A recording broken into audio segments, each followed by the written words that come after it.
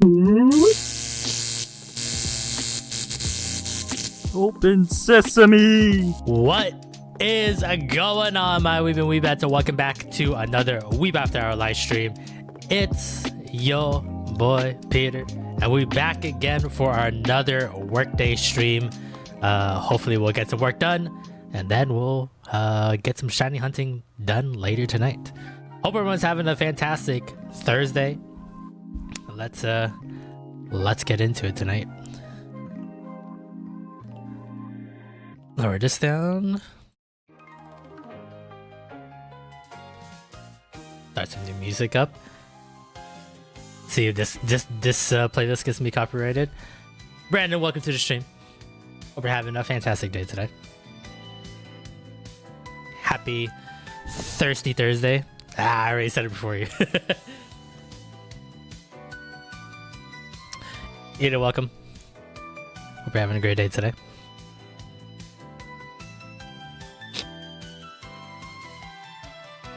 This is a Nintendo City Pop medley. So we're gonna see if this gets me copyrighted, but I've been just in a city pop mood these past couple weeks, so.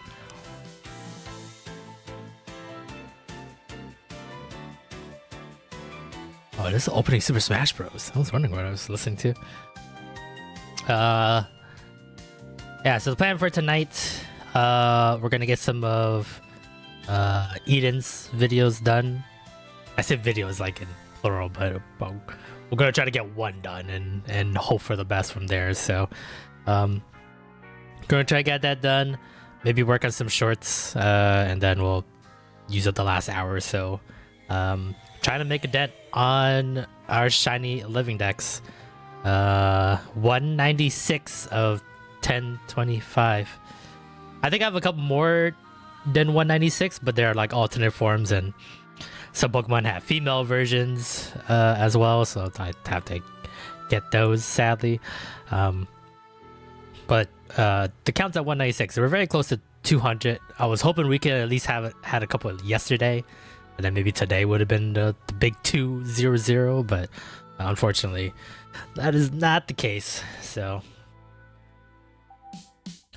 I got through a big chunk of my training yesterday and today for my new remote job. Hey, let's go. Maybe it was worth canceling yesterday's stream.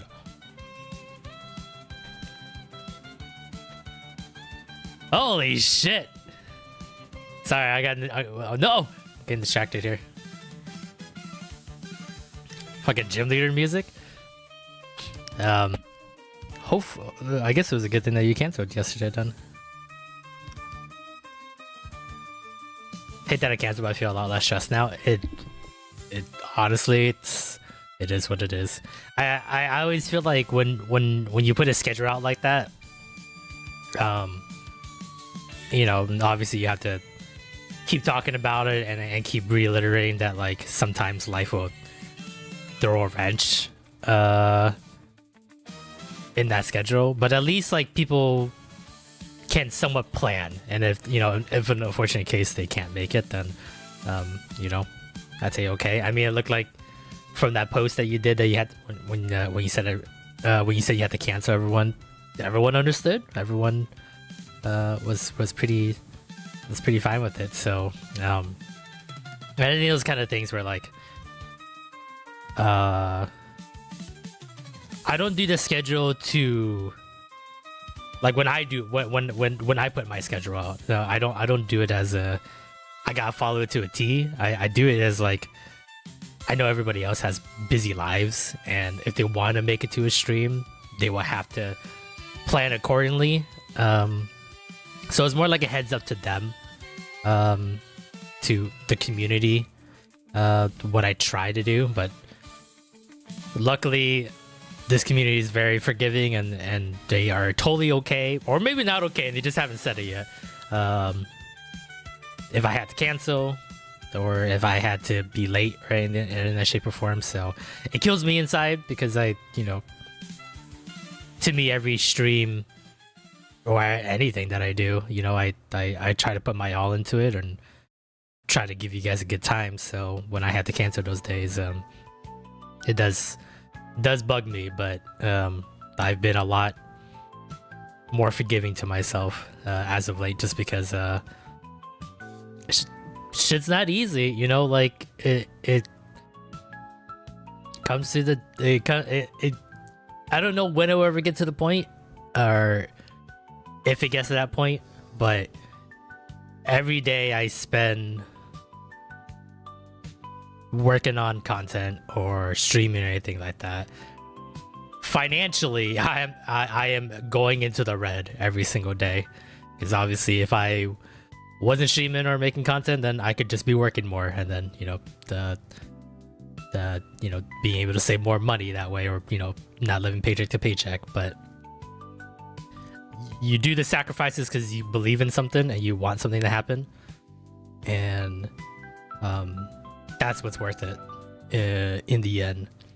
So yeah, it's the same. Pirates of the Caribbean is more of a guideline than a rule. Did they say that in Pirates of the Caribbean? And the first one? Sucks, but life's life. Yep, c'est la vie. Exactly. We all have troubles in our lives, so to learn to forgive each other when they have to take care of it, and it's pretty. I feel like it's pretty common sense and very human of you to do. So, yeah, if anyone ever gets mad at you canceling a stream, or, you know, you not making a day that you can't put out content, they can go suck nuts. So she says most times than not, that content's free. You know, sure, them watching it or them subscribing or them giving that like results in money for you, but it's still free content. You don't have to pay for anything to like get access to it. So wait until you get big, Eden, and then you got massive membership tiers, and then people are gonna get mad when you can't deliver on a certain tier. That might be more valid, but it's still at the end of the day.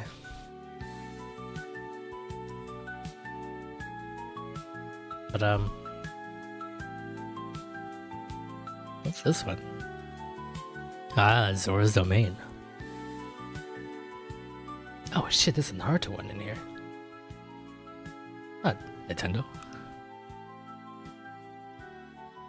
I feel like people get weirdly entitled to YouTube content considering it's free. People get weirdly entitled to internet personalities, content creators, like in any shape or form, honestly.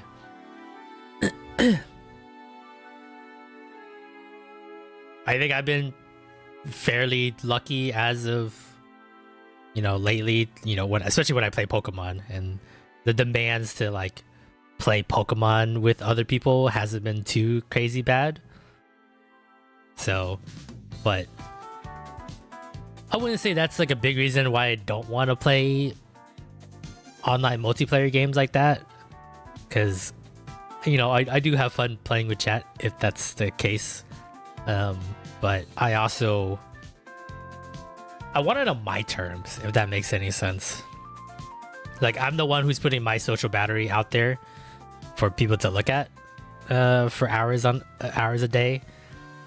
So when people are like demanding, or not maybe demanding, you know, politely, passively, aggressively asking if they can play, and that's the only reason they're there for watching that stream, then it does kind of rub you off the wrong way a little bit.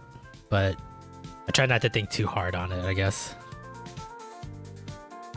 I can almost kind of understand having different standards for people who make content full time, but still other people at the end of the day. Yeah, exactly. I mean, like, the bigger and more expensive projects you get into, obviously you accept more scrutiny towards it, but at the end of the day,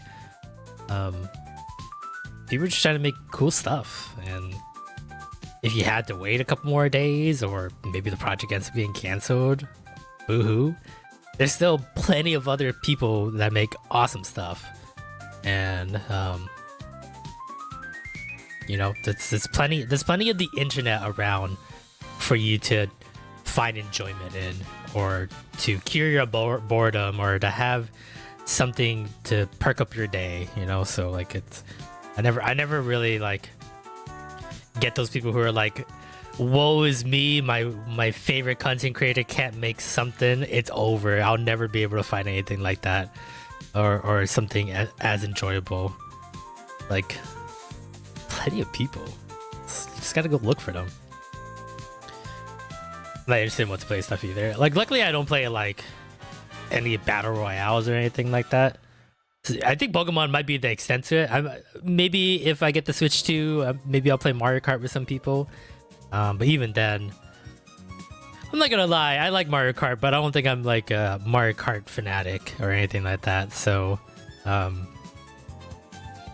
would rather run a Mario Kart tournament than actually be in the tournament, if that makes any sense. So just been boosting them to get annoying. Yeah, it's okay. Usually they drop pretty fast. Like the moment I told them like, oh, actually I'm shiny hunting right now, so I can't make a union circle, they're like, okay, bye, and then they just leave. So it's just kind of disheartening that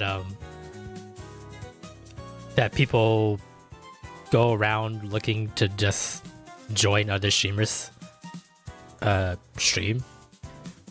It's okay though. I mean, that's just kind of the nature of it. So I'm not saying like people should stop doing it. Sometimes you could build something substantial off of it, but it doesn't really feel like you're watching the stream for me, if that makes any sense.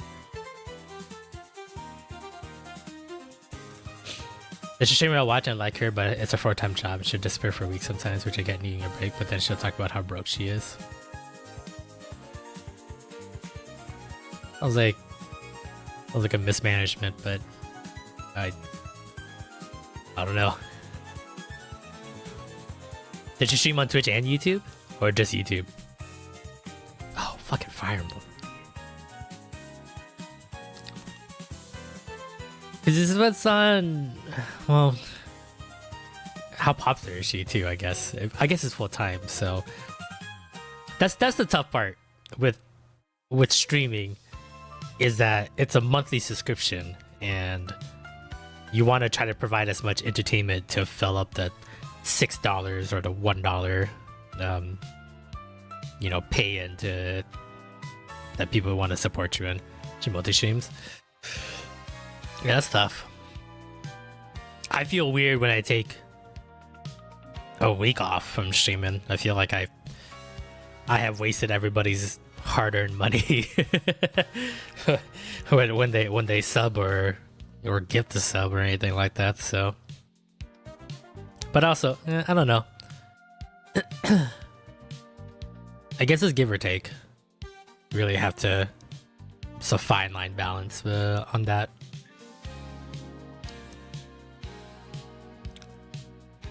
Because I feel like if Weeb Power gets big, I should say when, not if.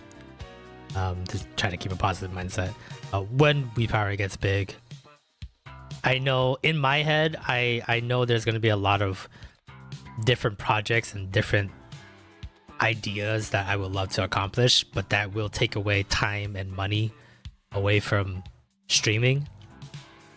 But I know streaming is one of the big reasons of why we're at this point, and will continue to be as we grow and stuff like that. And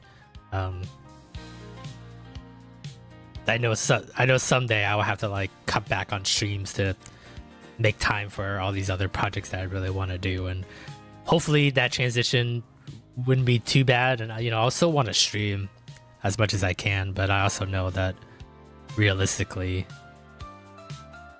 I'm only one person, so I feel like that's like okay. Like at least when I'm gone, I'm still making something for you to enjoy. But yeah, I don't know about like disappearing for weeks and then coming back and asking people to sub again to give you more money.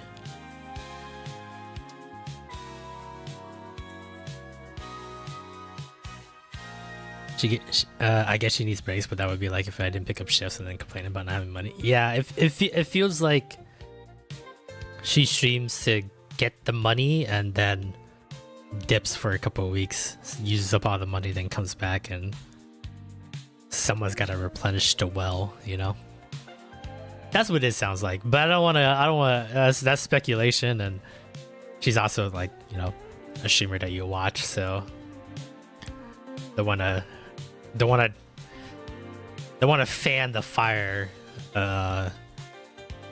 like that. But that's what it sounds like, which is kind of unfortunate. Monkey, welcome to the stream. Hope you're having a fantastic day today. Happy Thursday to you.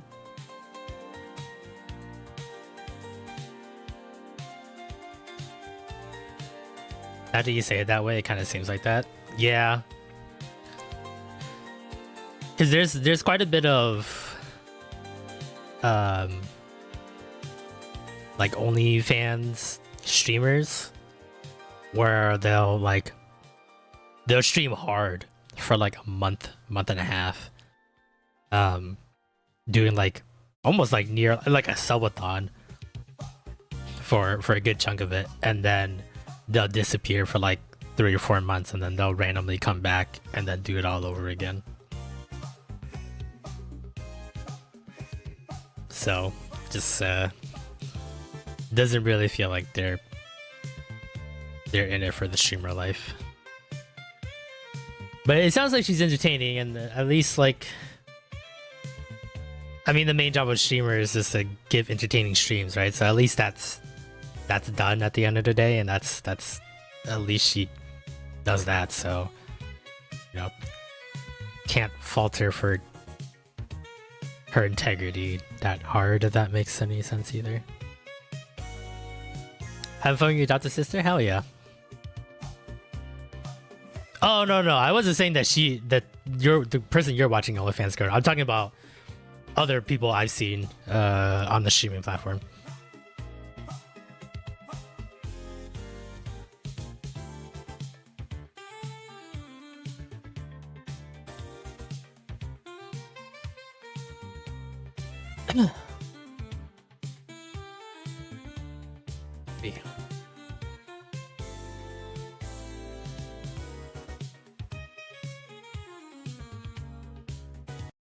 This one's like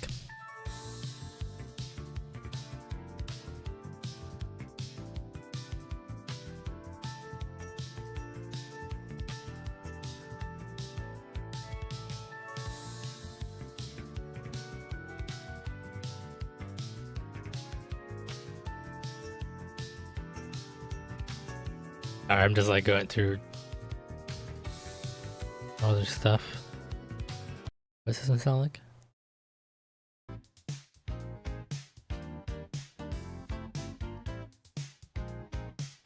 Yeah, not bad. All right, let's start revving up the workstation. I think we get ads coming in soon here, so.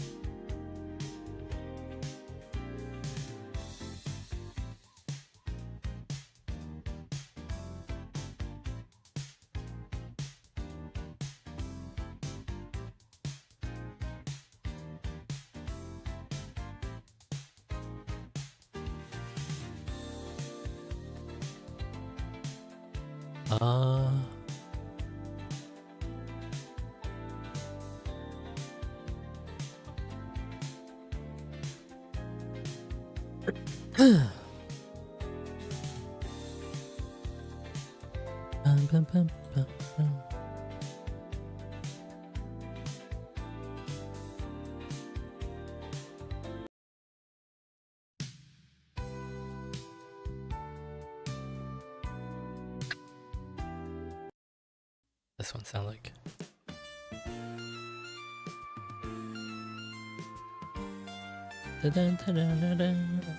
Yeah, okay, get that one. This one might sound good.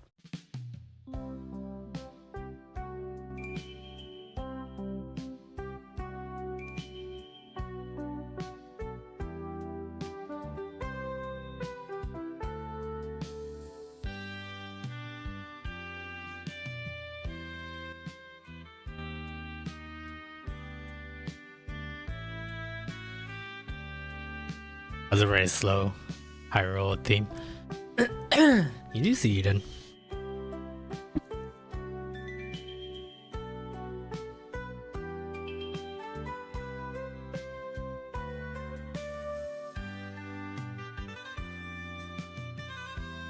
Damn it.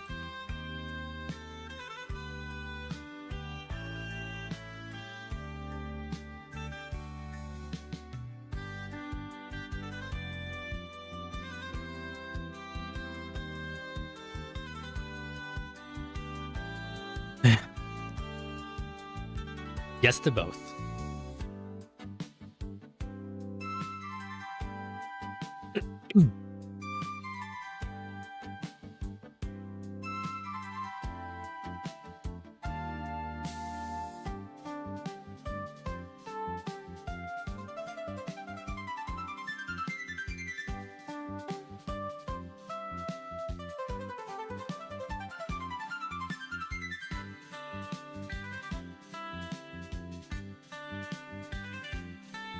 Oh, that reminds me.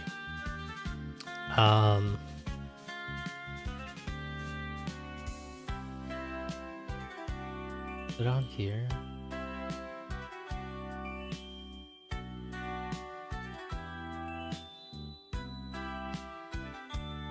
Hey, and whenever you get a chance, I know we talked about having you recording the entire stream from now on, just in case I can pull any shorts from like in between episodes or in between, like, you know, at the beginning of the streams when you're talking to the chat and all that stuff. Can you do me a favor, just so like you don't have to remember to hit the record button when you get a chance? Doesn't have to be now. I know you're probably not by your computer. You're probably on mobile right now. This is the settings when you go into the file section in OBS. In the general tab, there's gonna be one that says automatically record when streaming, and you can leave it to where it keeps recording when stream stops. But it's like right there. It is a two-step process.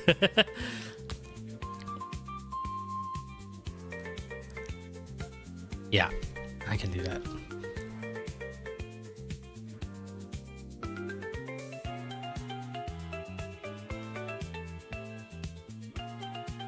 No worries. So I'll send you the. But the one you want to click, since you're listening to me, is going to be called automatically record when streaming. So basically, when you hit stream, it will automatically hit the record button as well. So you'll never have to remember to hit record, basically, because essentially I want all of it in case, like we said before, if there's like another incident with like the baby remote short that we made and stuff like that, I'll have to download the stream from YouTube, and then that's just like an extra. Like now I have two of basically the same footage, so I'll give you that since I still haven't separated my audio. Yeah.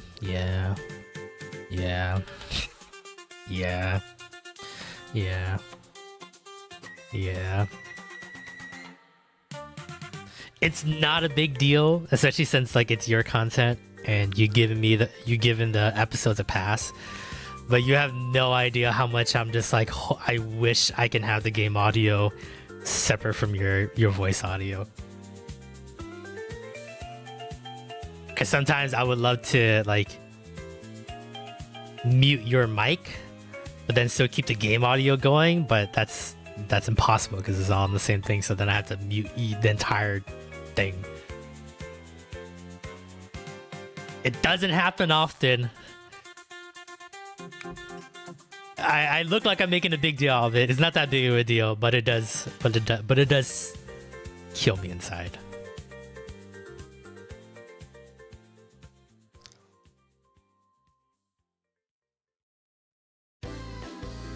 But at least with this, it you know, it's literally one button. So,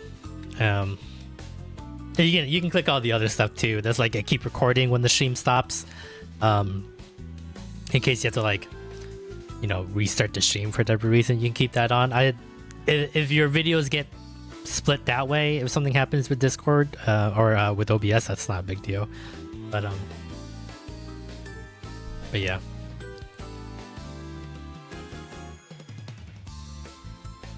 Also, I think you're more perfectionist than me. Yeah, that ain't wrong. That ain't wrong. It's just, it's like, okay, there's like one, I think it was actually in this episode. You said a word that I think we agreed upon that is a censored word. And so to like mute you and then put in the sound effect is fine, but then it mutes the game audio too. So like, it's not a big deal. I'm just weird about it. I just feel it's easier that way when I can control everything. But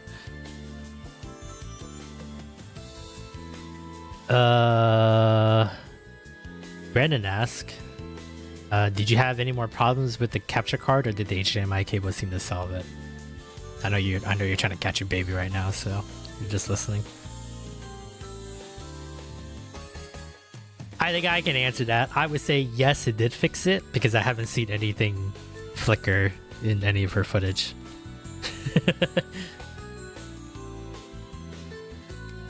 What word? Rhymes with P, ends in Enos.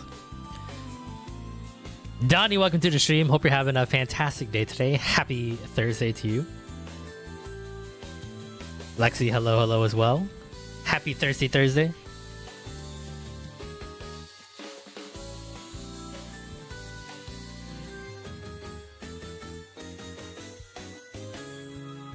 I'm gonna go with this one. See, this is more chill. This is more my speed.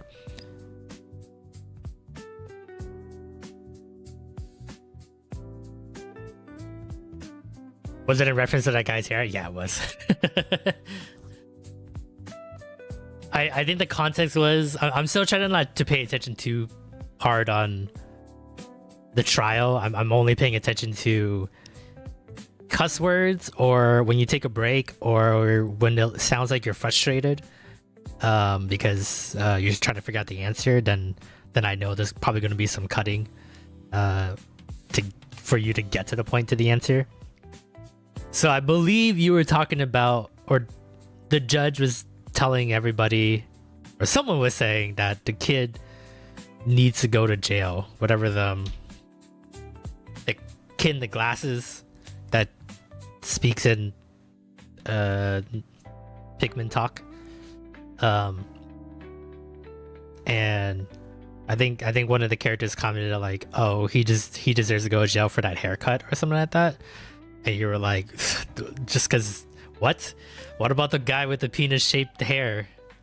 And then luckily, I missed you saying penis, but luckily, past Peter saved future Peter. So a little bit of time. I guess past me said, well, I guess I have to censor that word in chat. And then you were like, yes, you will have to censor that word. The moment I heard censor, I was like, what did I miss? What? So I had to like rewatch a good minute or two back to see what you said, because I was like, I didn't hear shit, fuck, or any of those other curse words, but it was penis. Penis was the correct answer. So just a little fun side story on the editing side. Also, you make a lot of references to like me having to cut out a lot of the talking, which I didn't realize it was this stream, because the original footage was like almost 2 hours, but I've already cut out like 30 minutes of breaks, or like 10 minutes of breaks and like 20 minutes of us talking, or like you talking to chat. I didn't realize we were talking for that long. I was like a 20-minute ordeal alone, that you were just like chatting it up with everybody in chat. Crazy.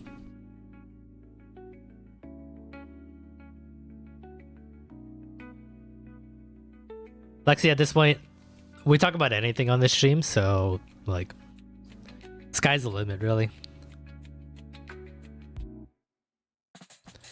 Peter the super editor, more like Peter the poor editor. We chatted about that episode. I remember we went on a whole tangent. I didn't remember that at all. The moment like an event ends, it's all gone in my head. I don't remember anything from this stream at all. And I think I made a joke about how people watching the video would never know. Yeah, I cut that out. You said you wanted to make it into a short. Peter the silent hero. But I refuse to waste precious resources and allocation of time to make that short. So I'd rather make a short with something else.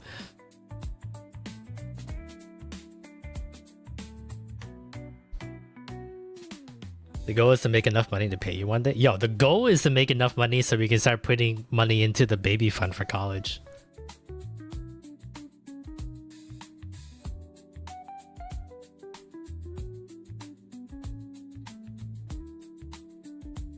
No, you do not try to prevent spoilers. That I heard because you said my name. I know we're still like new to, you know, content creator to editor, but like, don't be afraid. Even during streams, even if I'm not in chat or whatever, don't be afraid of like, hey, future Peter, or like, hey, Peter, can you edit this, or can you add this sound effect in it, or like, can you find the clip of this meme and put it in the episode? Because that helps me to like hear that and it'd be like, oh, she's asking me something, so I can put it in there. If you think of something. So I know that's not easy, and it'll feel awkward, but I don't know. I guess I just grew up in old timey Let's Player fashion, but the Let's Players I've always watched, they always had like a key editor that they always like, hey Kevin, can you like, I don't know, hit a reverb and hit some like metal music for me when this toad is doing this kind of thing. So it's kind of like almost like it's a little bit like a 2-player Let's Play, just a tiny bit, just for that split second when like you call for the editor to do something, or I can cut it out that you ask for it and then I can just put it in. But in most times, like, don't be afraid to ask me to do something for the episode during the episode if you think of something. You talk about our Lord and Savior Starlight Steven, also known as my cousin's sister. Sometimes, but I'm more about, you know, our Lord and Savior Toast.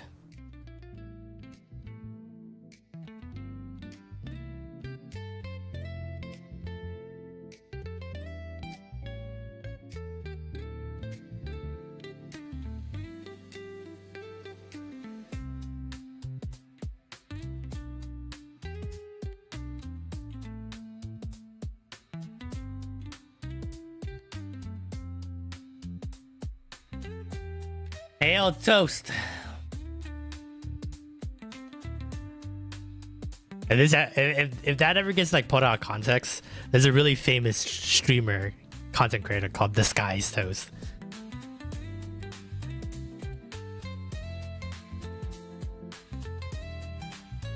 I know we're not popular any way, shape, or form, or do we ever deserve to be popular? So it'll be okay to make this joke, but if anyone takes it out of context and sends it to him, he'll be like, what are they talking about? Are they talking about me? And I'm like, no, not necessarily.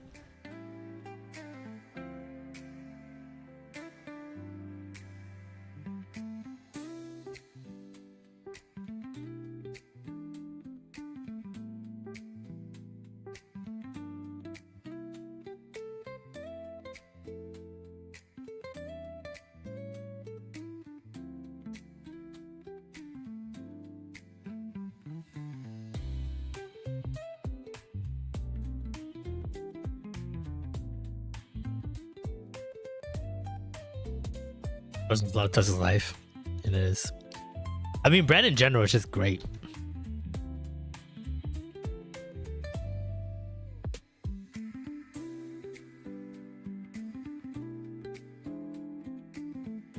Bread is just good.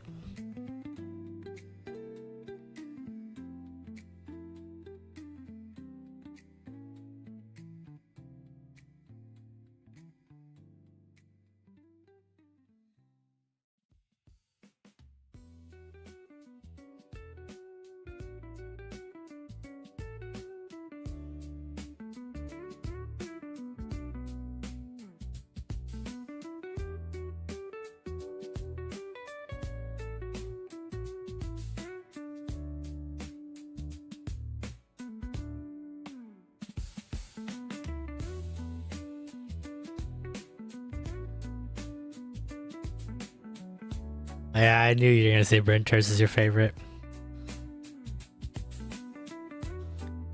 Devil worshipper.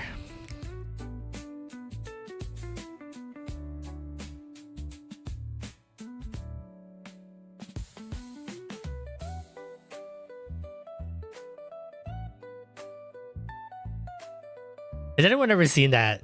I think it's a TikTok, or I don't know. It wasn't that viral of a video, but there were like, there was like trends to like unburning a toast. I don't even know what you would call it. Yeah, unburning toast. So there was like people who would like burn the toast and then like scrape it away with like a knife, and then it got to the point where like people were like burning toast and then like getting like those like sandpaper belts, you know, like a belt that electronic, and then like you can sand stuff. You usually sand wood, but they will like put the burnt toast next to it and then like get rid of all the, like sand off all the toast. And then there was like one person who would like get a toothpick and like just pick through all the burnt stuff off.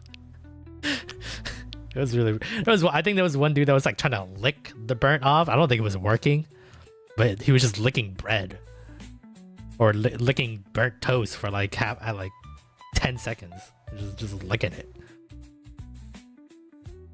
I was like, is this really a trend?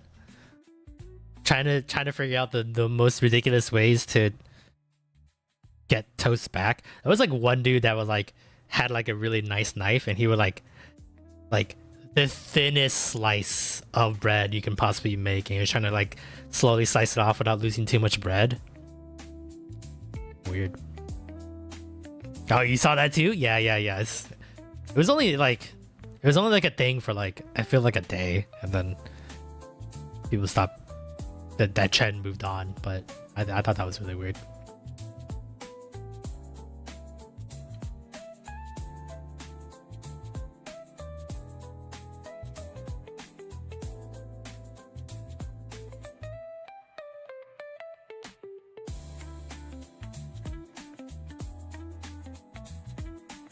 I need to cut my nails.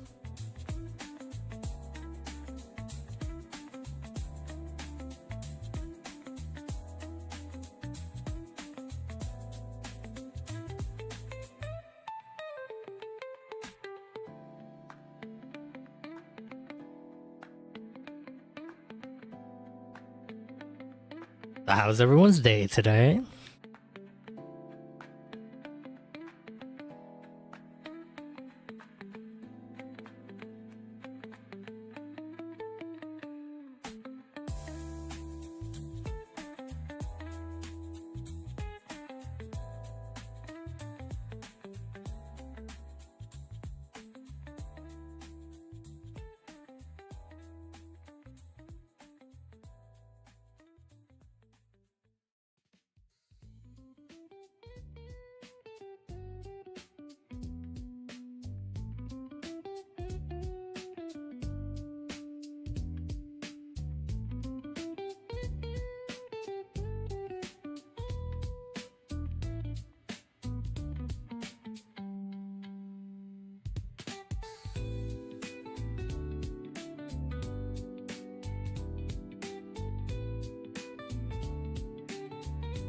Really good? Hell yeah.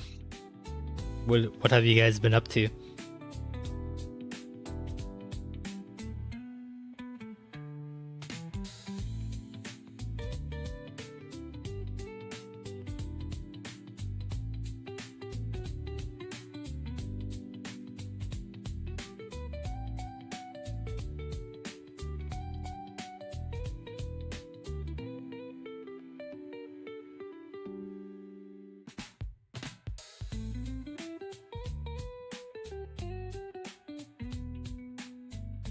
Today's awesome. Hell yeah.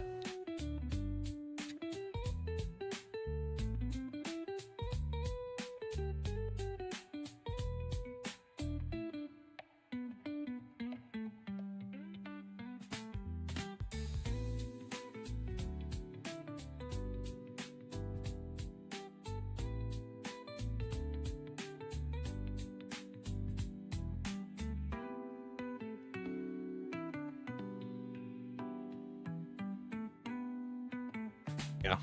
Nails cut.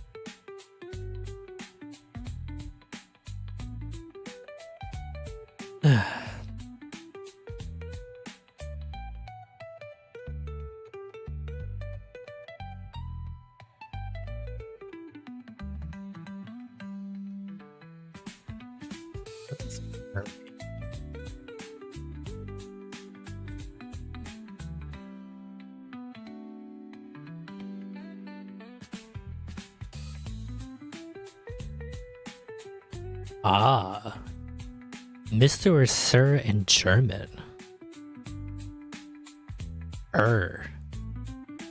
Forehead. How do you pronounce that? Hair. Oh, hair. Hair. Hair of forehead. Hair. Hair. Oh, learn something new.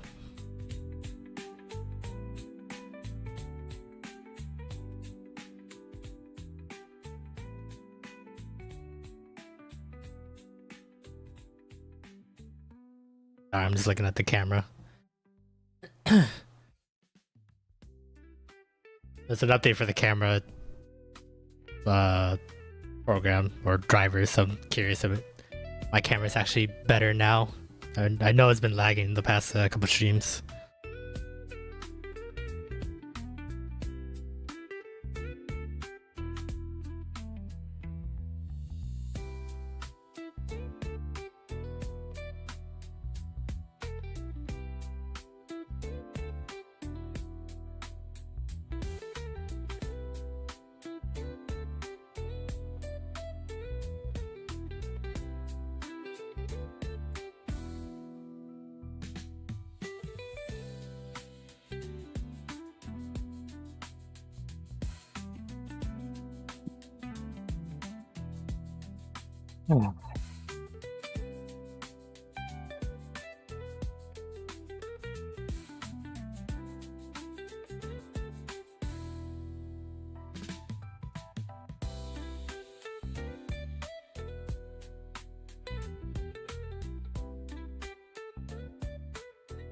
Probably could work on tomorrow's thumbnail.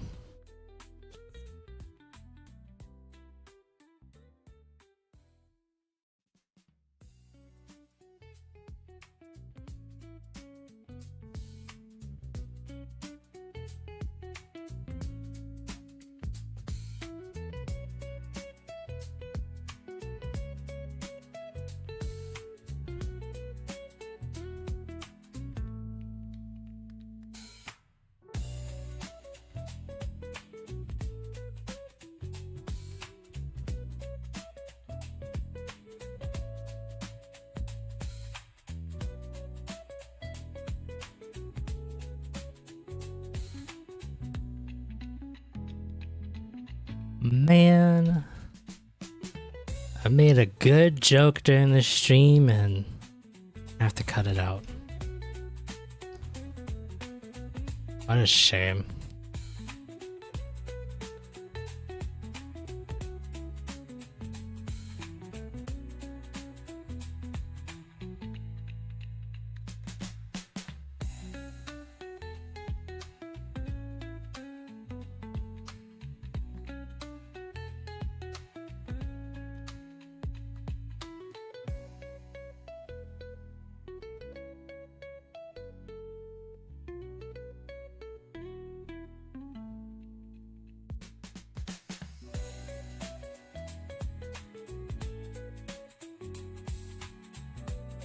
Did you hear about the explosion at the cheese factory? No? Is this like a cheese these nuts or something like that joke? Tiki, welcome to the stream. Hope you're having a fantastic day today, my dude. Hope you and the animal farm are doing well.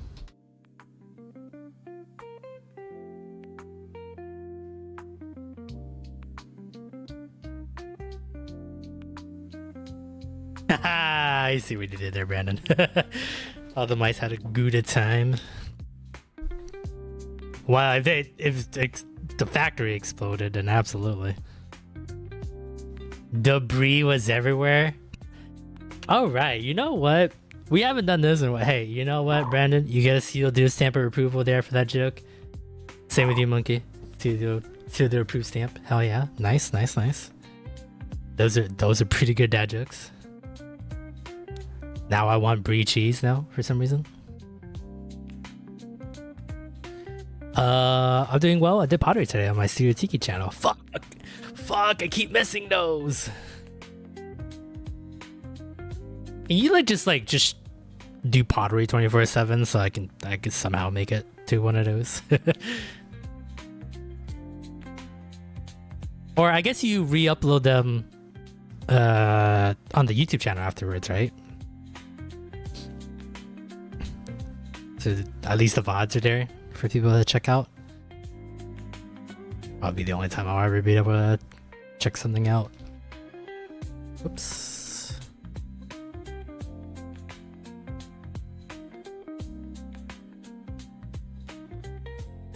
The streams are getting better, so when you do catch one, it'd be a good one. But the VODs? Are you... Damn. Shouldn't ask you to also record while you stream and then upload the VODs onto your YouTube channel. That's a lot of memory to commit to and allocate.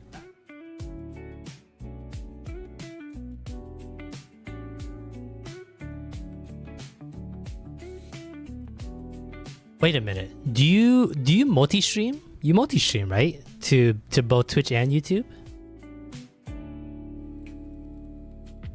Oh, you will be doing that. Because I was gonna say, if you multi-stream to YouTube, then you don't even have to re-upload the VOD because it's already uploaded. Had a channel disabled by accident on today's stream, so audio didn't recorded. No. No.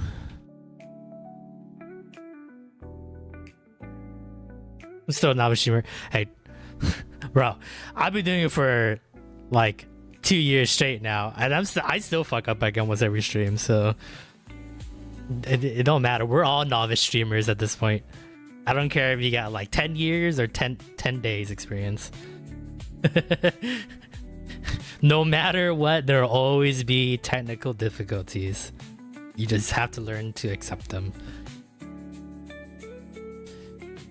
I did get my microphone settings pretty well dialed in today. Oh, hell yeah. Nice. Yeah, I was just wondering if you multi-stream because you wouldn't have to record as you're streaming because YouTube would just post it, after the stream is done. Then that way, if you did need footage from it, then you can just download that stream because basically the YouTube stream just ends up becoming a video once you're done with the stream, right? So you don't have to give up any space for footage if you didn't want to, but the quality of the video will go down if you had to re-download the stream VOD for any reason. But next stream should have audio fixed, so I'll save the VOD for you to see after. Yeah! I haven't been multi-streaming since I don't get anything on YouTube. Maybe start. I always say there's little to no cons on multi-streaming. And I'm sure you have the bandwidth to do it if you can already stream 24/7 kind of thing. So, but maybe not to like get a big audience on YouTube, but more for like pretty much being able to have the stream VODs on that YouTube channel, so anyone can just watch the stream VODs if they wanted to, or put it on the background. That way you don't have to like, I mean, you still could, but you don't have to like simultaneously record as you're streaming and then get that recording and then, you know, re-upload onto the YouTube channel. It's already there. But that's just, you know, another avenue you can go down if you wanted to. You know, you can export your VODs to YouTube from Twitch, right? What? That's cool. No, I did not know that, actually.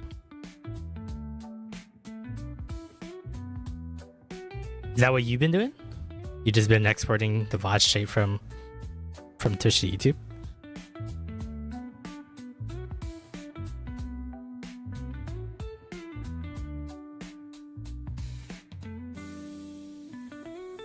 Is that just like a click of a button? I don't typically do it because my VODs are dozens of hours long.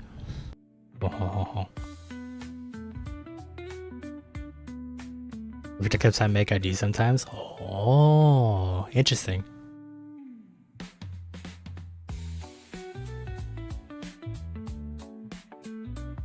I'm too anal with my video editing, so I've seen how Twitch does like making clips for you and, you know, make it into like the vertical form and everything like that. It bothers me. I don't know what it is about it. I think it's like I just have to touch everything, even if I make it like exactly the same as what Twitch can make it as. There's something about like me doing it makes me feel a lot safer and less anal about it. Even though I'm still anal when I make it, and I'm just like, I don't know if that looks good, or like maybe I should just change everything because it looks like shit. I feel like that every single time I'm editing something, especially for shorts. I like clips and cuts of babies and stuff. I need to do that more of that. Yeah. For sure. That's some easy views there. Everybody wants to look at bunnies.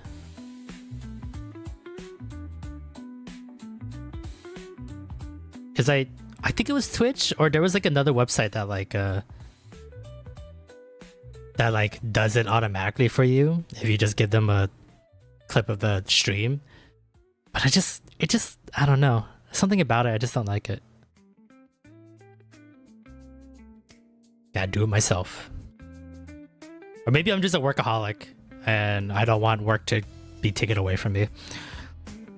I don't know.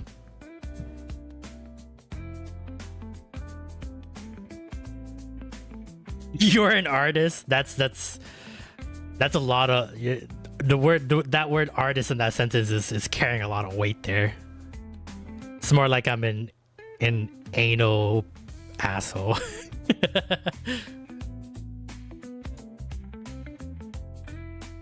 I really like how you do shorts. Well, thank you.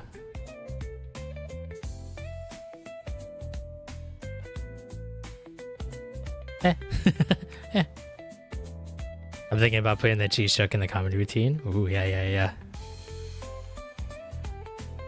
Can you also put that Gouda pun that Brandon did into that bit too? I feel like that would work together.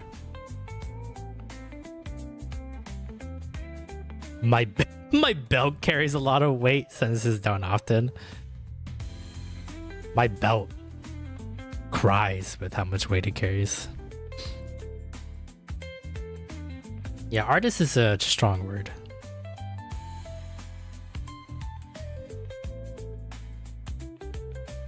I feel like I don't know. I feel like there's an I don't know. I just don't see myself talented enough, but that's fine. All right, sounds good, Tiki. Thanks for dropping on by. I appreciate it, man. I do like it when you give me the little updates. Excited to hear about them. Gonna lurk up. All right, sounds good, man. Appreciate it. You have a good night, and hopefully I'll see you in your stream or my stream. Johannes, welcome to the stream. Hope you're having a good day today.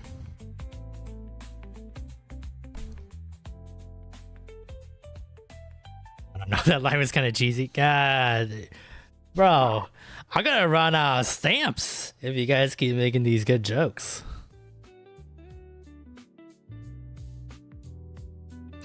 It ain't easy being cheesy.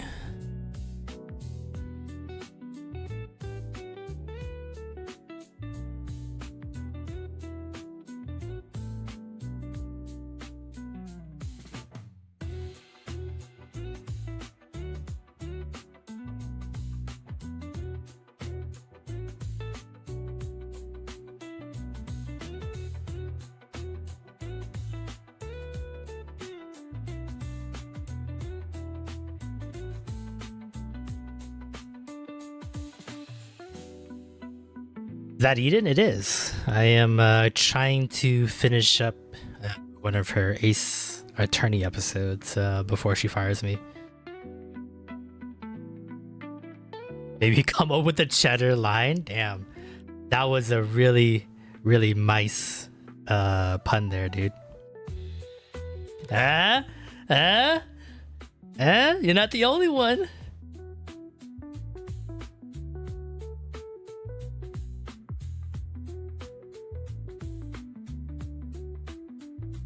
But usually like Wednesdays, sometimes I even lead into Thursdays. We call these work streams. So basically, I pretend to get work done that I need to get done video editing wise. I hang out with chat. If people have projects or studying or pretty much anything they got to work on as well, and they kind of need someone in the background to work with, then these are the streams to do it. So I usually like doing these streams because kills two birds with one stone. I can get some editing done and I can get my stream hours in. So any more bad puns would mean a terrible feta. Fine. Just take all my stamps. Jeez Louise. Cheese Louise.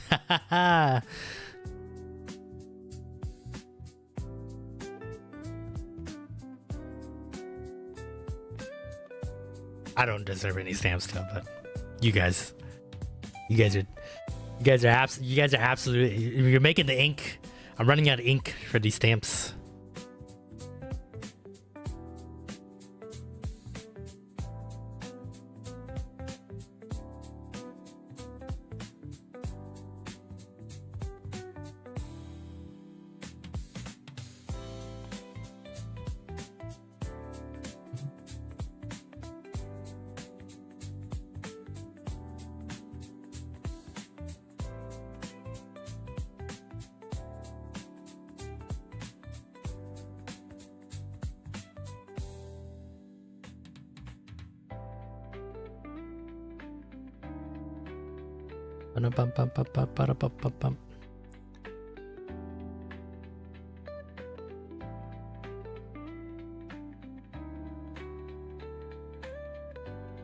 I gotta figure out some like good workout desk routines.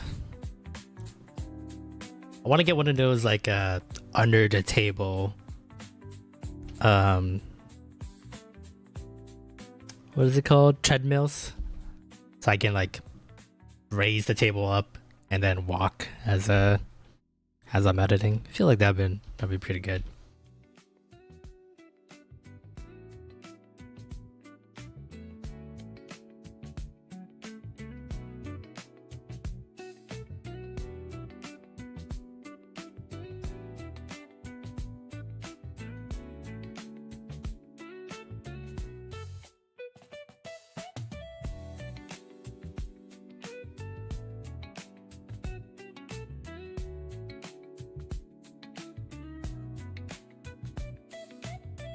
Under the table. What are we talking about? One of those like portable treadmills.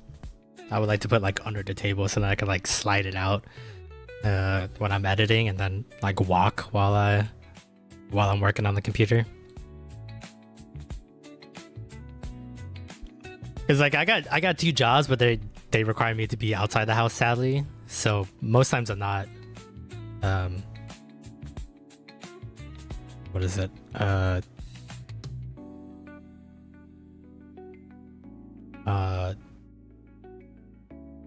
I'm saying?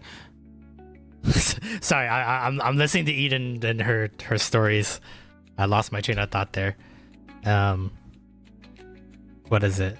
But when I'm not working, I'm editing or streaming, so I'm always like in front of the computer for like the other waking hours of my life. So figured get some exercise in that way. Yeah, kind of. It's portable treadmill. It kind of looks like this. I don't know if they're called anything different in your guys' countries, but they call it like an under desk treadmill. It's basically just like it's a treadmill, but it's like a lot smaller and flatter. Some of them are not like electric based, so you like usually like the treadmill you press start and then like it'll move the tread on its own. But there's like some cheaper treadmill pads that the tread part moves as you are pushing your feet against it, kind of thing. So usually those are cheaper. But I think I want to get one that an electric one that like inclines. That way I can like, it feels like I'm walking uphill, because I know having like a incline helps burn fat easier. Also helps build muscle a little bit better as well. So slowly but surely I'm trying to build like a mini home gym at home, so I have less of a reason to go outside. I don't want to go outside anymore.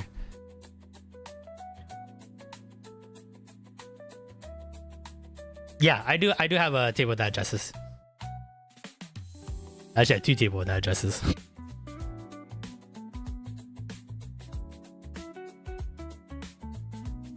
I just never use it because I'm always sitting down. I did at one point, like for a while, anytime I had to work on my computer, I would always put it up, and I had like this standing pad to like kind of lessen the fatigue on standing, but I got lazy since then, so yeah, Amazon usually sells some pretty decent ones. Yeah. I don't want to go outside anymore, same. But I don't know. I guess it's more like I'm not in an area where I feel safe walking outside, if that makes any sense. I'm sure it's safe enough, but there's also a thing where like when I go like walking or running, when I used to, like I put my headphones in and I'm like kind of like lost in the sauce kind of situation. And nowadays it just feels like you really gotta keep an eye out. You never know, kind of thing. I mean, I'm a male, so I guess that's fine. I don't really have to worry too much. But also, I look like a female from behind, and I don't know. It's just paranoia, I guess, at that point. Because I don't hear anybody, like at all, when I'm pumping the music. I'm like blaring my music basically. So like, just feels safer just walking at home, getting my exercise in, and then still learning music. Also, I can work on my computer, so then I can like get editing done, or I can, you know, make work on some graphics, or you know, fix the computer or whatever. So the monkey gang should get those for our workroom for when we're sewing. That'd be nice. Yeah. Yeah, I've been confused as a female multiple times. More times than I want to count, honestly. I just try to take it as a compliment that I just look hot enough. There's a story, I think I've told this story many times, but for most of my life I've always had long hair. So as you can, like, I have it in a bun right now. But a lot of my life I've always had long hair. So when I just have my hair down from behind, especially when I was younger, now I'm fat and old. But back then I was a really scrawny kid. Like, you know, 5'1", 5'2", you know, just tiny, scrawny body. But now, you know, I worked out and then I just stopped working out and then I got fat, so now I just look like a regular sized man. But yeah, there was one day I was walking home from work. I didn't have a car at the time because I was 18, 19, right out of high school, got a job right away. And I was walking home in my work uniform, by the way. Nothing sexy about that, but there was a couple guys in their car. They pulled up and they were like, hey mama, you wanna come hang out with us? Like, pretty much catcalling me. And I had my headphones in at the time and I didn't hear what they said initially, but I heard their car. So then like I turned around because I thought, like, am I on the streets? Am I like, can they not get around me or something? I'm still walking on the sidewalk. So I like panicked and then I turned around to see what was going on because I see the lights and everything too. And the moment I turn around, you know, they saw me and they saw my face and they realized that, hey, maybe I'm not a girl and I'm a guy, I assume. And they just like, oh shit. And then they just fucking peeled off. And that may be like one of the only few times I've been catcalled.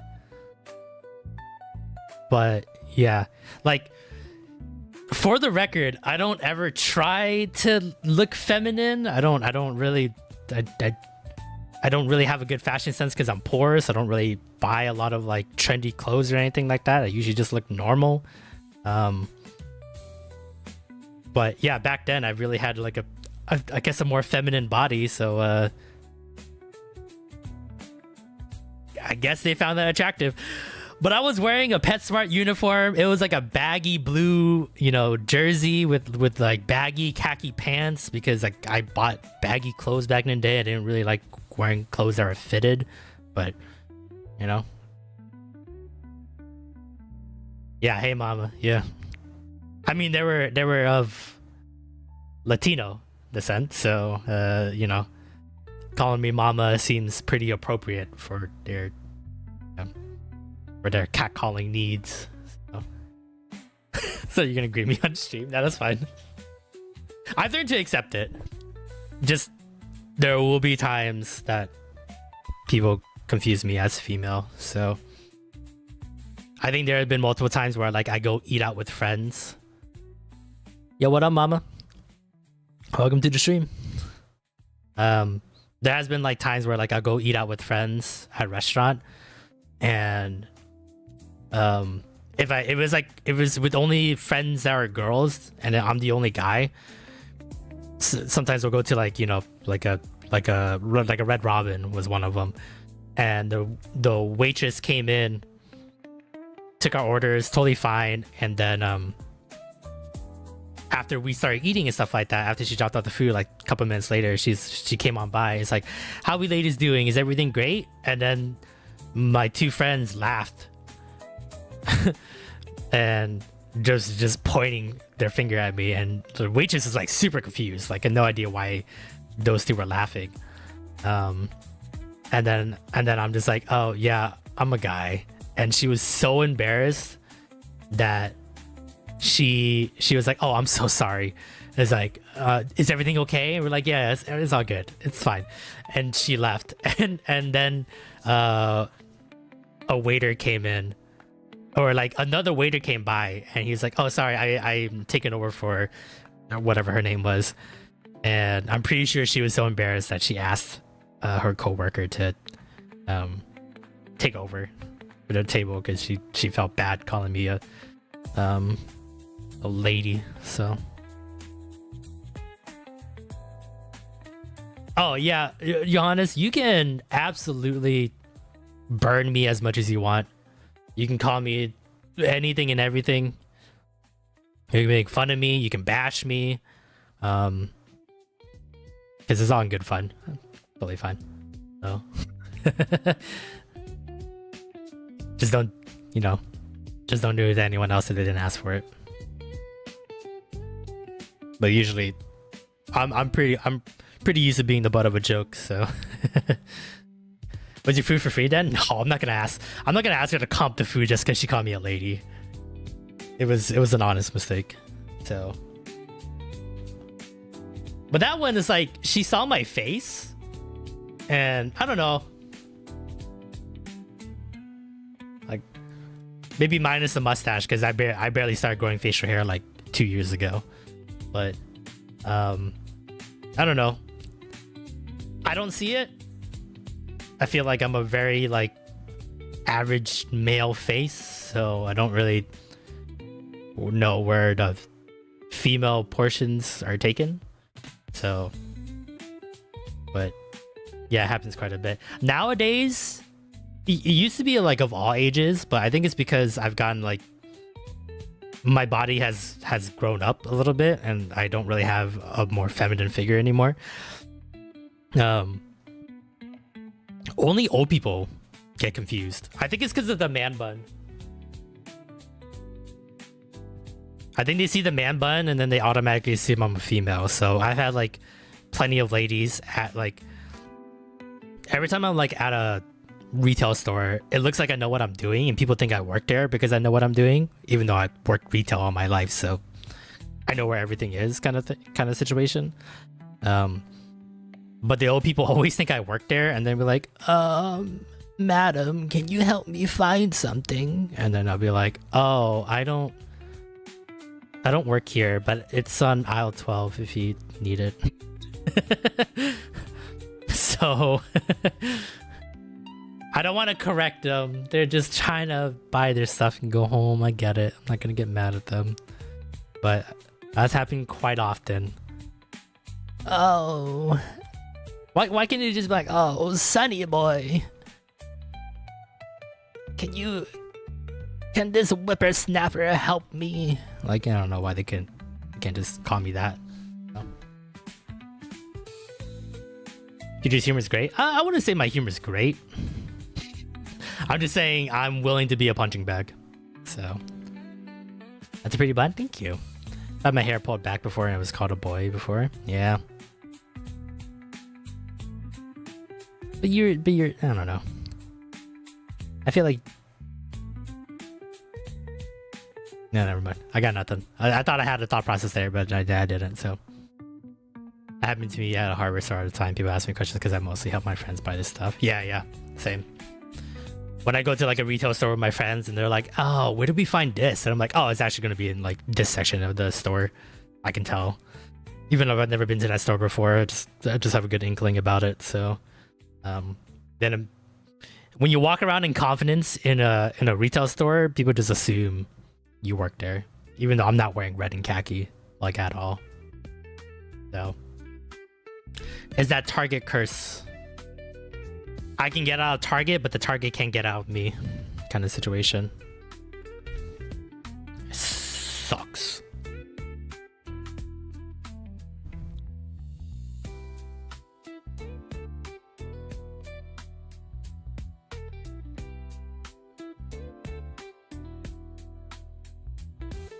But yeah.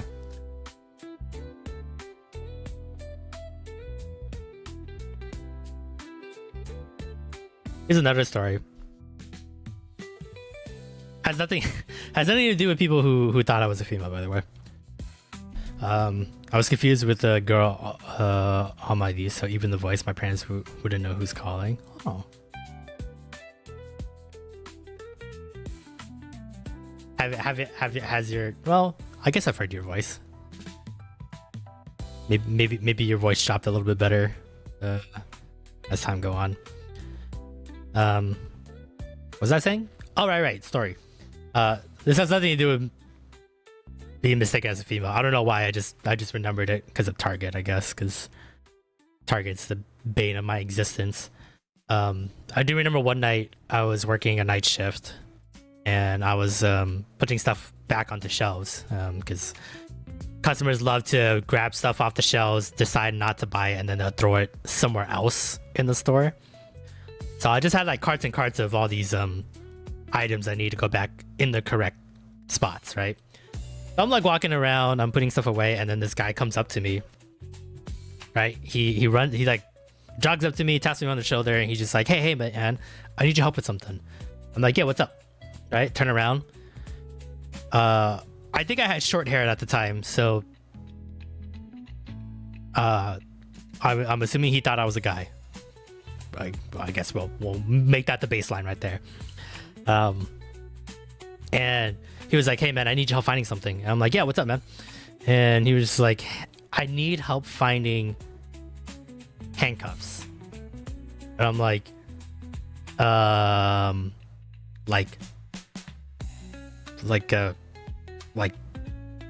handcuffs you use for sexual things? And he's like, yeah. I'm like, yeah, we don't sell that kind of stuff here at Target, my dude. Maybe try like a party store, like a costume store. I think there's a costume store down the street from us that you can try, or like a sex shop. I think it's like a couple blocks down. And he's like, oh, for real? Man, I would have thought Target would be able to carry those. And I'm like, what? What makes you think Target would carry, like, I'm assuming he wanted like the puffy, like, we all know what we're talking about, right? Like the puffy handcuffs. We're all adults here. We're all adults here, right? We all know what these are. I'm assuming he was looking for this, right? He thought we sold this at Target for whatever reason. So I was like, no, man, you can try a costume store down the street. There's a sex shop like a couple blocks down. You can try that one too. I bet you that one for sure had it. And he was like, oh, okay, cool, bro. Thanks for letting me know. And I started turning around, like, because I'm going to go back to my cart to go back to work, you know, putting stuff away. And then he's like, and he starts turning around, and then he like half stops, comes back around, and he's like, hey, you and he like looks me up and down like I'm a piece of meat, by the way. He's like, you think you'd be interested in a threesome with me and my girl? And then I'm just like, what? I'm working, sir. Please don't try to like, I'm trying to just have a normal night here. And I just want to just clock out, go to bed, and then wake up to my shitty job again the next morning. But he gave me like a good, like, and again, remind you, I'm wearing red and khaki, baggy red and khaki clothing. What a part of that looked sexy to you that you thought, one, I'm totally down for a threesome, and two, I'm hot enough for the threesome? You know, I'm Asian, right? And I'm not, I would say I'm not one of the very like high-end K-pop looking, I'm like,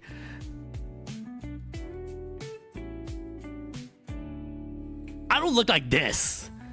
right? I'm not a hot K-pop star. I'm just a normal, very dark-skinned Asian. But there was something about it, and maybe he thought I was Mexican because the guy was Mexican, so maybe he just wanted like a Mexican threesome. No idea. We call that a grande burrito at Taco Bell, by the way.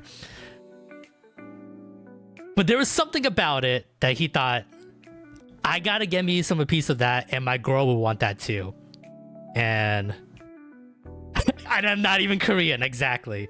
So I'm not, my Asian race isn't even like the hottest of the Asian races. We're not even in the top 5. So I don't get it. I don't get what he saw in me that thought I needed this.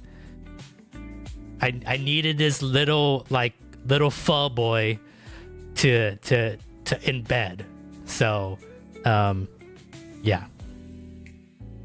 And then I told my girlfriend at that time, and she just couldn't stop laughing. So Demon felt a little bit like scared that I was gonna have a threesome and not tell her. But that's fine. That's fine. I'm just a nice guy. Oh god, you guys typed a lot. Nothing can beat the poop story. Yeah.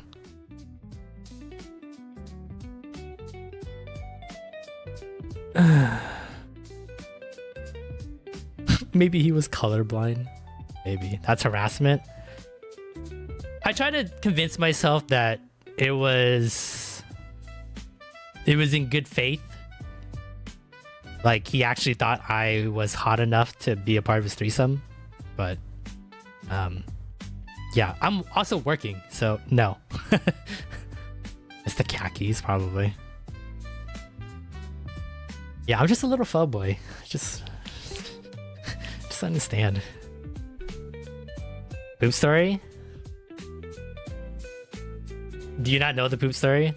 Oh, well, actually, you've only been here for a little while. Yeah, I actually, we were playing Wind Waker, and I forgot how the conversation came up, but we were talking about poop at work. I think Monkey brought it up because she used to be a maid at a hotel, and then something about like poop in the sheets or something like that.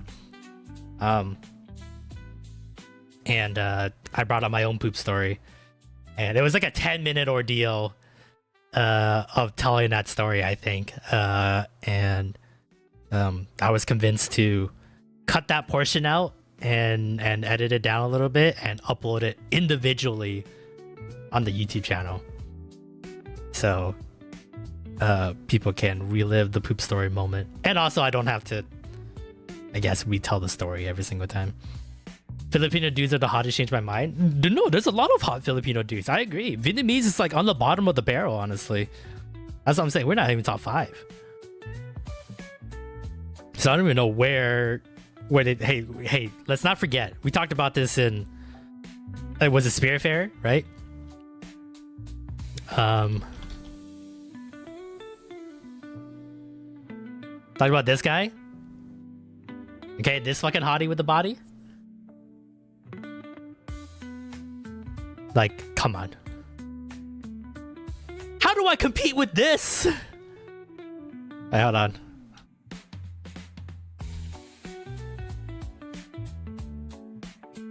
That's what he looks like without a shirt.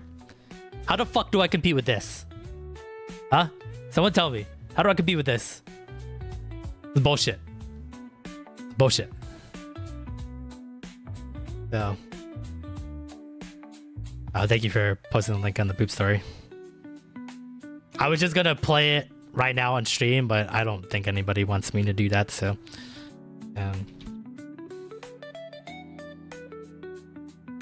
Workout instead of streaming and steroids? Nah.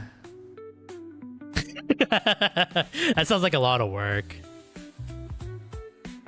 You have a sexy butt? Thank you.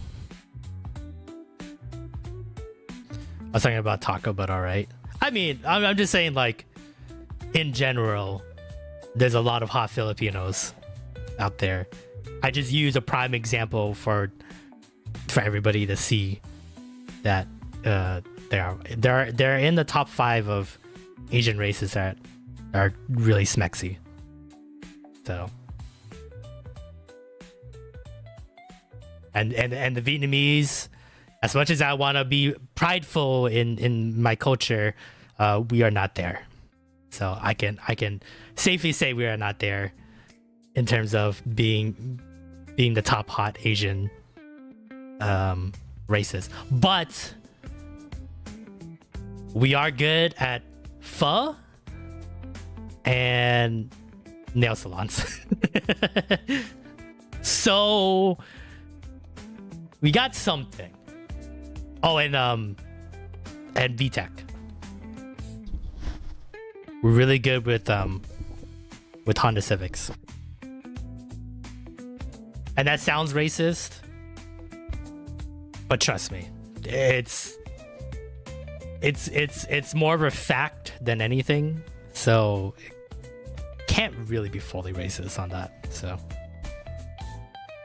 but yeah, Eden posted a link in the chat. If you guys want to check out the poop story, if you guys want to watch it all together right now, we can also do that. So there's no rules on these kind of streams.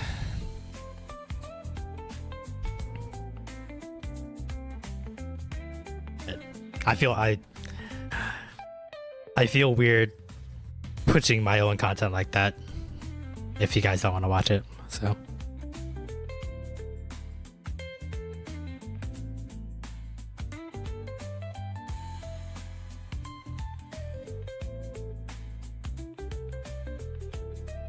oh, ad break.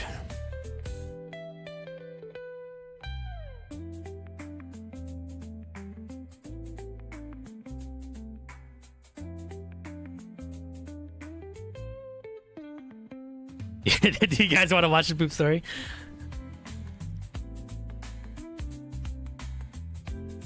Is that really what you guys want to spend part of the stream today?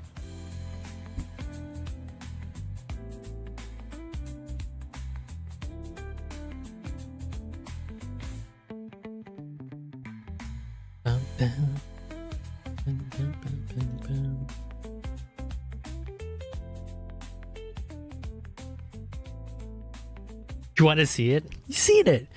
You were there that episode. All right, fine. Let's we'll let the ads run first, and then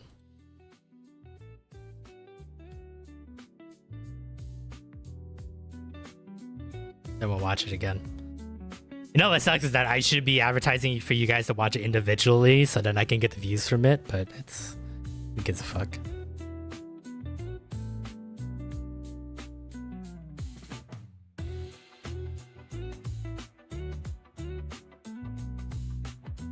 A 12-minute. I should have cut it down even further. It's a 12-minute story. I was explaining that story for so long.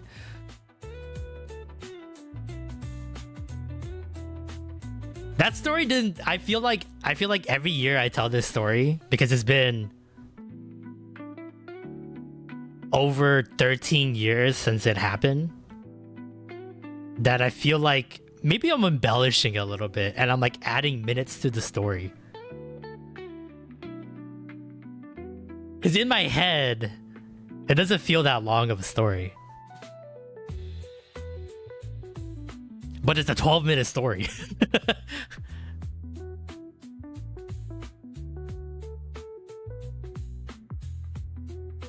I don't remember it being that long. But yeah, so I'm probably gonna say this during the episode or during the clip too. But I have used that poop story as like an icebreaker when I'm like in like a group of people I don't know kind of thing, because they would be like, oh, what do you do? And I'm like, oh, I work at Target. Oh, when I was working at Target.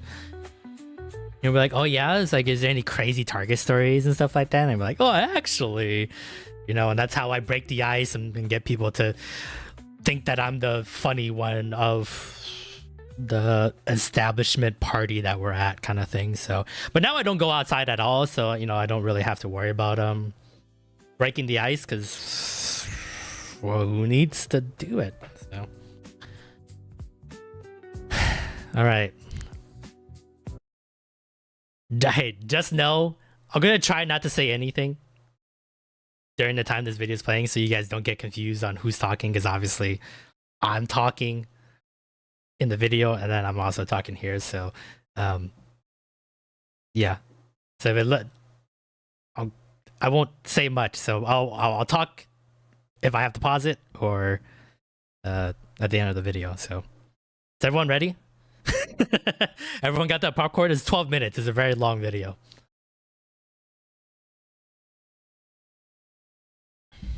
You guys wanted this, by the way.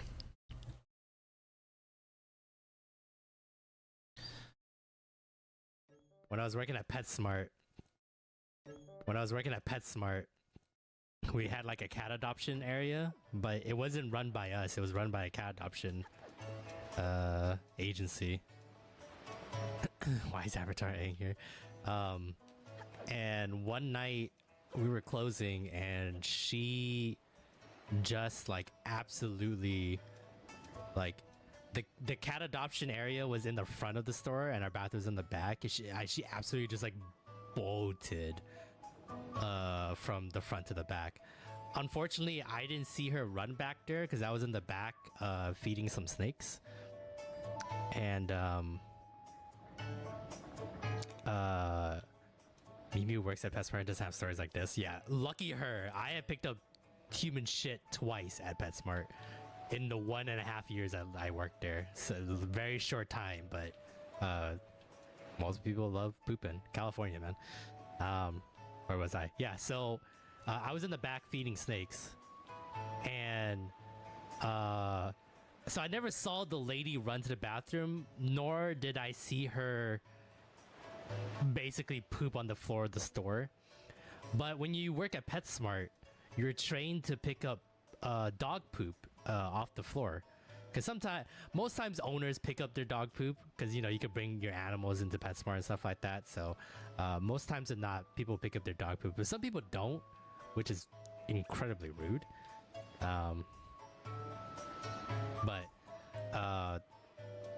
Yeah, so because she was stuck in the bathroom. So as she was being stuck in the bathroom, I come out from the back, finishing up feeding snakes. And I see poop on the floor because the back where we feed the snakes is like there's a door that comes like right when you leave the double doors. It's like the bathroom's like right to our left. So right before the bathroom section, there's just poop on the floor, and it is. This might be too much information, but it was like, it was wet, it was hot, and it was a pile. And I just thought a dog had diarrhea. I didn't know it was a human being's. But so I looked at it, and I think I picked up like diarrhea dog poop for someone like not too long ago before that. So I kind of like already done the diarrhea problem. So I just thought it was just any old regular dog poop. And as I like double bagged my hand and I fucking missed the picture.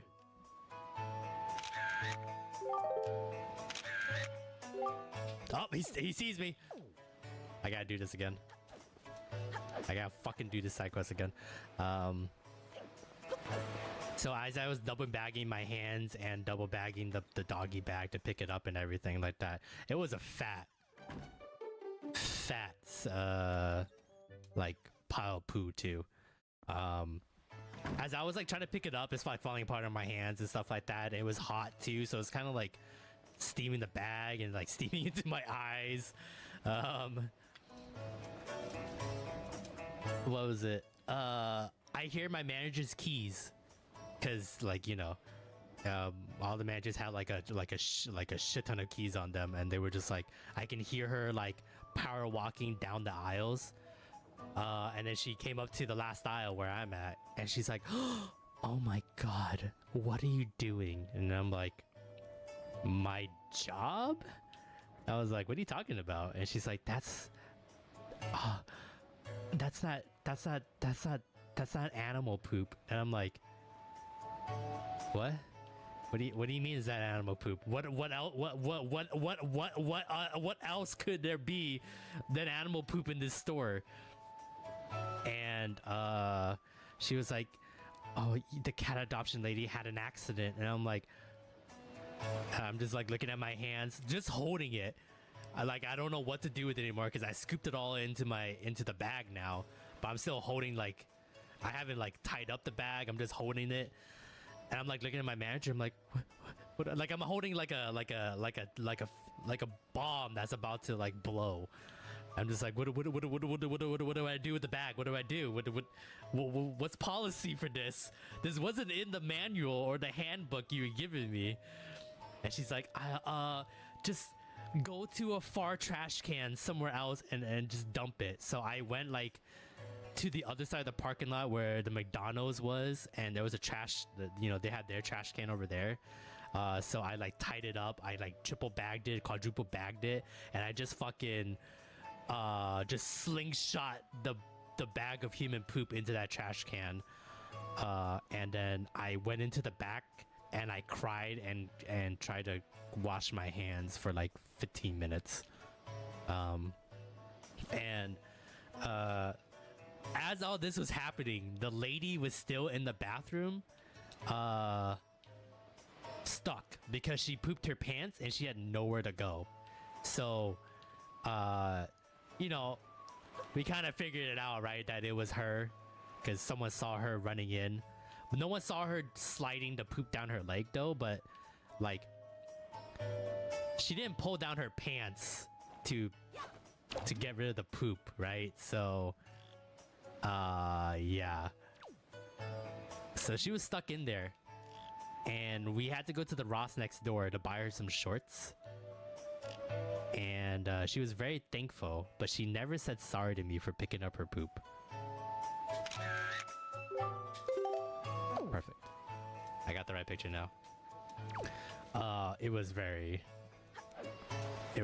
messy, and the cherry on top too was that when she got into the bathroom, I don't know what happened to her. I don't know what kind of burrito she was eating, but she like diarrheaed all over the toilet and the walls.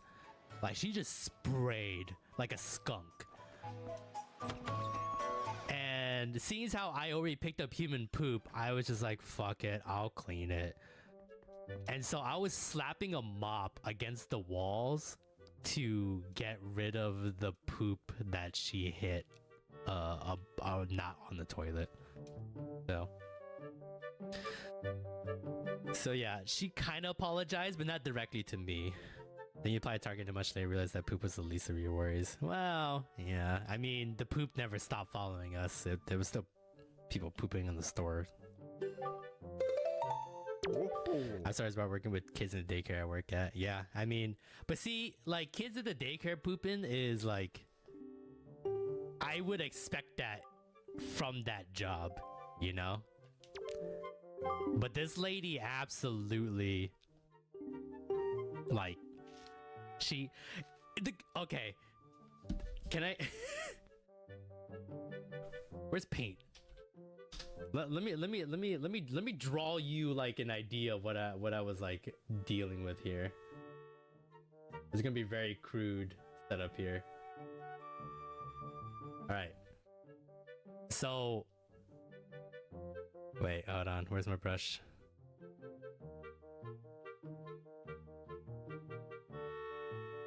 Huh? Okay, sorry, I'm drawing this on the mouse. Well, I guess regardless, it doesn't really matter. So right here is the door, right? This is like the sink area. This is the toilet, right?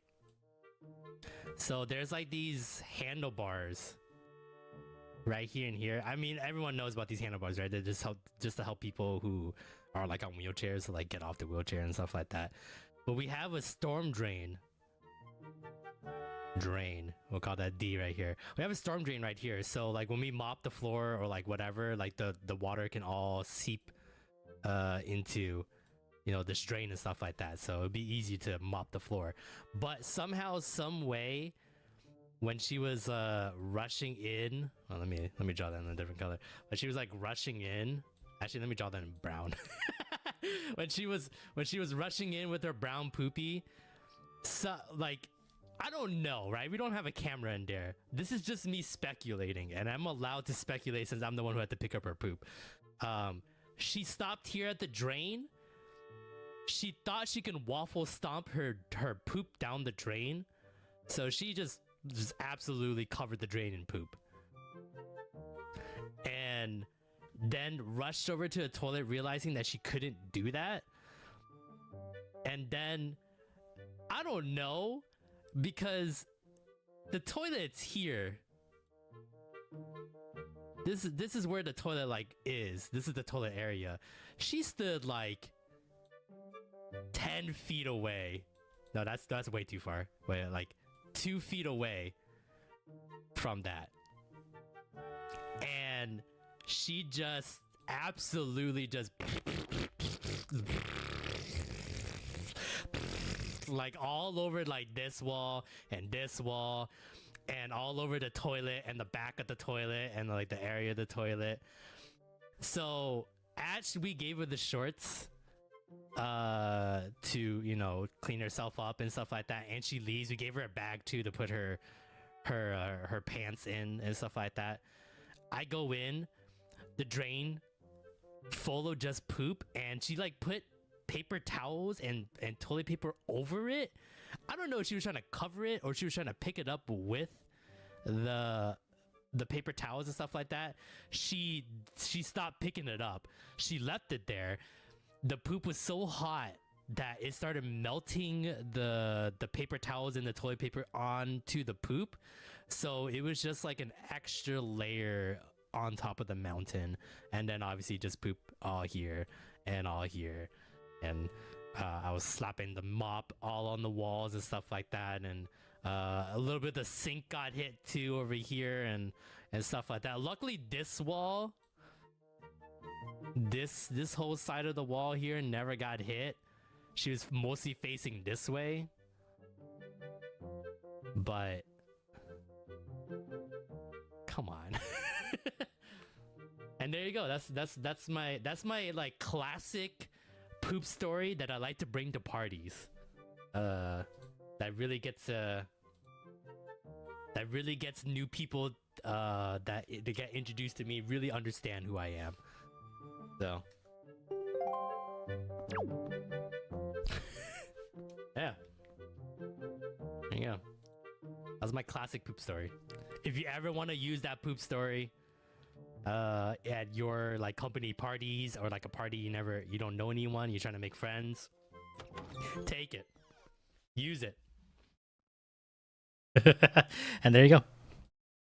That is the poop story.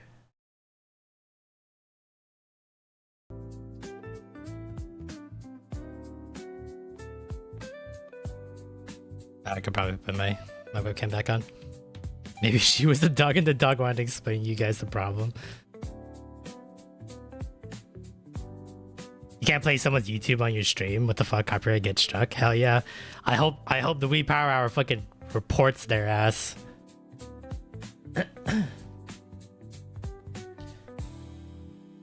How's poop that hot? You have no idea. It was steaming. So 2 caveats. Actually, maybe 1 caveat. No, actually 2 caveats to that, because I didn't say some things. I guess I skipped over some things. So 1, this is speculation as well. Funny enough, I'm eating a chocolate snack pack, so I guess I'm eating poop while I'm talking about poop. So 1 caveat that I guess I forgot to mention in that story was, this is speculation because I'm not entirely sure how it went. All right, thank you for the alert, Dad. So So she was wearing long pants, right? Like long jogger pants. And I mentioned it that there was no way she would have pulled down her pants to just shit on the floor, right? Right before the bathroom, right? She was like 10 feet away from the bathroom. So we all came to the conclusion that the reason there was poop on the floor in front of the, like 10 feet in front of the bathroom, but she was wearing long pants, long leggings, was that the poop slid down her leg, and then she just kind of like just shook her leg. Obviously not in the air like that, but like, you know, she just kind of did like a nice little kick towards the bottom to like let it plop out, and then she ran into the bathroom. That is the thought process we came up with. Maybe that isn't how it happened, but it wasn't like the poop was like a stream so it could just fall down nicely. It was kind of hefty and kind of wide. So felt like that was what happened. But so there's that caveat. She had to resign as the cat volunteer lady. So in PetSmart, they have like a cat adoption section, and that's usually run by a volunteer group for that adoption. So PetSmart has nothing to do with it. They just provide the space, and then there's volunteers that come in to clean the cats and help them get adopted and all this jazz and whatever. So she literally got someone else to come in for her to trade, and then she we never saw her again after that, basically. So I get it, she was embarrassed, rightfully so. If she had diarrhea or something really bad, I'm sorry that I get traction in my viewership and streams when I tell this story, but it's really crazy. The second caveat, that was one of 2 times I had to pick up human poop at that store alone. So I don't know if eating chocolate pudding is really appropriate for this kind of talk, but yeah.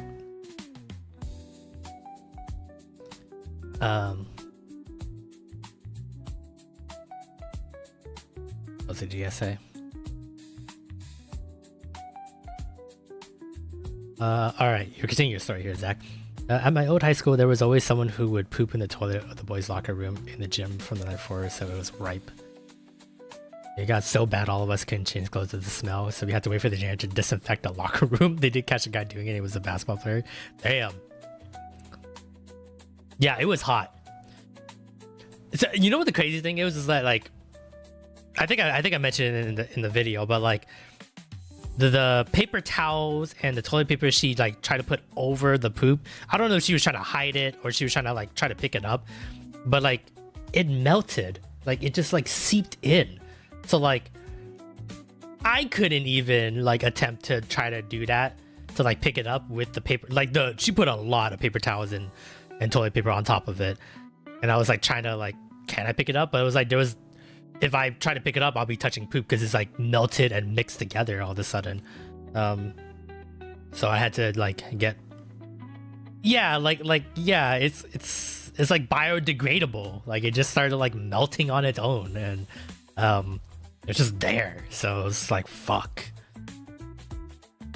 No, that took a while to get out of it. And that was only one of 2 incidents of me having to clean up human shit at that store alone. Luckily, I never had to clean it at my other retail jobs, but I've had people still poop in those stores. But when I was at other retail stores, I was higher up on the pecking orders, so I didn't have to clean up the mess. That PetSmart was my very first job too. That was like me trying to be an adult at 18, and I get dealt with that kind of shit.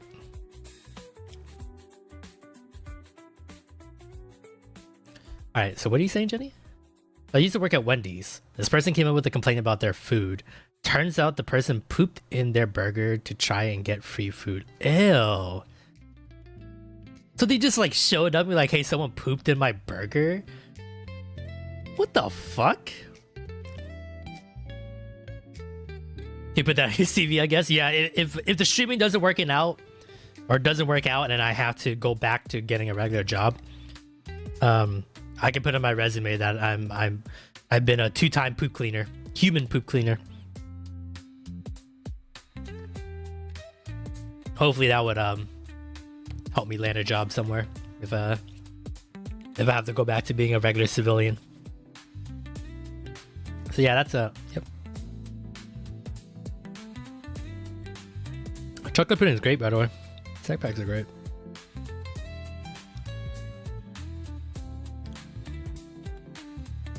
Wendy's where I live is weird.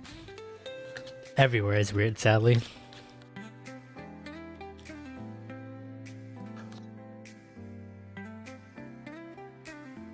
No matter what, you're never safe. They're always gonna get you. But yeah, that's my infamous poop story.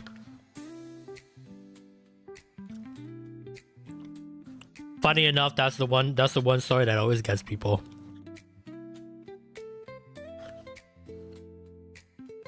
I had people to have sex at my work. Same, yep.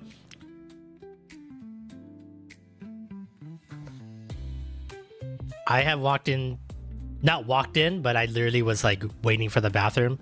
Because we had like one bathroom in the back room. Where for all like the back room workers, you know, the warehouse people. So, and that bathroom is like kind of nice because it's like not used by customers. So it's just like, it's an employee bathroom pretty much. And I was waiting out in the bathroom and then a couple came out. They work at Target too. They were co-workers, but they were also a couple and they came out and obviously it was fucking obvious. They were like putting their clothes back on still and hair is all a mess. And I was like, great. And I wasn't there, but I did hear a story that someone got caught masturbating inside one of the customer the toilets. So, you know, people be wilding out there. Your dad's a copycat story too. Yeah, I feel like anytime you like go outside of your house, it's just you know, it's just you always run a chance of having a pretty good story to tell to your friends and party guests in the future.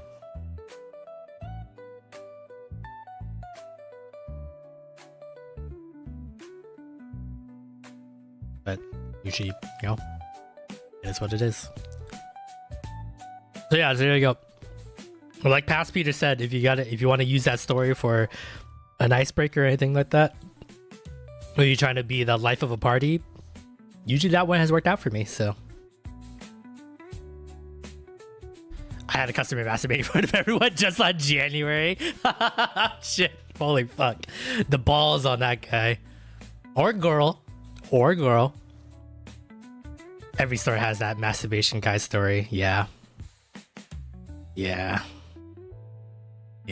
I had like a homeless dude walk into the back room, obviously like the employee section, the back room, where we kept like all the products and stuff like that. He walked in the back and the men, all where we keep most of like the clothing section is like on that side he entered in, and he started trying out clothes in the back room. So he was just nude in the back while trying out clothes, and it was pretty obvious he wasn't gonna buy anything. It looked like he was trying to just swap clothes and try to walk out with the clothes, with new clothes, wearing them, and pretended that he walked in with those clothes. But obviously we have cameras everywhere, so like we see him walking with his original set of clothes, and then he walks out with his new set of clothes. Like, it's pretty obvious, right? So but funny enough, it like we can't do anything about it. We just let them steal it, and then like we report them to the police later. So I mean, like, it's how it is.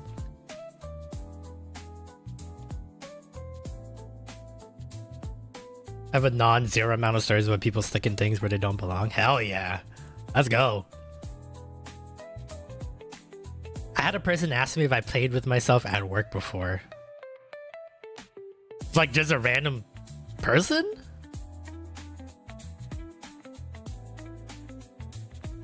Just that works at a hospital. I hope the worst thing I ever have to go to the hospital for is like I'm playing like Wii Sports and like I hurt my wrist from like bowling too hard on Wii Sports or something like that. Hope it never has to come to anything more embarrassing than that.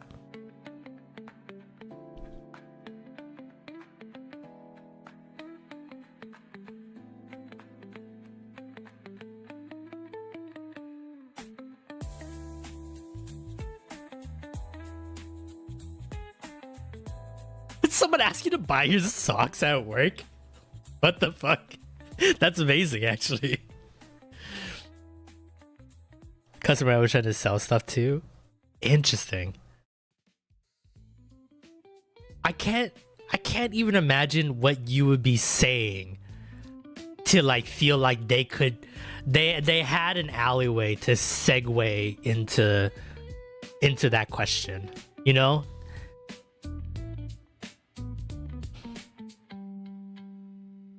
Like the only thing I could think of is like, yeah, I play with this product myself, and they'll be like, oh yeah, you play with yourself? Like how often? Like that's the only way I can think. What is Sobeys? What is this Sobeys? Oh, family grocery store. Canada's family grocery store. Yeah. Sobeys. Okay. Oh, okay. So similar to a Safeway. I see. Can you be saying?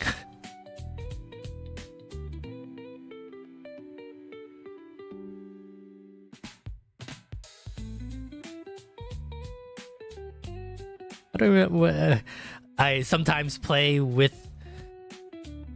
I play around with different recipes myself, like that. What can you possibly say to make someone want to ask you, hey, do you touch yourself? And how often? Like, what?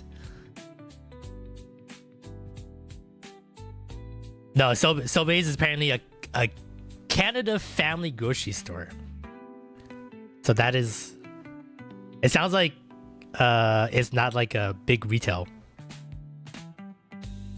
Sounds like it's only in a select area of Canada. Humans are a disappointing species. They are. At the chicken farm I worked at, the chicken caterers were going at the computer room. We're going at it in the computer room next to the chicken house. I could hear it. I just called my boss and he was pissed. Nice. Oh, catheters. That's how you say that word. Dude, nice. Look, I hope I never have to work a regular job ever again. I hope this content creating thing becomes like a thing I can work towards to for the rest of my life kind of thing. But I feel like just once... Oh, chicken catcher. Okay, I see why. I see where you're going with that one. I know it's not like I shouldn't be saying this or I shouldn't be like wanting this, but I kind of want to be a part of like that crazy story that someone else would tell their friends and family, you know? Like I want to be the one that shits on the floor and force somebody to clean up my mess, because I'm always on the other side of it, you know? Like I'm always the receiver in getting asked for a threesome or picking up human shit or watching an old homeless guy change clothes in the back room and not in the fitting room, you know, or a little girl like sticking her hand into the towels and like knocking all the towels down or whatever. Like I want to be the crazy one. Is that weird? Like I like is it weird to like want to be chaotic a little bit? Because I always have to be the boring adult that cleans up the people's messes. You know? I don't know. Also, a bird flew in and shot everywhere and produce too. Ooh, nice. Go bird. What's stopping you, Peter, going to take a shit somewhere? Because I have a conscience. A stupid conscience.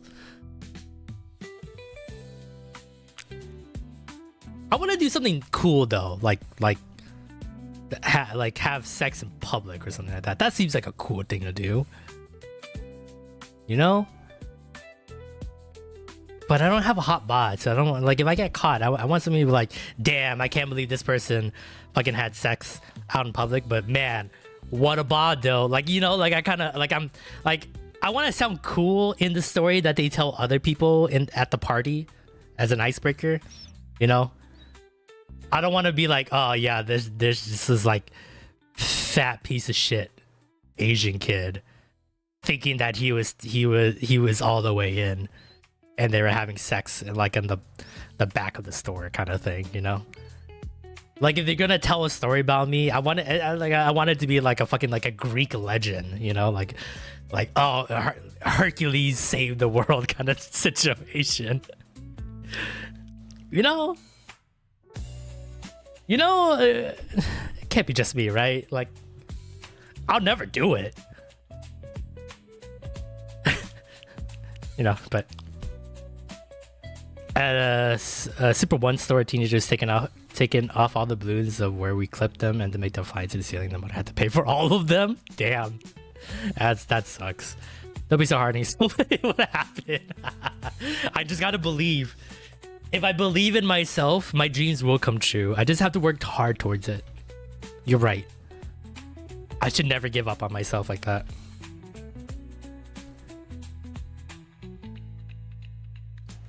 You were completely right in that. You know what, guys? I'm gonna retire as a streamer. I'm gonna work towards being an absolute menace as a customer in the retail world.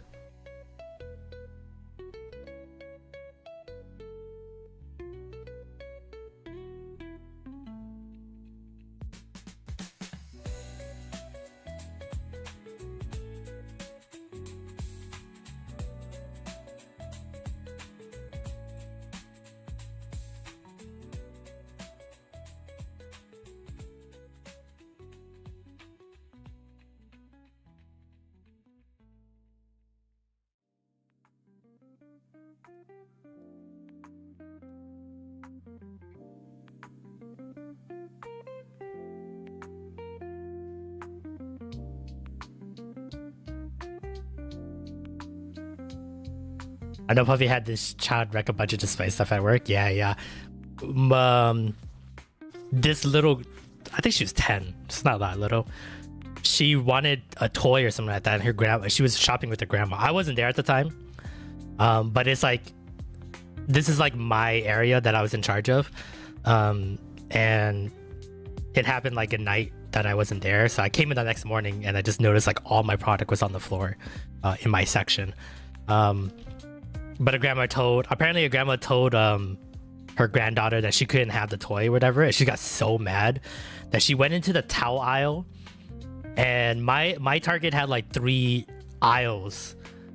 sections of towels. She literally like stuck her hand into the shelf like all the way through, and she just like clotheslined all the towels onto the floor, and then she just started kicking them all over the place. And I'm sure all Targets are, but my Target was like completely anal about the way towels are folded.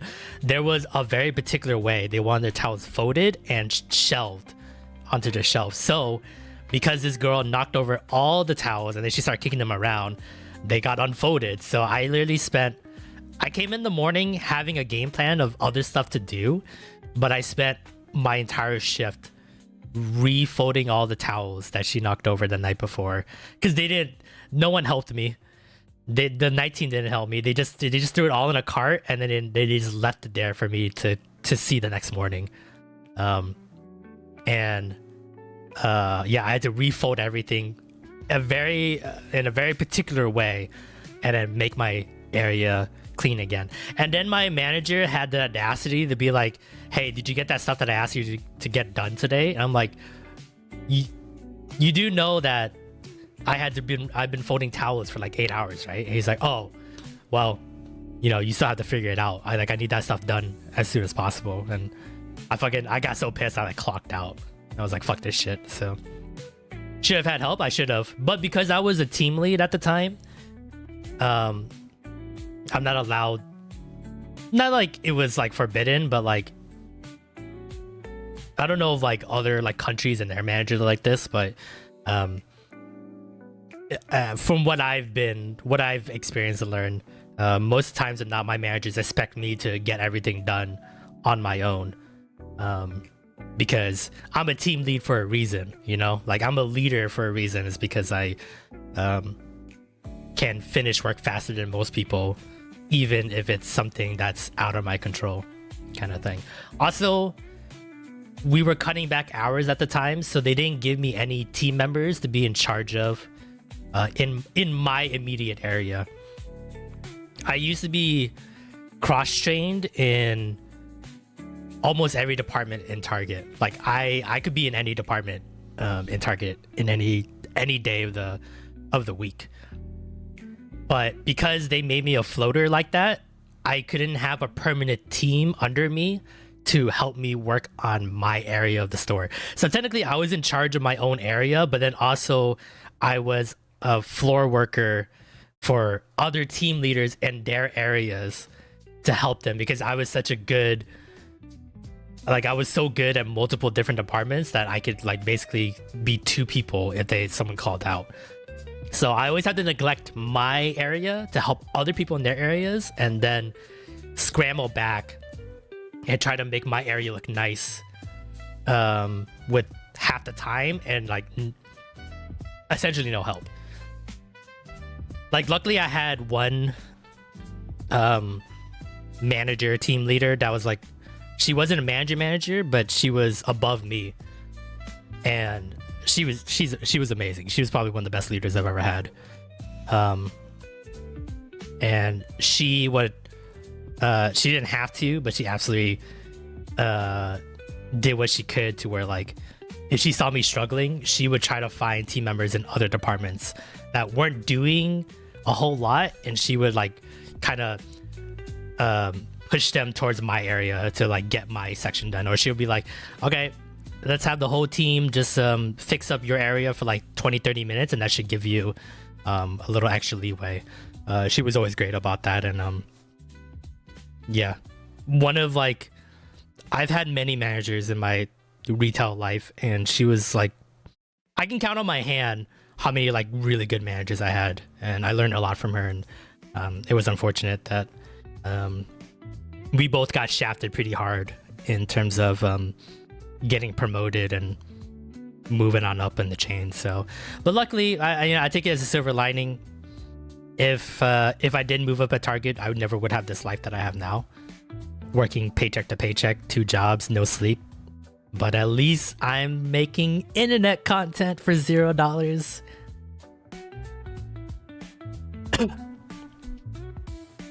Your manager should have helped you if he was that worried. He wasn't worried.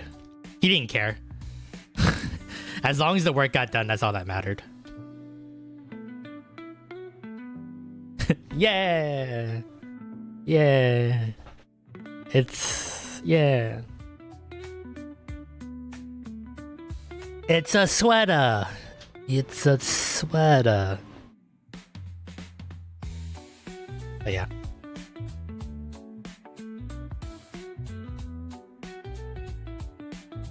It is what it is. I would say that I grew up a lot because of it. So as much as I like, it all sucked really, and it was a lot of stressful times and all that jazz. At the end of the day, you know, I didn't go to college, so this is just another way of me having to grow up in life. So we love you here for free. I know you guys do. Just waiting until we get to 500 subscribers. I'm gonna fucking drop the ads on you guys' butts.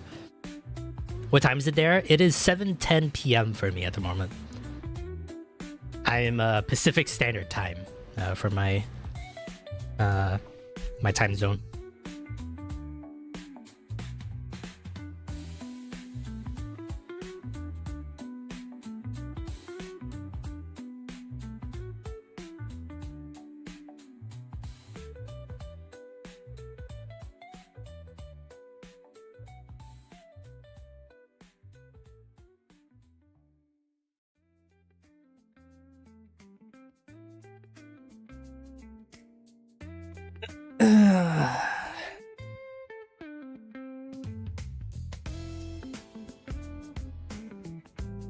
Hope you guys don't hear my fan. It's not that late. Nah, I usually start 5 p.m.s Wednesday through Sunday, so I start early enough. Sometimes I think I should do like afternoon streams. Sometimes I think like surprisingly there has been some international people that watch these streams. I don't know why, but I always thought that I should stream later.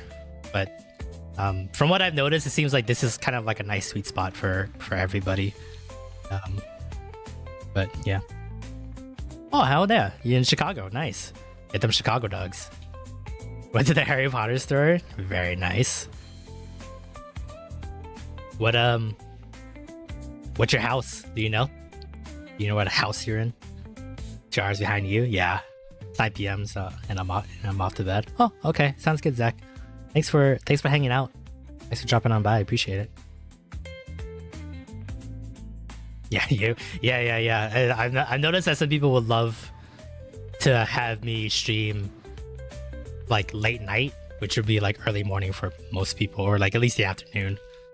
So I kind of want to do that, or like have like if I can make content creating full time, I would love to have like most of my days be where my time is now, and then maybe like flip a couple nights to have late night streams. So then if there's more international fans, then at least I can stream at a time that's more reasonable for them. So thanks for the lurk, I appreciate it. Ravenclaw, ooh, a very intellectual man. I'm a Hufflepuff. I could have sworn I was a Slytherin, but I am a Hufflepuff. But I took that test like a long time ago, and I've always wondered if maybe if I would be different. So you're a Slytherin, that makes sense. You're very opportunistic, and you strive for goals. No wonder you're a slave driver.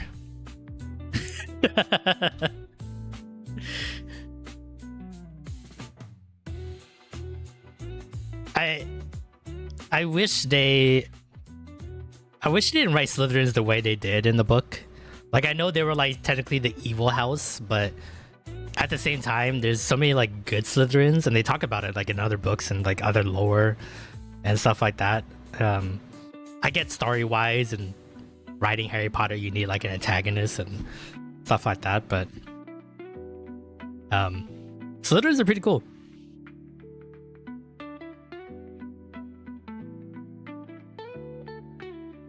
They're very like goal-driven oriented.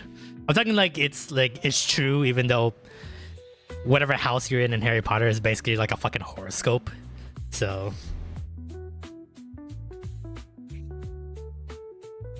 like, I don't believe in horoscopes, but I like what horoscopes like do, because I think it's like I've written it a long time ago, but I've had this like this rom-com story that's like centered around the girl being a fortune teller and like being a matchmaker, and she matchmakes through tarot cards and horoscopes, but there's one boy that absolutely defies all her logic. So like it's like a little bit like supernatural, like, because it's like actual magic that helps her do do the matchmaking, but this one boy defies all odds, and then she really hyper focuses on this one boy and figures out why he doesn't fit into any of the parameters or her powers in general. But also he's in love with her, and she finds out that she'll be in love with him later. So I always thought that would have been a really cute rom-com story to write, but yeah, I haven't fleshed it out in forever. Yeah, ambitious. That's the word I'm thinking of. The thing is that I'm on a flight that's more of your time. Like now I can be here anyway. Oh, nice. Your partner's a Hufflepuff. Hell yeah. Damn. Interracial housing. Can't believe you would date outside of your house like that.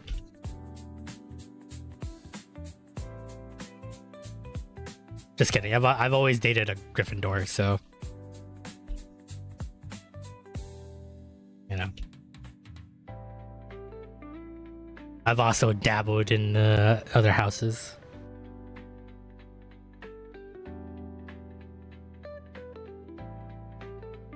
Yeah. Mixed houses, baby. That make the prettiest babies.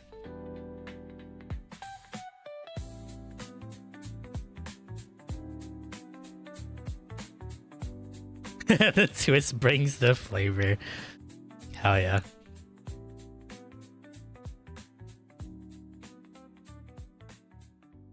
I gotta remember that line next time someone asks me like why I don't date Asian people. Not to like, I'm not saying like I would like never date an Asian person, because I've dated like 1 or 2 Asian people, but they're just not my cup of tea. And I blame 90s Disney Channel and pop stars. I blame them, because I grew up with watching those and listening to those celebrities, and they're all white girls. And now I can't change it. I can't change what I like. It's stuck. I'm forever stuck looking for a girl that looks like Hilary Duff. A girl that looks like Lizzie McGuire. Never be able to get away from that. It sucks.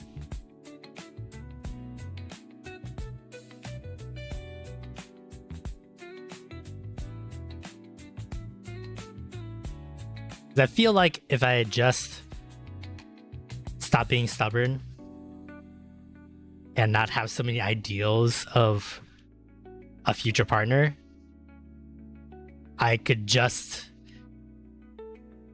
I wouldn't say settle. I could just date like a good natured Asian girl and have a happy marriage. But, I've always wanted Aladdin. I ended with Hercules. Alright, I'm not gonna lie, that sounds like an upgrade.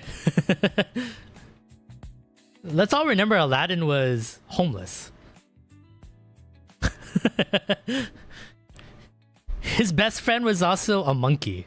Let's not forget that either. Not that there's anything wrong with that,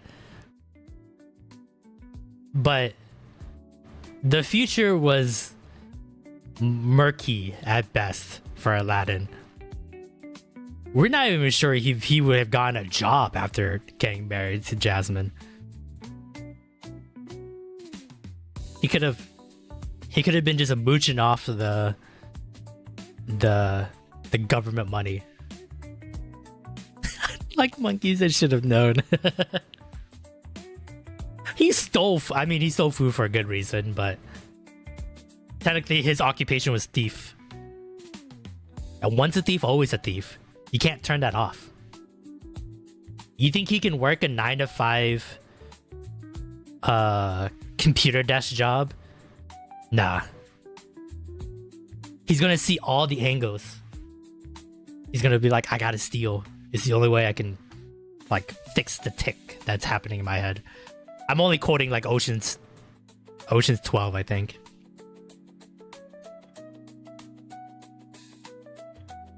He was a nice guy. Nice.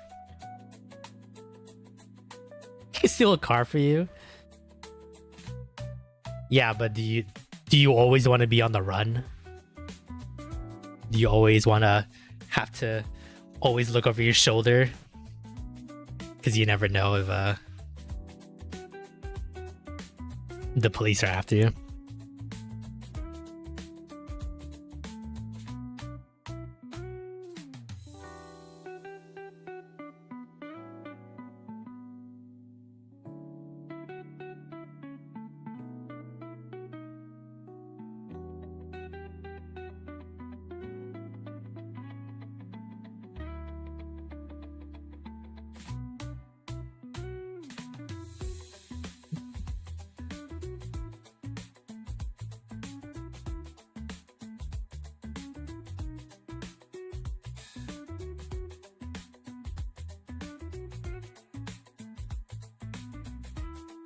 That was like quite a bit ago too.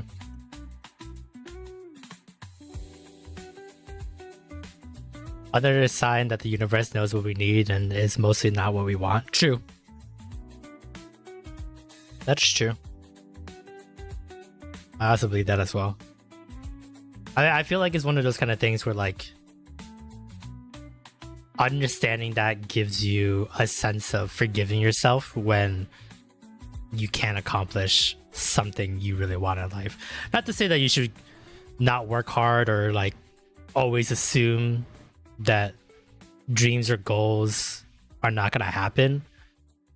Like absolutely should try to push as hard as you can, but also a lot of people get stuck in life because they're blaming themselves for not being able to accomplish something, but that's just blocking you from another opportunity in life. Because you're spending so much time, you know, being down on yourself kind of thing. So life takes balance, and that is an everyday battle with yourself to find the balance in your life to, you know, live your life to the fullest every day kind of thing. Something I struggle with a lot. I do regret like a lot of things in my life and things I couldn't accomplish or things I really want to accomplish but ran away or fail and yeah, it's definitely one of those kind of things where like trying to be nicer to myself, because if I continue to wallow in defeat, I won't be able to see the doors that are opening for me and trying to give me opportunities, maybe similar to goals that I have or maybe something completely opposite, but it's opportunities I need to take to like give me a more stable platform so then I can go back and try to accomplish the goals I really want to accomplish. So yeah, it's one of those things that hard to balance. Sure, dreams are paths that help you get on your feet. The universe like then gives you what you need. Yep, I agree. Let's agree on that.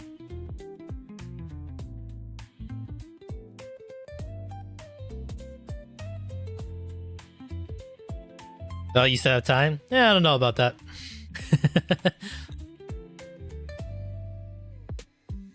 I am one Taco Bell away from yakking it, so I'm one knee crack away from it all falling apart.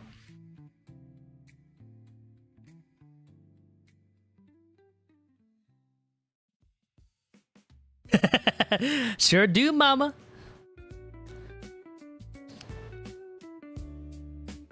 Hey, mamacita.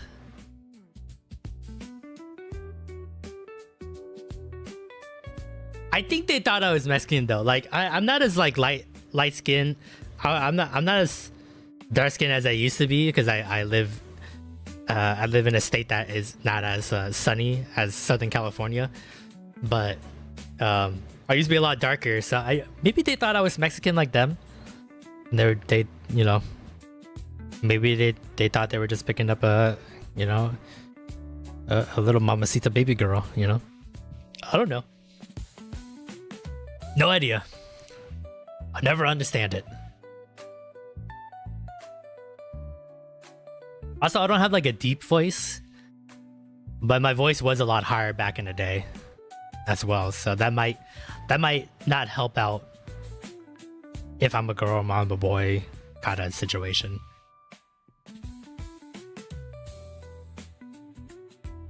now I'm just like slowly killing my voice talking every day in my life, so I've noticed my voice register is like getting a little bit lower, but it's still on the higher part. So back to my question from earlier, you guys sew? Not me. Monkey in her hex house, her drag house over in Canada. Her and her friends are part of that drag house, and then they bought like a little workspace so they can sew costumes for their drag performances. I know how to sew a little bit because my mom is a tailor, but I never really like practice.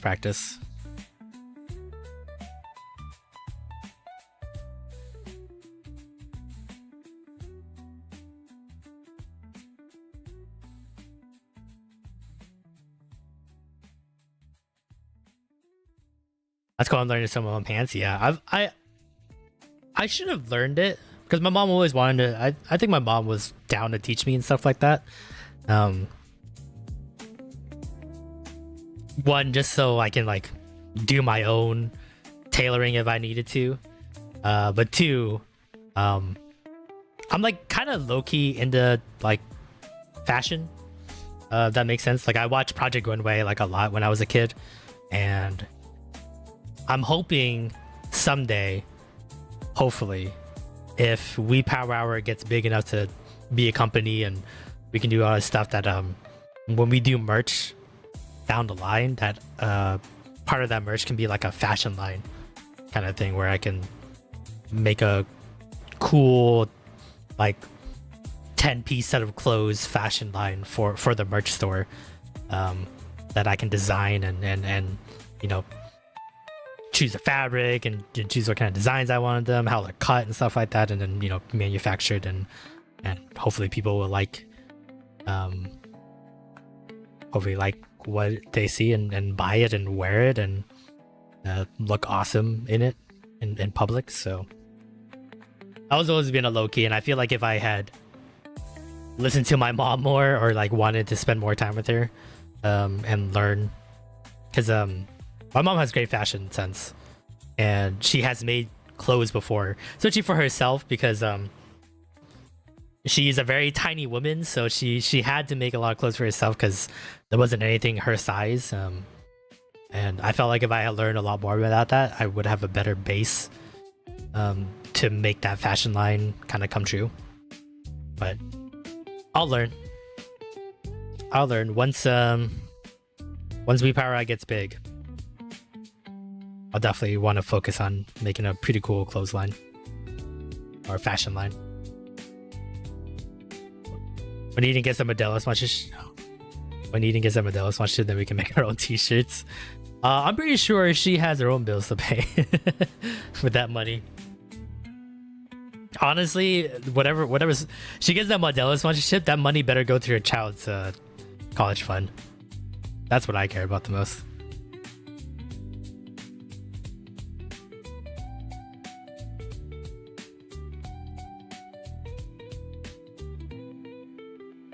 I need that baby to be more successful than I'll ever be, honestly. Oh shit, she's still here. I thought she fell asleep already.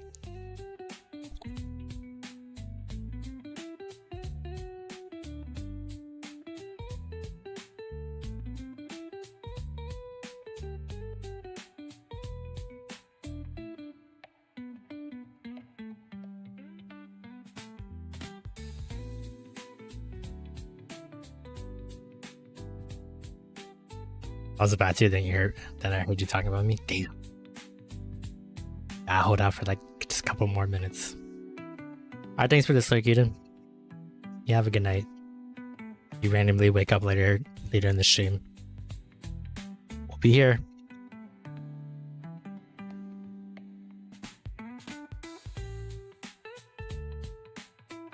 Eden's baby will have a much better life, I'm sure. Yep.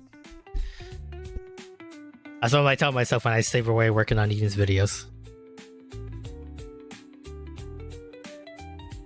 I'm doing it so Eden can have a content creator life that she wants to work towards too.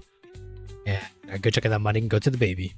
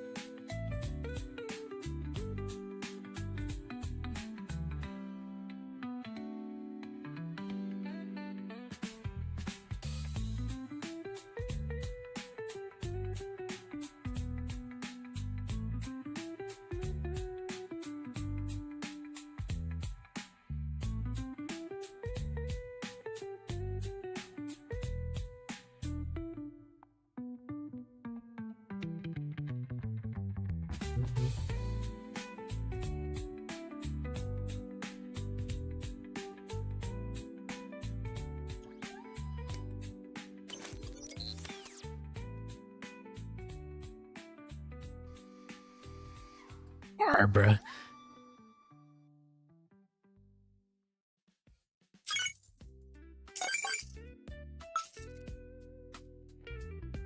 Welcome, Gage.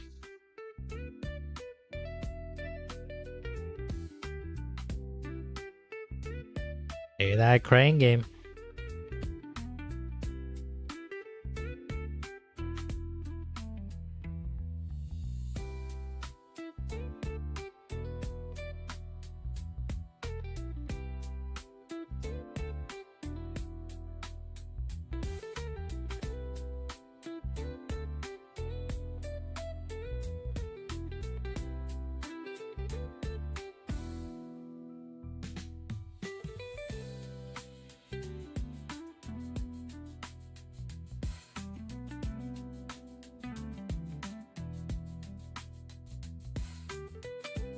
Although the direct was disappointing, I'm not surprised. It's a 15-minute direct on probably stuff that we probably already saw. I only caught like a couple minutes of it before I left for work, but I feel like I'm excited for the wrong reasons with Mario Kart. I'm excited for all the costumes that everybody gets to have, because I know they had like some characters in different costumes in the trailers that we saw up to this point, but I didn't realize it was gonna be that much costumes.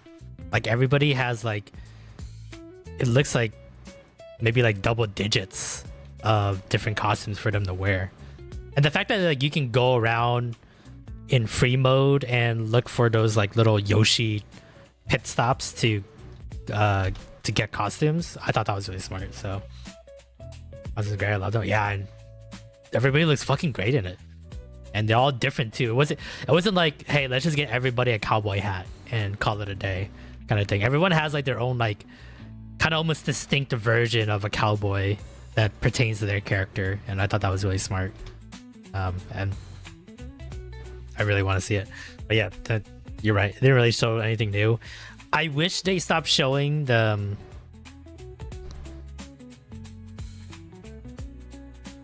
what is it? I wish they stopped showing the Nintendo Discord game sharing aspect of the console. Because you can't tell me when they were making that direct that they looked at that and they were like, yeah, we would love to tell people 5 frames per second if you share your screen with your friends. Like, you can't tell me they thought that was a good idea, and they've done it every single time they've shown that the Nintendo Discord application, and I just like, just don't talk about it anymore. Please stop showing it.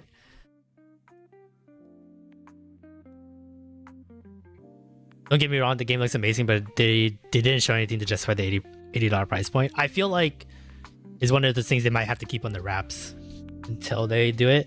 I think if they add DLC and it comes free with like free title updates, then I think your $80 are justified. So, but that means more tracks, more costumes. And I saw this too with the the modes, right? The Grand Prix mode, and then like the longer version of the Grand Prix or whatever. I don't know if it's gonna, if they said that in the direct, or if they plan on doing it, but I kind of wish they let you choose your route for, like, if you do a competition or whatever,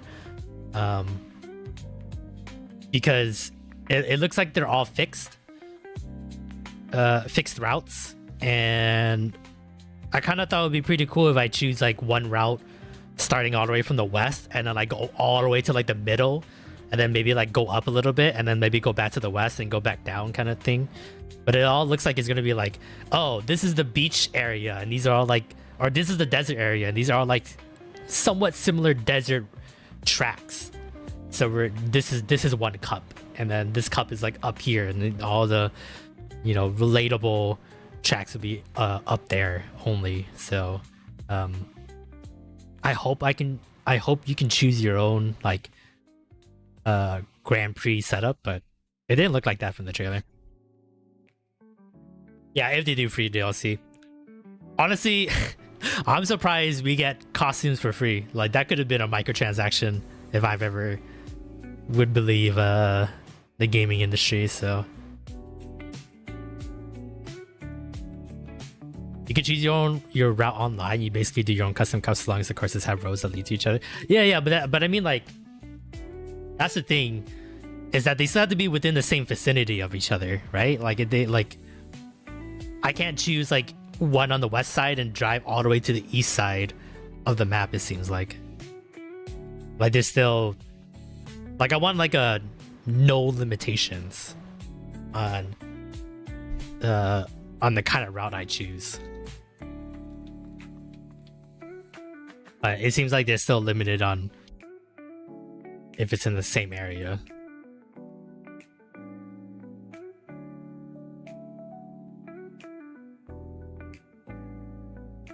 I hope that was just like to show the basics, and later when we get closer to the release of the game, they'll talk about it.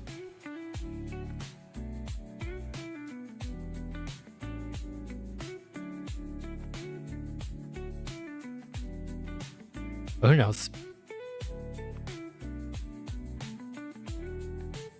The game looks great though. I think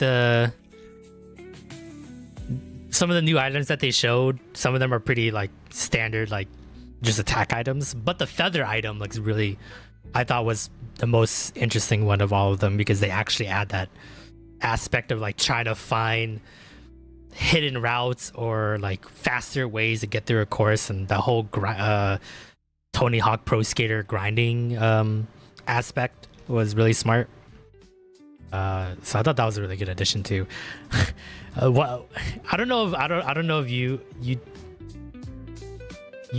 talked about it on your videos, Gage, but that rewind feature on it seemed like any mode it could have the rewind feature. I thought that was smart, but I thought that was weird to have that in any part of the gameplay if you're competing with other people.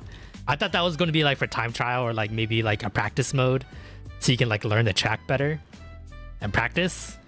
But to be able to do that anywhere, I don't know. I didn't find that really. I don't find that smart, but I don't know if you feel the same way, or you feel like it was a smart thing to do. Why don't you want them to do about the chat, cam chat thing? Because it's not optimized yet. The idea is smart.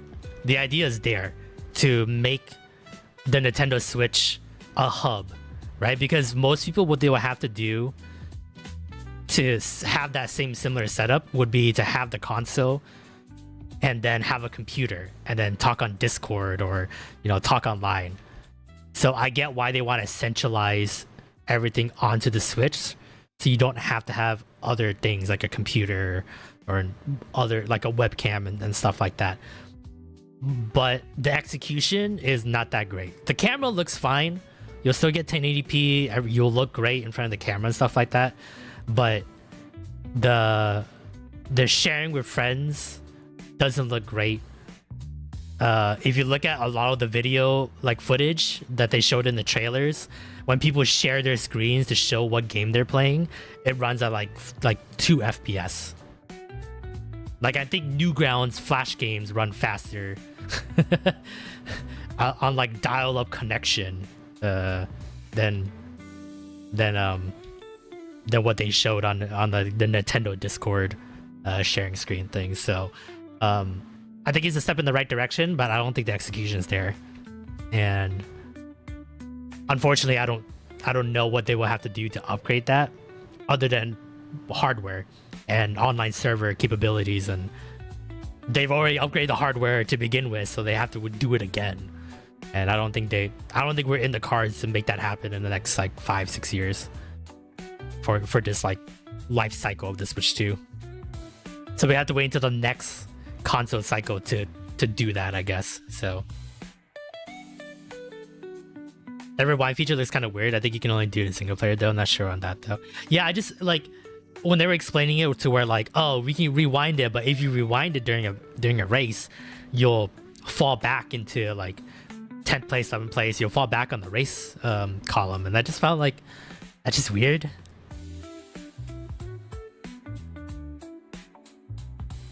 Like I thought it was more for practice, so like it's like, oh, I want to like practice this jump over and over, so then I can clear this jump when the races actually matter. But to do that during an actual race, that just seems weird. Yeah, for streaming, for sure. But the thing is, like, to me, it's not like a PS4 or PS5, right? Where you can that console, you can stream from that console, if that makes any sense. Like you don't have to have a computer with OBS or whatever streaming program that you need to for you to send the stream to Twitch or send the stream to YouTube or anything like that. You still need a computer for the Switch 2, but like, so if you want to make the Nintendo Switch 2 centralized like that, then that's the kind of aspect where it's just like, still need a computer at the end. Who knows? Maybe rewind would be the big thing for the meta in the game. Yeah, that's why I don't know. I thought the stuff they added was good enough. Like having a rewind feature, I guess I think it could be exploited, but maybe like going from first place to 5th place because you're rewinding is detrimental enough that it's a good high risk, high reward kind of thing. But I don't know.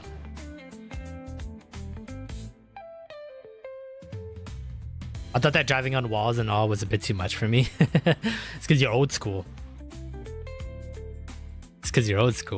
I think the evolution of Mario Kart needed to go that route, especially with like, if you think about the tracks. Now that it's open world, the tracks have to feel more open and have to feel like they have multiple different ways for you to get from point A to point B, right? To get to the finish line. And back then it used to be just like, a couple curves here and there, maybe a slidey ice area and some obstacles here and there. But now you have to keep ramping it up, right? Because that's Mario Kart 64 is too easy now for a lot of people. When you upgrade tracks, or if you want to upgrade tracks, you have to upgrade the possibilities of your racer. And the grinding and driving off of walls and the hopping to get to like other areas. Yeah, you're right, Gage. The track design is gonna be insane.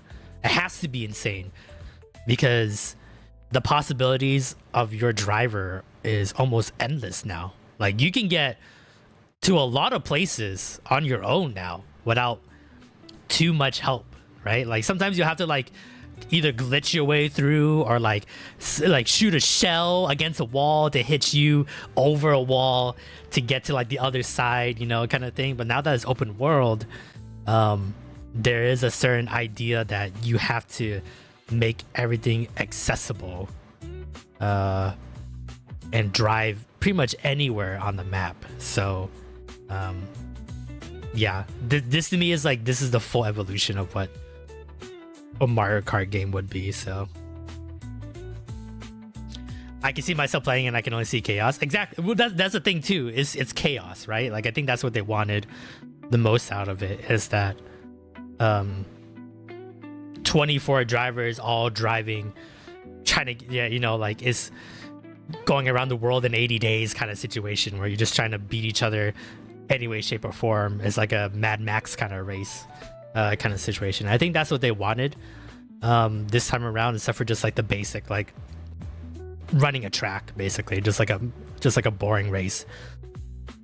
They want chaos. They want you to run through everything. So it feels like maybe it's more fun just to go through the chaos than like trying to win, if that makes any sense. Obviously you still want to win, but I think the chaos would kind of like help dampen the fact that like trying to beat 23 other racers now is going to be a lot tougher than just being 11 racers.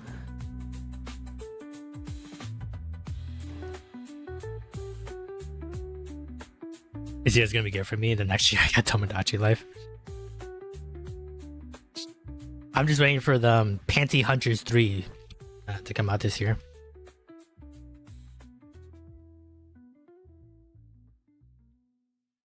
That's the game I'm waiting for.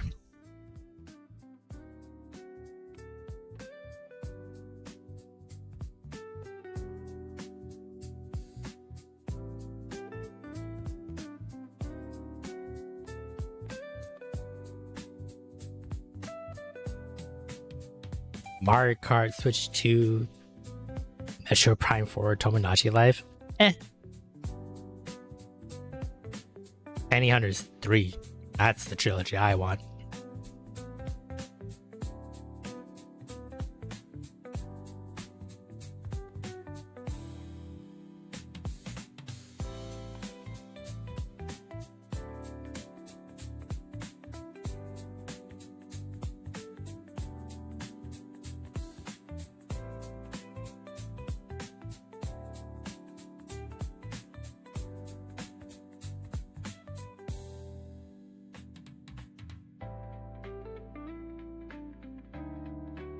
The mouse controls make me want to try out Metro Prime 4. I thought that was very interesting. I'm honestly surprised Nintendo didn't want to just try something like a gyro motion control, like arm cannon. You know what I mean? Like somehow like have like a box arm cannon wrapped around, like you can slide it on your arm, and then like the Wiimote will be like held right there.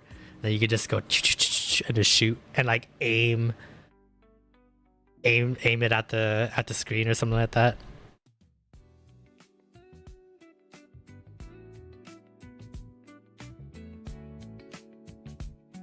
But the mouse is very interesting.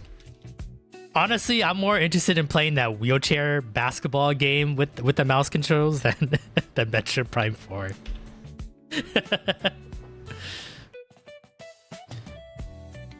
Because talk about representation. No other console would have the balls to make that kind of game.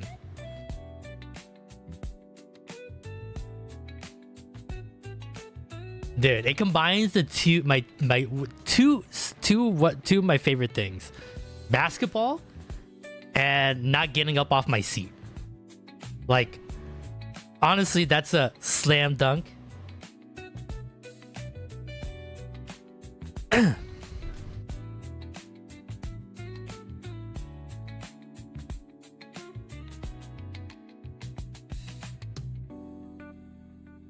I was hoping it'd be called Wheels. I don't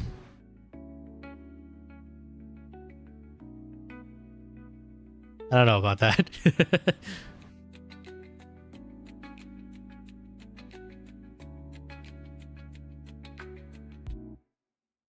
That might not make people happy with that one.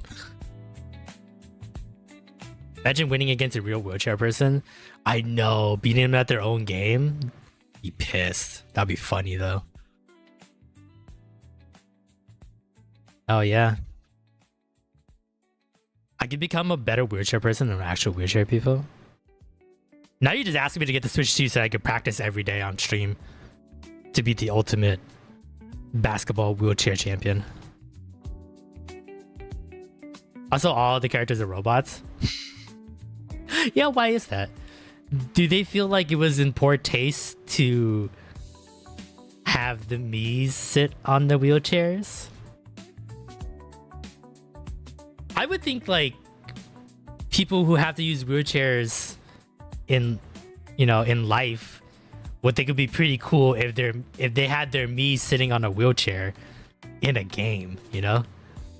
You'll watch just I gotta like change the camera angle so they were like like the camera angle would be like a little bit lower like by my legs so you could just see me like move my arms back and forth.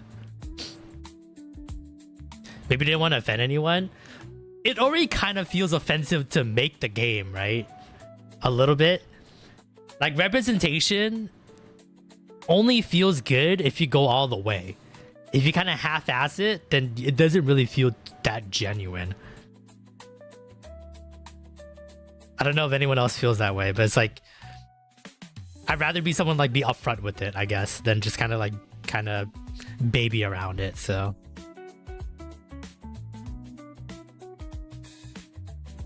But yeah.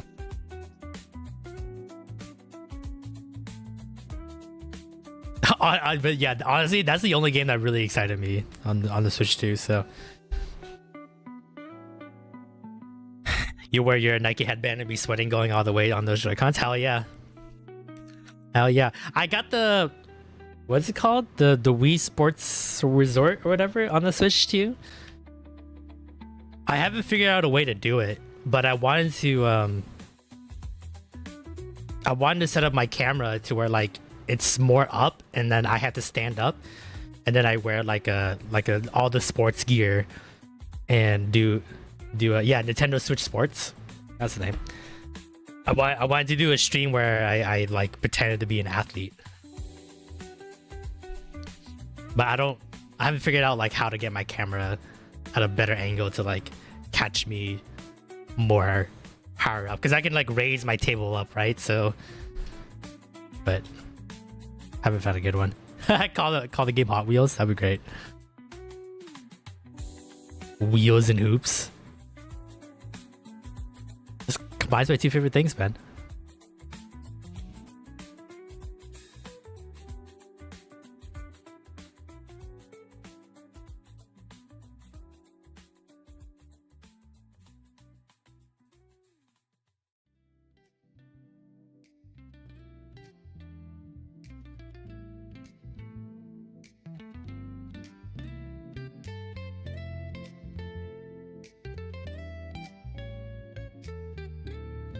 But yeah. If I buy a Switch 2, that's the first game we're playing. Not Pokemon, not Metroid Prime, not Mario Kart, not whatever else comes out. Not that Dark Souls game. The Wheels game.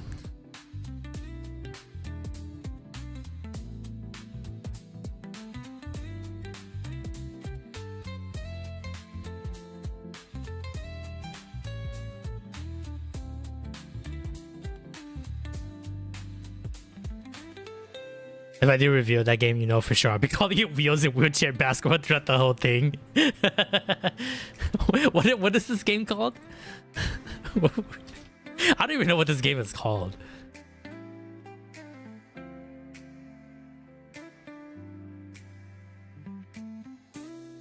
Drag and Drive?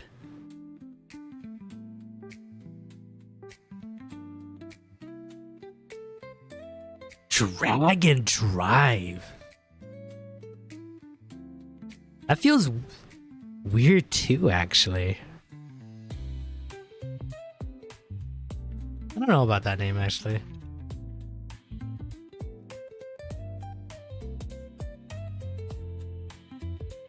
wheels is better. I would have taken Rolling Dirty. Rolling dirty, gotta catch me rolling dirty, or riding dirty, but rolling dirty.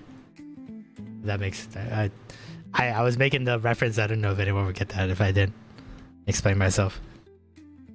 Rolling dirty.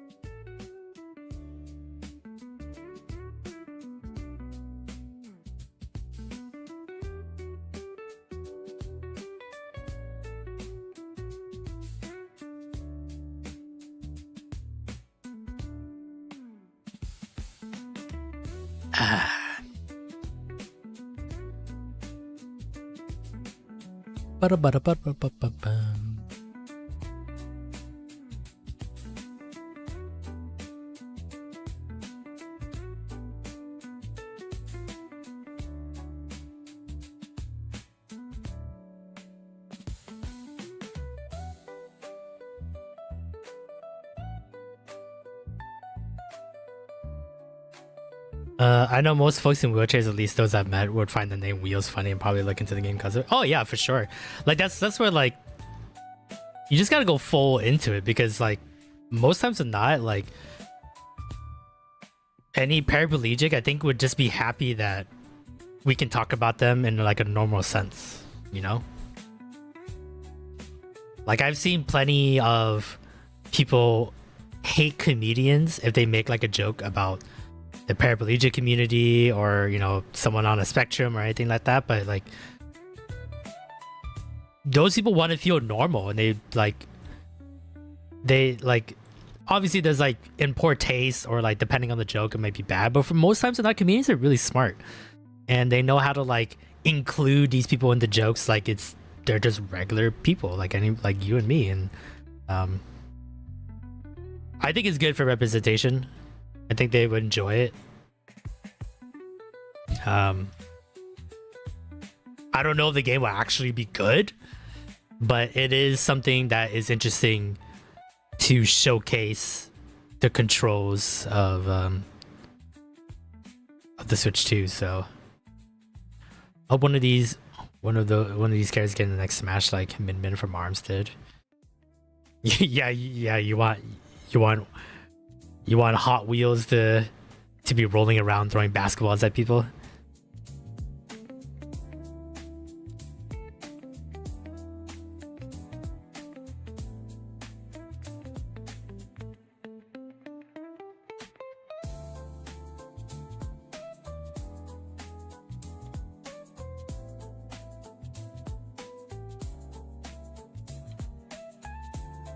I feel like this is the Switch 2 ARMS like game. Could be. I'm surprised they didn't want to go more in on ARMS, honestly. It felt such like a Nintendo game.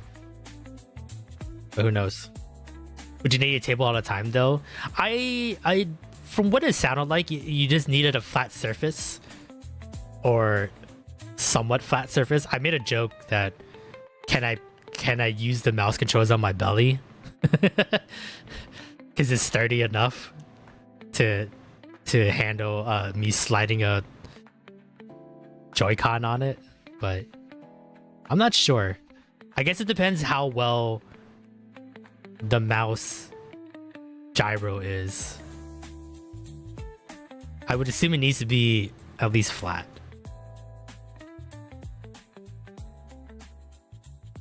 You can use the mice on your lap? Okay, so it's not too bad. So reasonably flat. ARM has some good charm. I need to buy it at some point. Yeah. Like the community was like going crazy with it when they like playing ranked matches back in the day when it first came out. So I'm really surprised they didn't really want to try to go more all in on it. So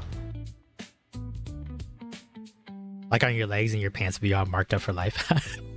How hard are you pushing down? Are you gonna try to like tattoo like the Joy-Con, the top of a Joy-Con onto your legs? Is that how hard you're pushing down?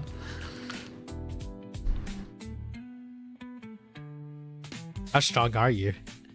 Or are you like I do this too when I'm writing. I'm a heavy writer, so I'm pressing down kind of hard when I'm writing with the paper and pen. So like I've always noticed that like when I take notes in class, when I used to go to school, you know, like you'll have the notebook and everything, and I'll like write everything down, and I flip to the next page, and like all the things I wrote was I hit it so hard that like it wrote onto the next page basically, and I'm like, oh god, so I have to go like 3 pages over and then write again because I dented like the 3 pages afterwards because I was like fucking ham fisting my pencil into my notebook. So if it's not $60, I'll buy wheelchair basketball. Do you know it's gonna be $80? Don't lie. I don't know, but if you're about to win or something and get nervous and you press hard, I do say with writing. Ooh, true. Yeah, I'm the same way. Or like if I'm playing like a platformer game, like I'm pressing the joystick harder, for sure.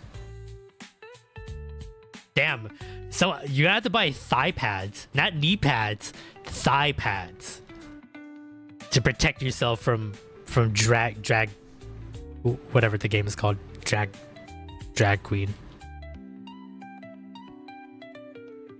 Feels like a $50 eShop title to me, honestly. Nah, $80 and a poster of the wheelchair empty, with the basketball next to it, so you can put up on your wall.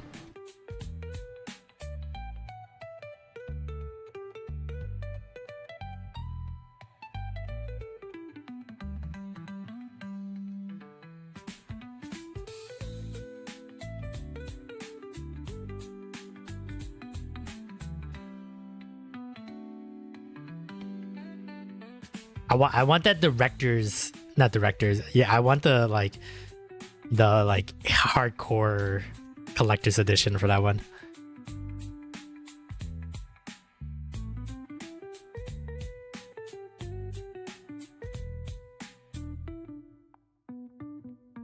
Eden got sweaty hands too. That's kind of a dangerous situation. You gotta wear gloves.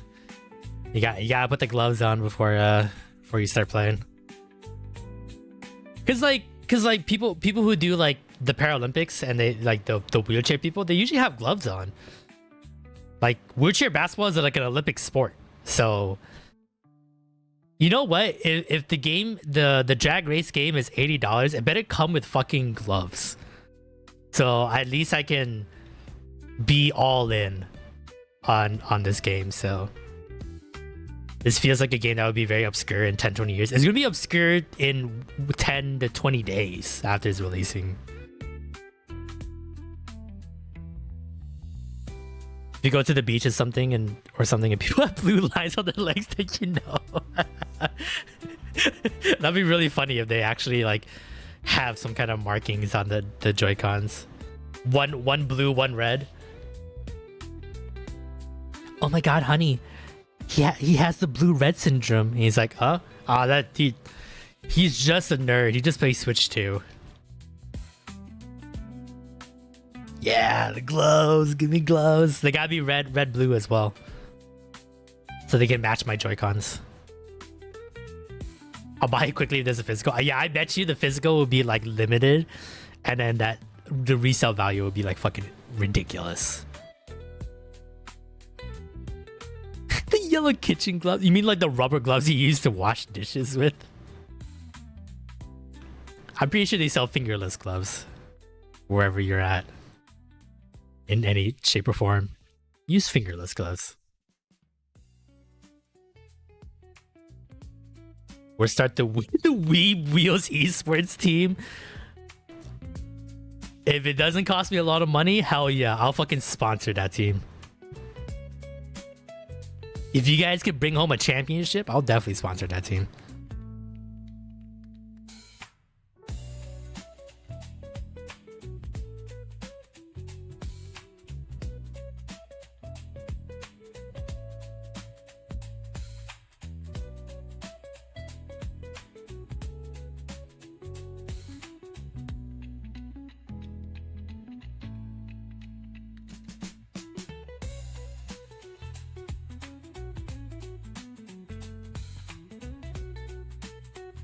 Like people have deformed heads because of headphones. Imagine that in your legs. Oh, just imagine like just a dent of the top of a.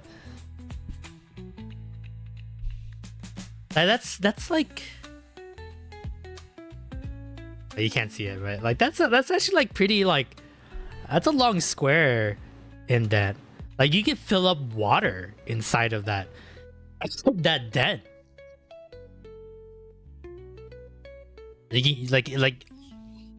the dent that the Joy-Con will leave would be like a mini oasis on your leg. I'm so out of shape even just sitting here lifting 15-pound weights makes my arm feel like jello.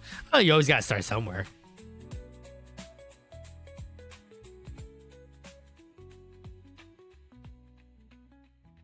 Zoom tight, thanks.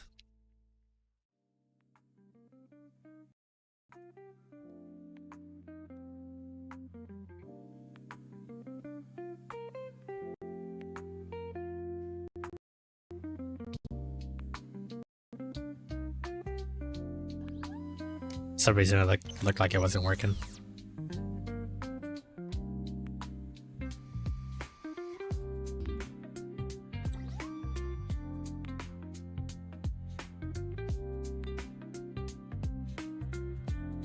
That's fine.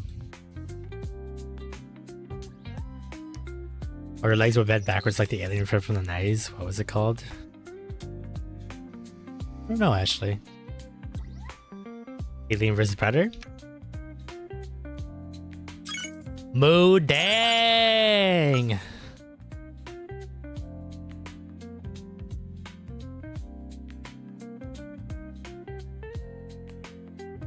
Oh dang.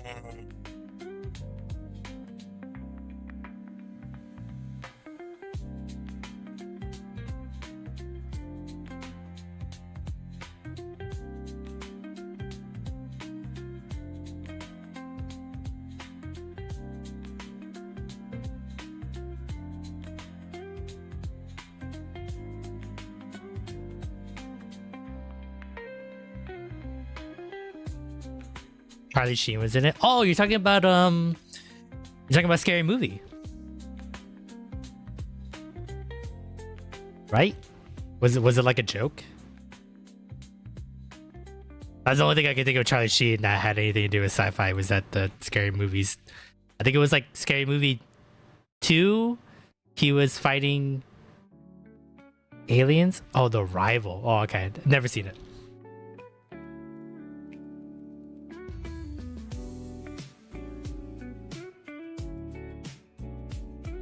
Sheen?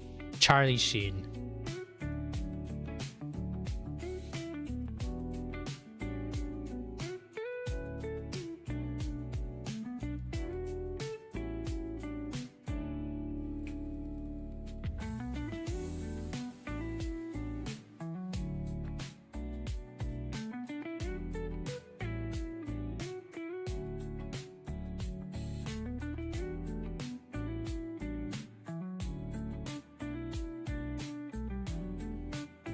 No, don't you dare ever bring it back. I finally got that monkey off my back.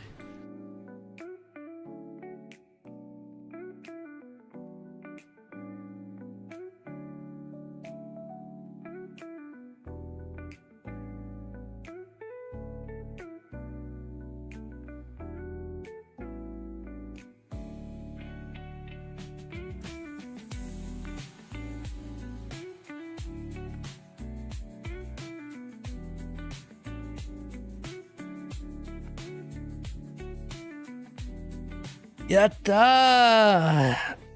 All done. I'm just gonna upload this later this week.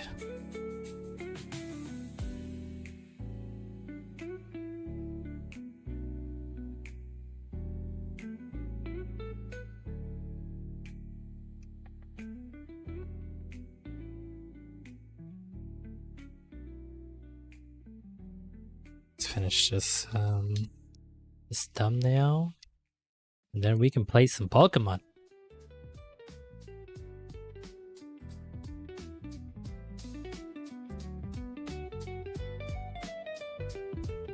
You finished something? Yay, I know. What a rare treat we get to have.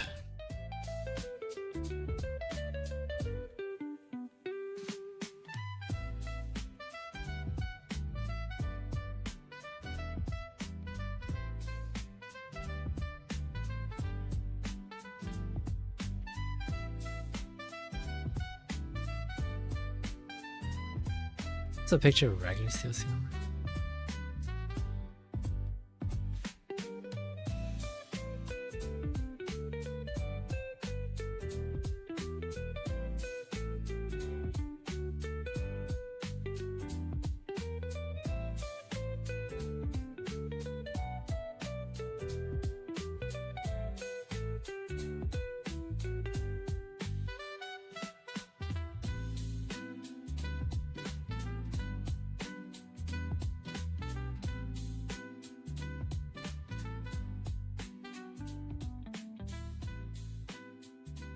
I can get a picture of the Evo magistrate. I've noticed that if my face is in a thumbnail, I get less views. Haven't you been putting your face in all the thumbnails? Has it been a thumbnail that you haven't put your face on? I just don't do the faces because it feels redundant because we have the avatar heads. Also, I just think the avatar heads look way better than my face, so... I think we only do it for podcast episodes. Makes more sense that way.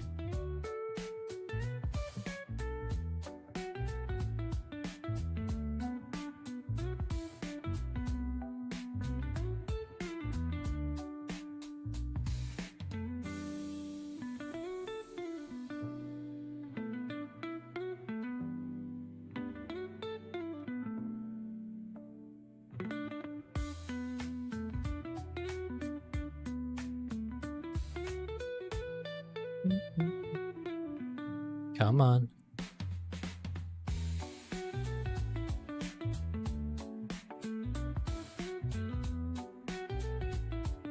Weeb after hour, Ace Attorney, images.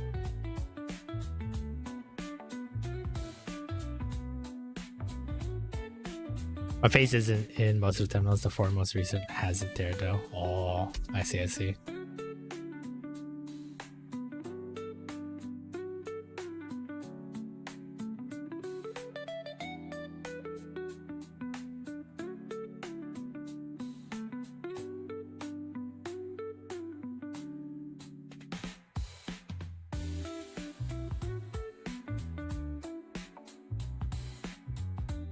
This one got most of it.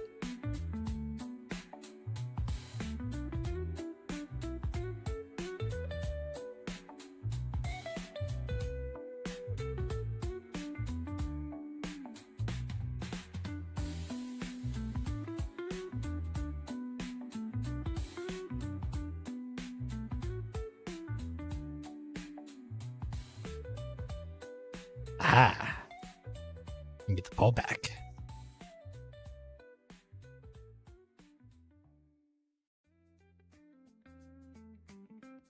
Evo Magistrate. Magistrate.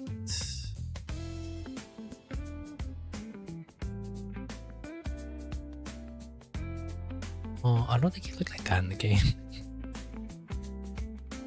Guess I can't use that art.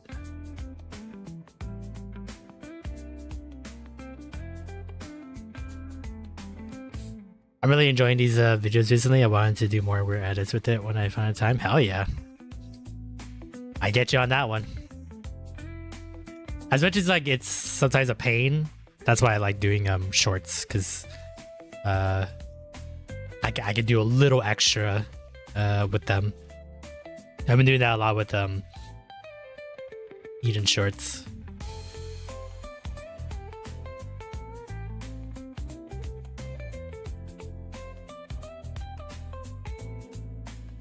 Where I like add little like fun stuff here and there. I think like her stamp guy Squidward joke that she did on an Echo stream, putting like Squidward's face in it.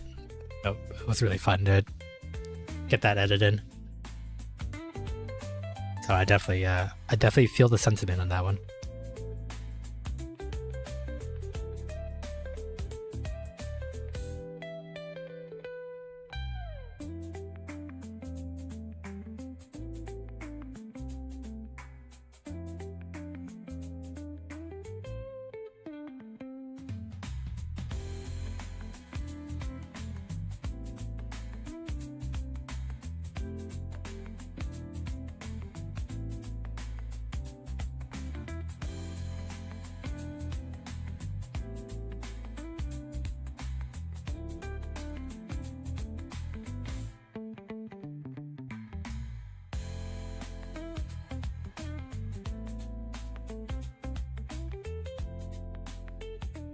I threw a Reggie what's wrong with you into the video recently. Nice.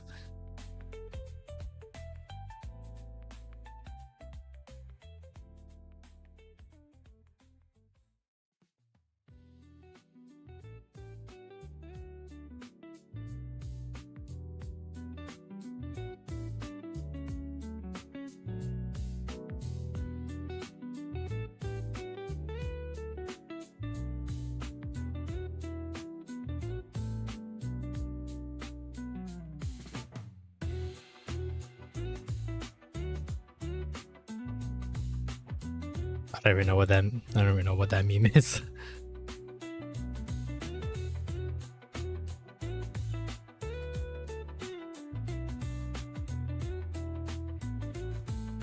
You ever find it hard to come up with titles? Sometimes.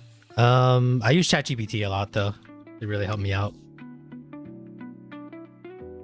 Usually I get ChatGPT to give me like a list of like punny names and stuff like that, and I'll give it like a bunch of parameters, and then I'll see what it has, and then like sometimes it sparks like a new one in my head, or like I'll like Frankenstein certain parts of other titles, and then I put it together to make it all one more cohesive title.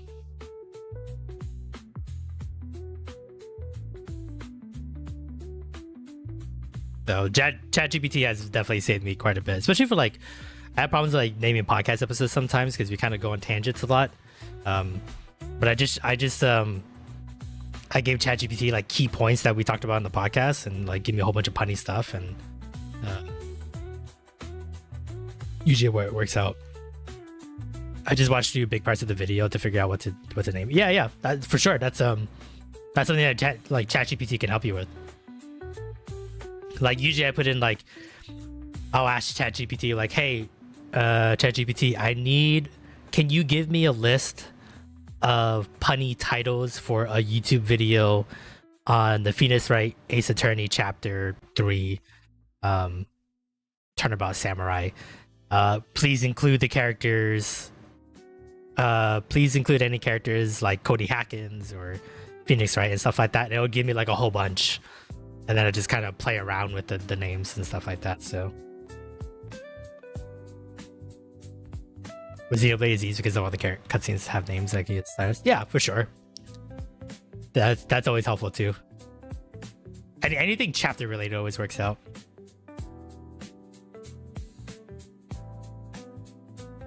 But yeah, that's what I've been doing.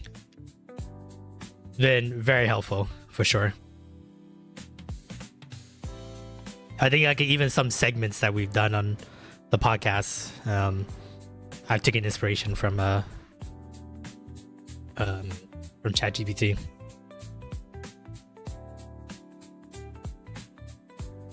So used correctly, ChatGPT really helps.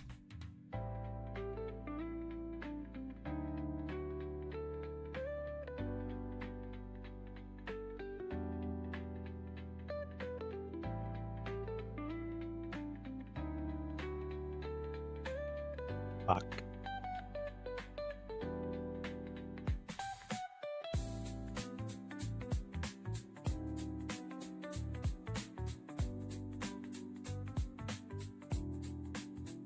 As long as it doesn't steal people's jobs. Yeah, I mean that's always the fear, right? But that's also like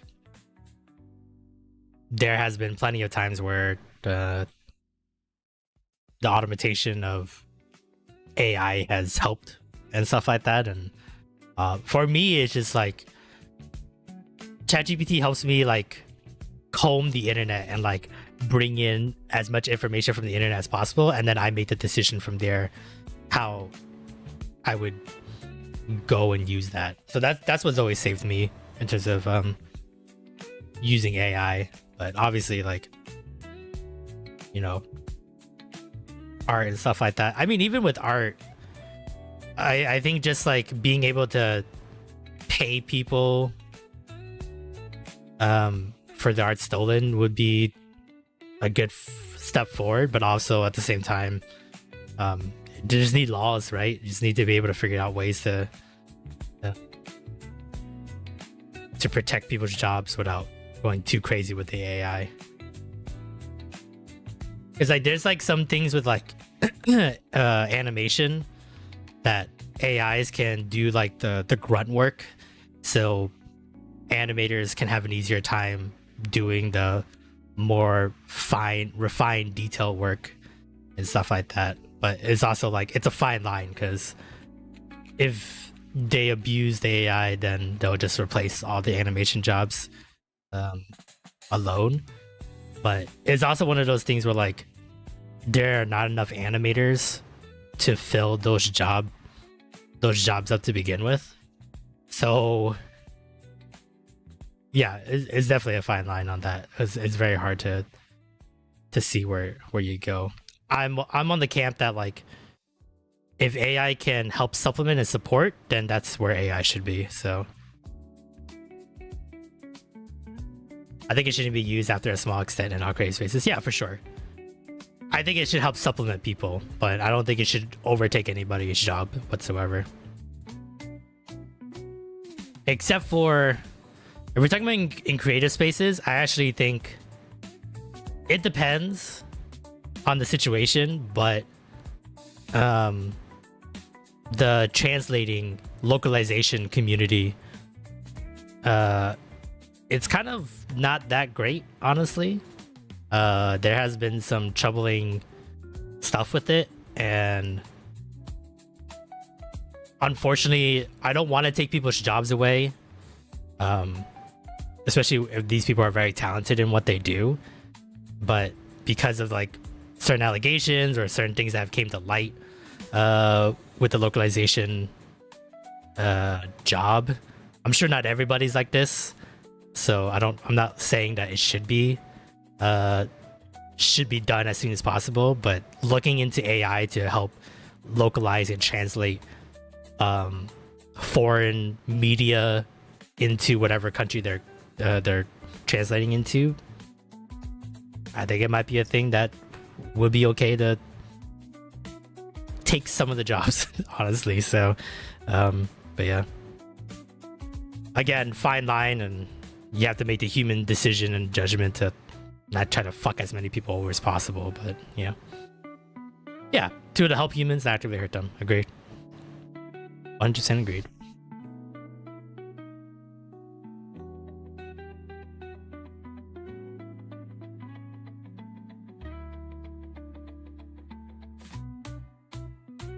I don't think Maya was in this episode.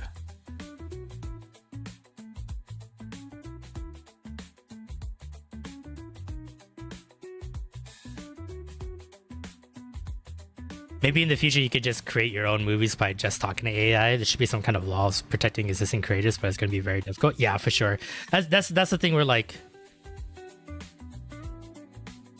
it takes human decisions, and it takes people who work in these industries to really truly understand how to make things work. There's one thing I think about is people who make music, right? There's some people who don't know how to play the instruments, but they know how to make a song, right? Or they know how to put certain sounds together.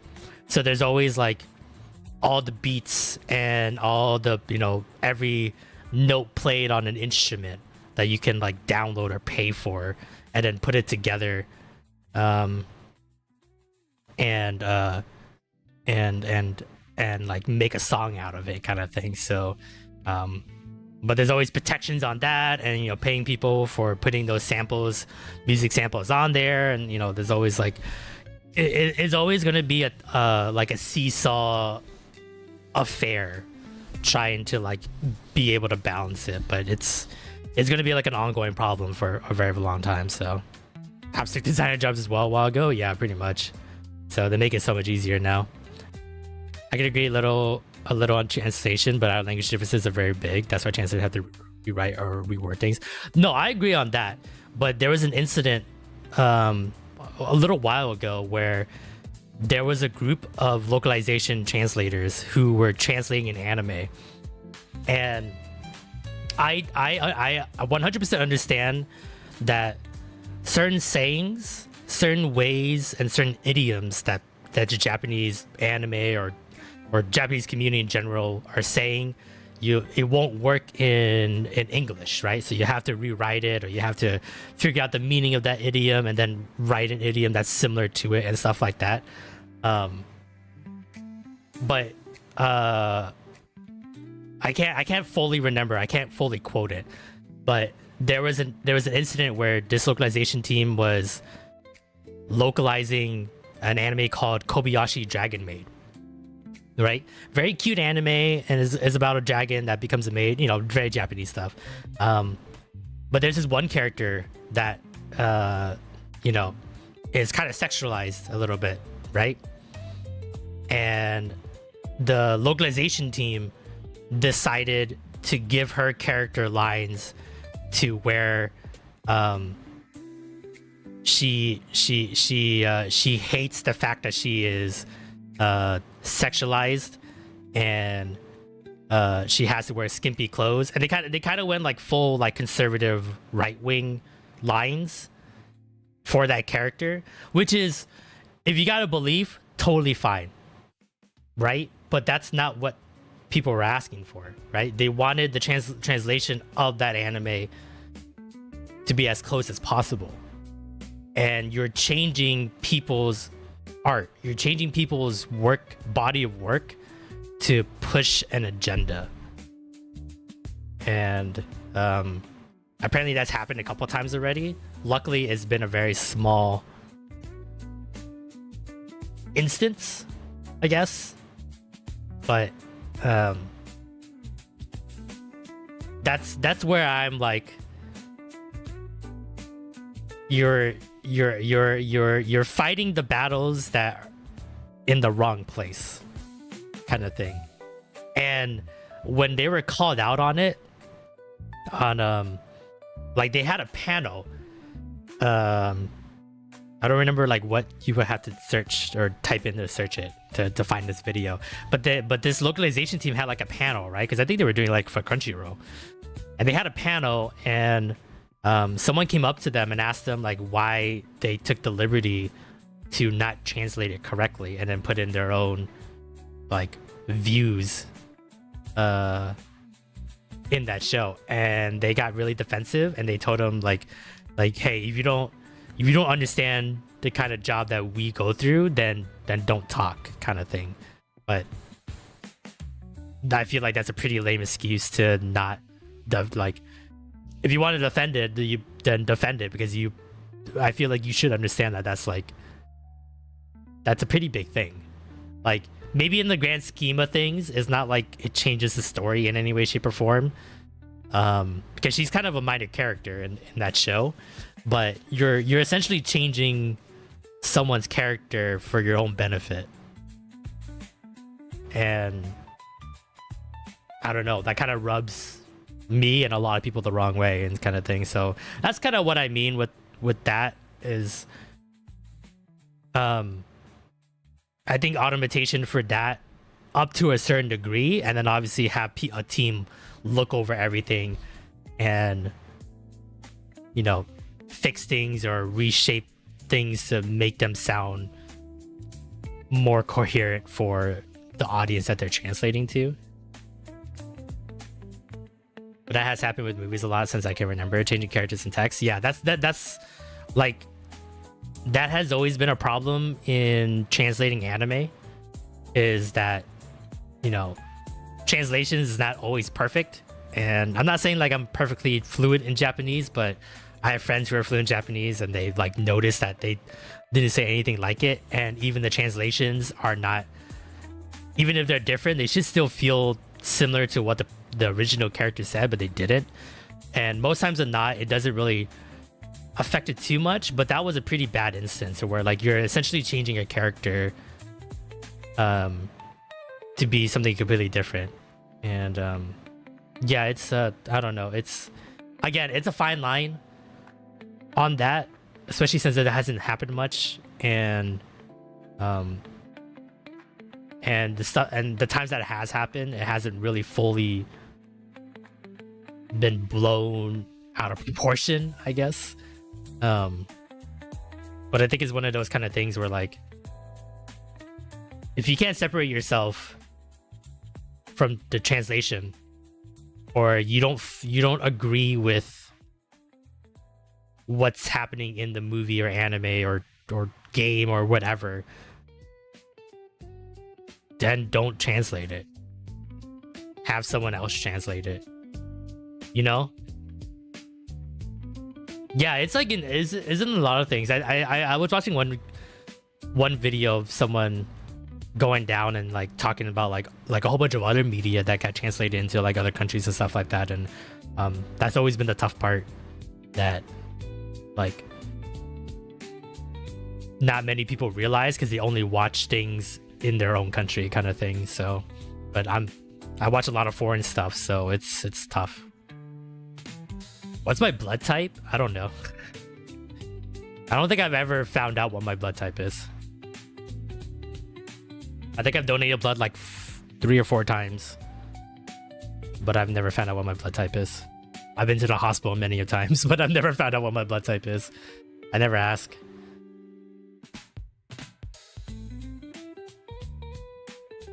I don't think it even says on my birth certificate.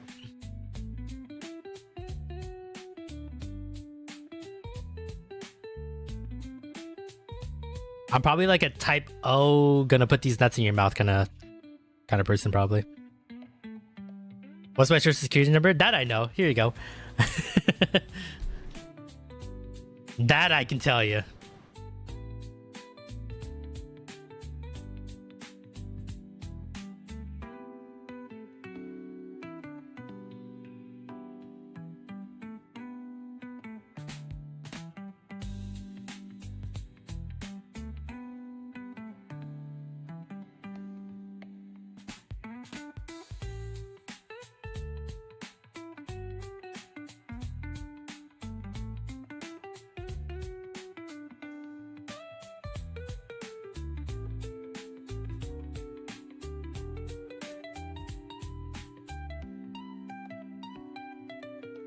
So how's work, Dad? You suffering over there?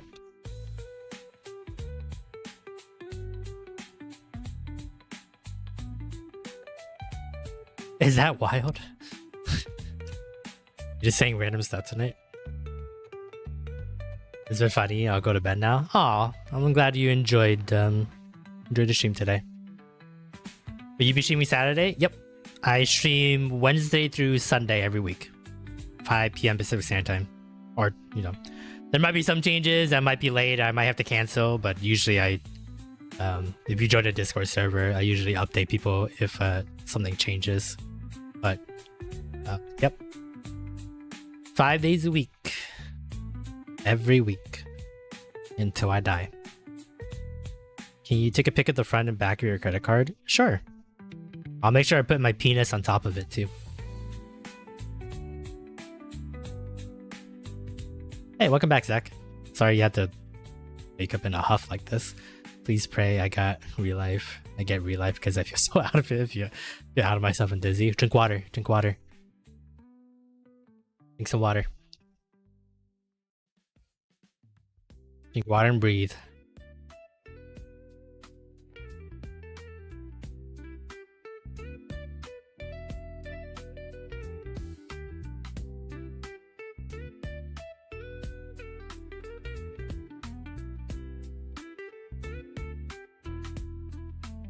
I'll be at home. I'll be at home on Saturday. I'll see if I can make it. Otherwise, I'll prepare my questions and search you on Discord. Okay. I mean, this is the link to the Discord server. This is the Weeb Power Hour server, so everybody in the community, whoever wanted to join, is in there. So you can find me on there. You can always DM me on there as well, and I can ask any questions that you want. So, all right, have a good night, Johannes.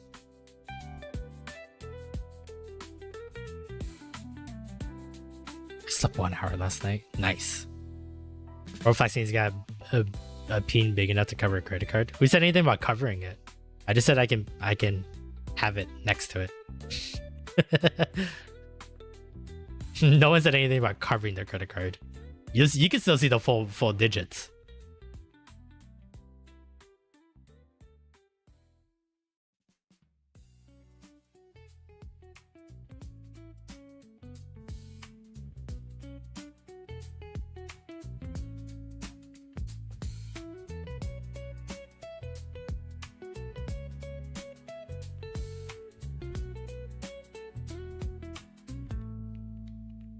Credit cards aren't even that big though, bro. Average size, average. Jesus.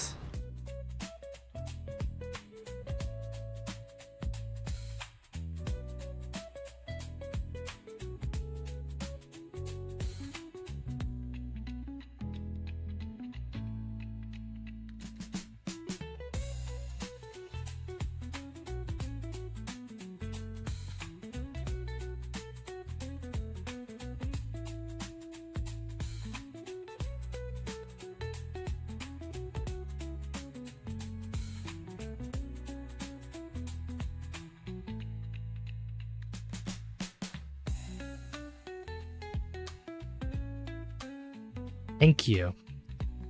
I did have a panic attack this morning and I felt stuck in my own body all day. I could just be tired or dehydrated, but it's scary. Yeah.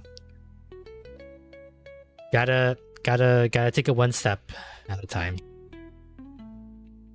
But just know that you're making progress. You're always taking steps, no matter how big or small it is. You're going in the right direction of you know, improving your life and having the life that you want. So you got this, I believe.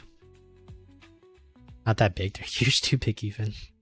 You know what else is huge? A banana. A dragon dildo.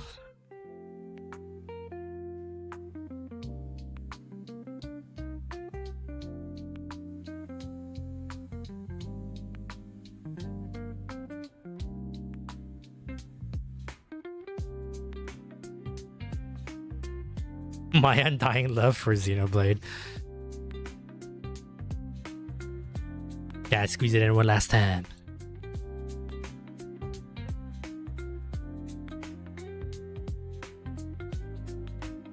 It's a day trial.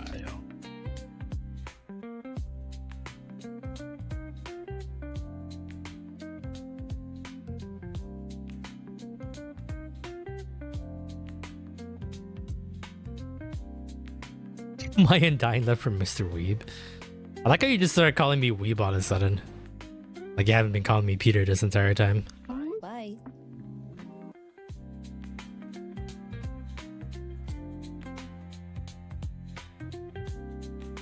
Bye.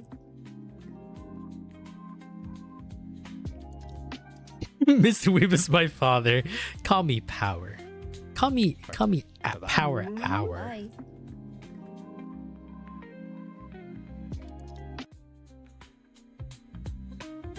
Name is Power.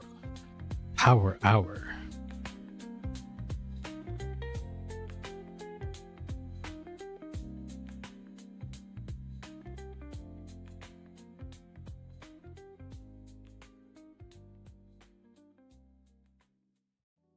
Cool. Done.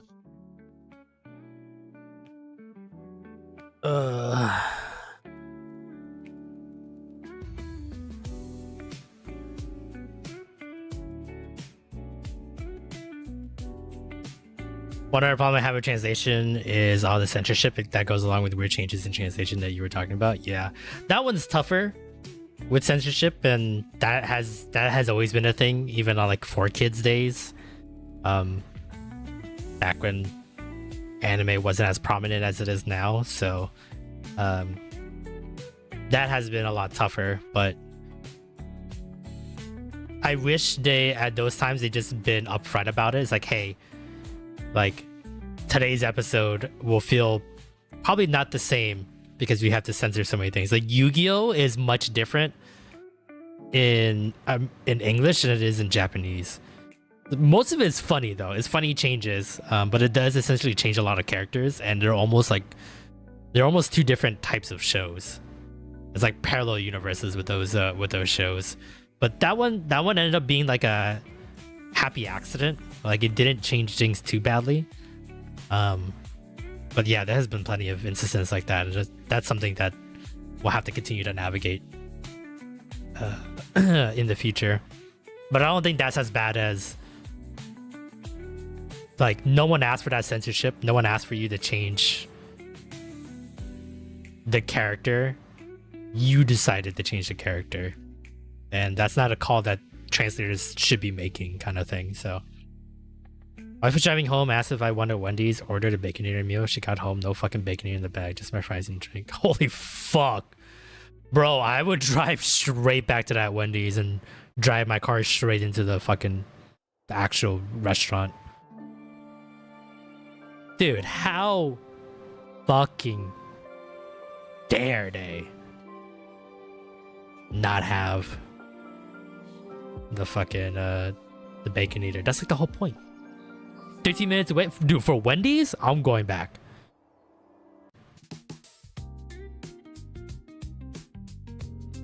For Wendy's, I'm absolutely going back. You kidding me?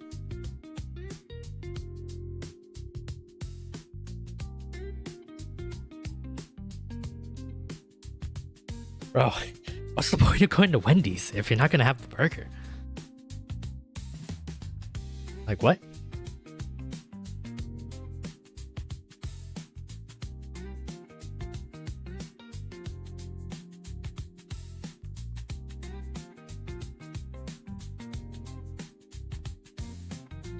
Also, you wasted all that money.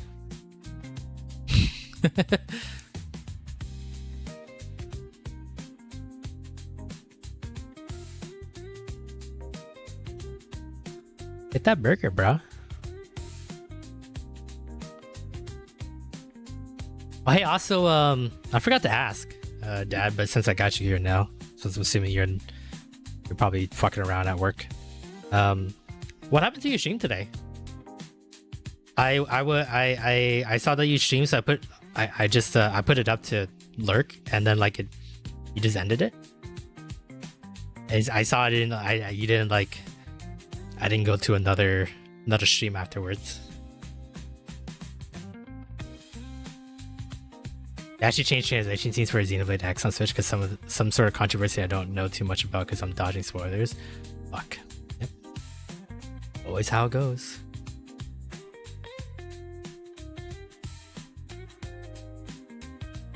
Yeah, it's a fine line. I'm not asking for these people's jobs or anything like that.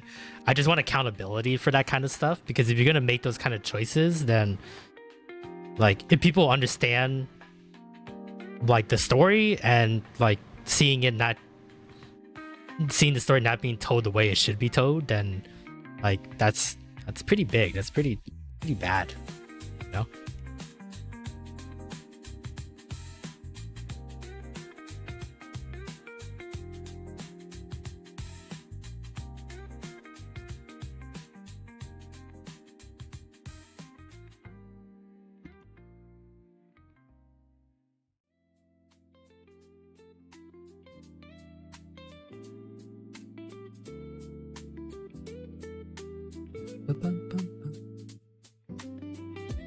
All right, we finished work, so we can play some Pokemon now.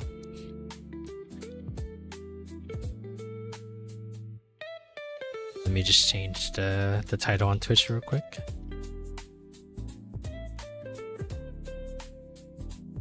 And we hit the big 200 tonight. We finished a little bit earlier than I thought we would. Let's hope we get some shinies tonight.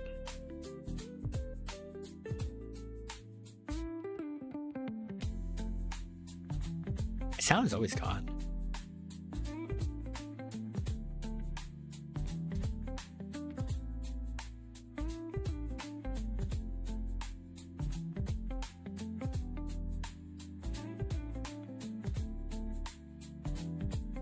There we go.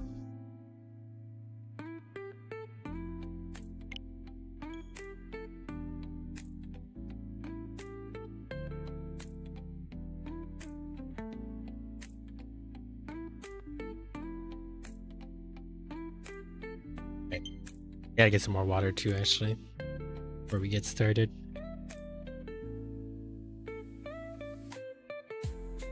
Get into the game first.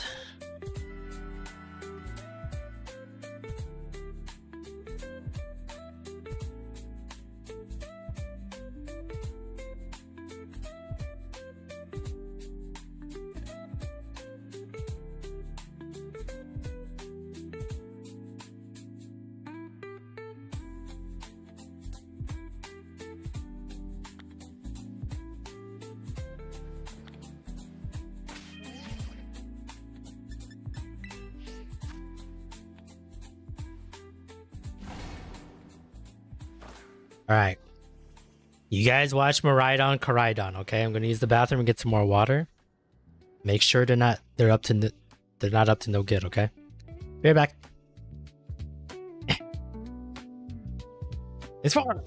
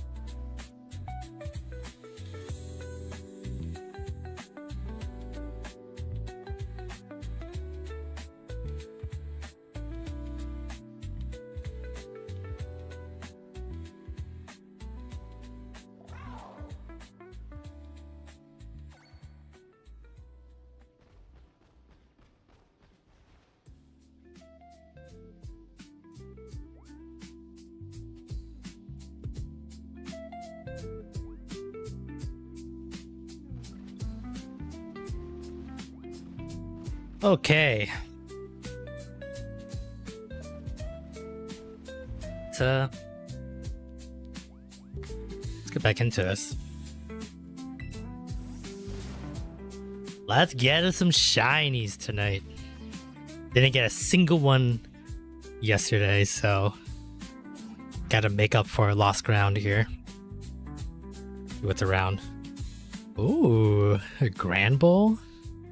I'll be getting a nice pickup. Or Brava would be nice. I think I only have a Flygon. That's on the menu today? Not sure. I'm kind of seeing what outbreaks are around at the moment. Venom would be pretty nice. Venom Moth has a really nice shiny. It's blue. Usually I like looking at the outbreaks first, because if I see a starter outbreak, I usually like to try to go for the starter ones. Because some stars are pretty hard to get shiny forms for them. The map in this game pisses me off beyond words. The way it's set up is weird. I don't like this. Like what is this? How does this help me?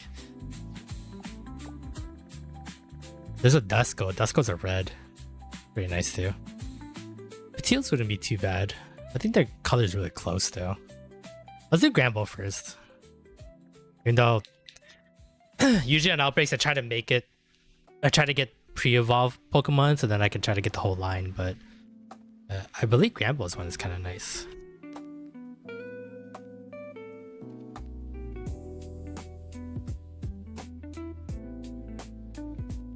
Kind of. A nice cream color, I guess. Also, I'm pretty sure he's one of the few fairy types in that area, so it should be pretty easy to isolate him if need be.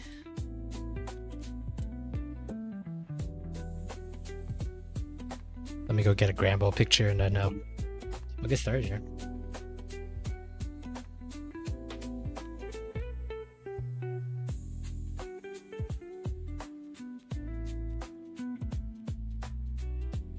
I also don't like the mini-map. The mini-map's not that great either. Mini-map's kind of confusing.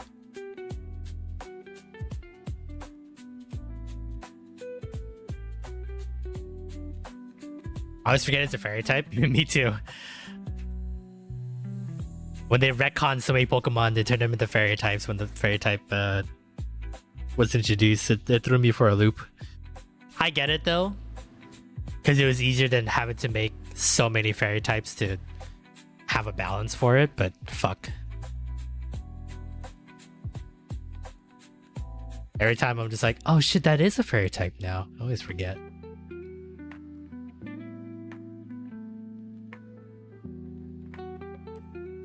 Oh, alright, he's perfect size.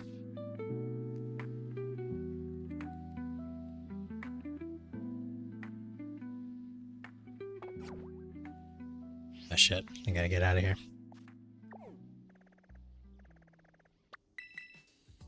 Wait, is there one closer? This one closer.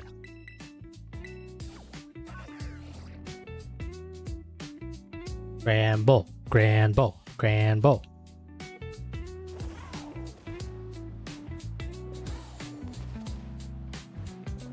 That was crazy. The one thing I wish Legends Arceus had was the flying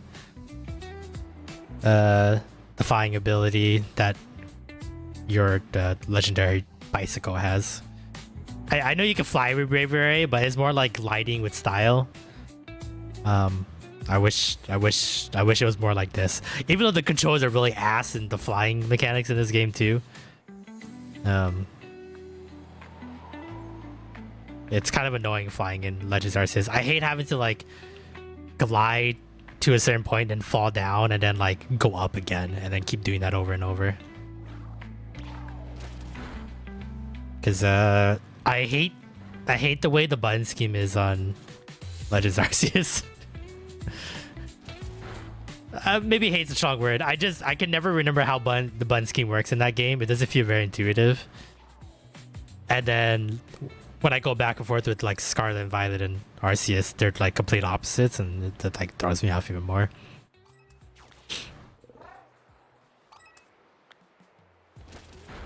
I just wish it was all centralized, or at least give me like a.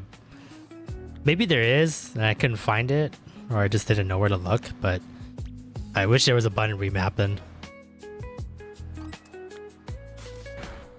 This is really annoying.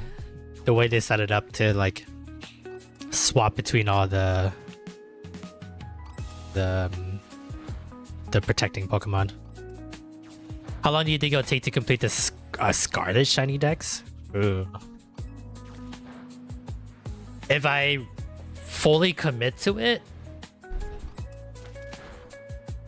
couple weeks to at like the earliest couple weeks, maybe at the latest like 2-3 months.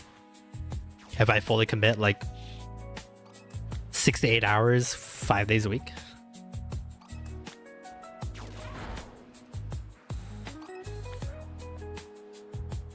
I can probably make it happen. Because there's a lot of ways to manipulate certain Pokemon, so it'll be easier to do it. Legends Arceus is a little bit harder Like, it's easy to catch the Pokemon, but it's harder to isolate and like choose a certain Pokemon. If that makes any sense.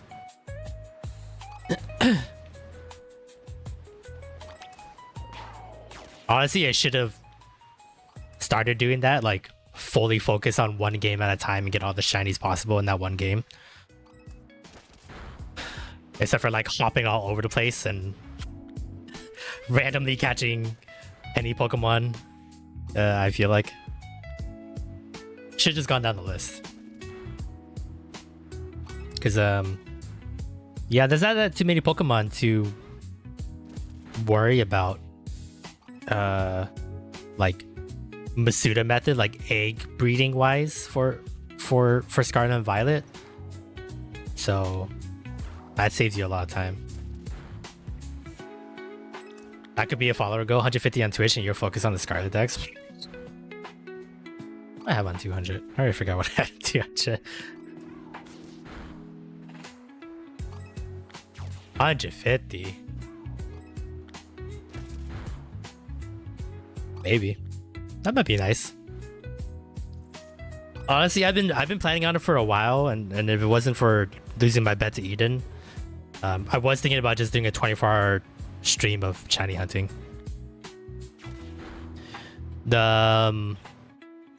I was gonna make it because I don't think I can get it in 24 hours. It would be almost near impossible. I have to be like the luckiest man on earth to get it. But unknowns are not shiny luck in Legends Arceus, and there is only one area you can get unknown. And unfortunately, there are 28 different unknowns to collect. So to get a shiny version of all of them is needed. To get the shirts you can make, true. I'm still swimming in Pokemon shirts to go through, sadly.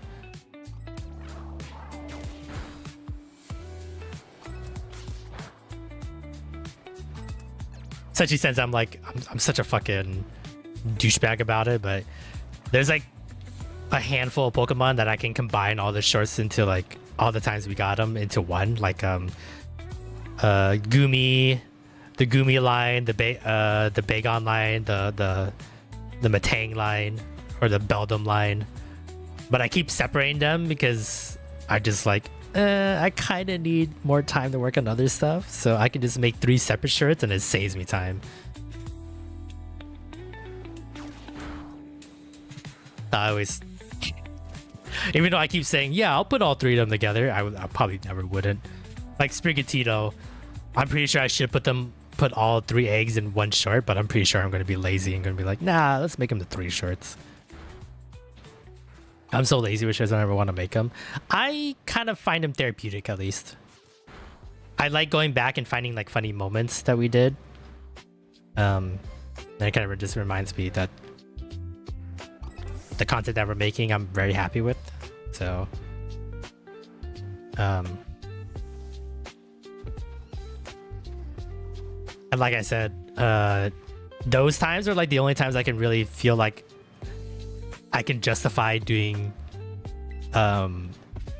funny or stupid edits. So I can like kind of, it's like giving myself like a puzzle that I have to solve with that edit. Like, I think this would be really funny, and if I do this to go with it, I think it'll be even 10 times funnier. And I gotta figure out how to do it because I don't know how to do it. So my funnies, I can't do that. Well, luckily I have two co-hosts that are really funny, so it makes it easier for me. But yeah, there's like there was one, maybe I can find it, that I did for Eden that I really like.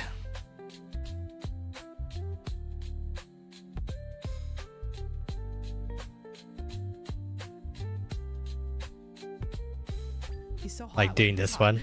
The stamp guy? Who's hot? I didn't look at the oh, can I look at the card? Like, luckily I did this in the episode too. But is his face on the stamp card? it's like doing these like little extra animations that are really nice. Here we go. Can I look at them a little closer?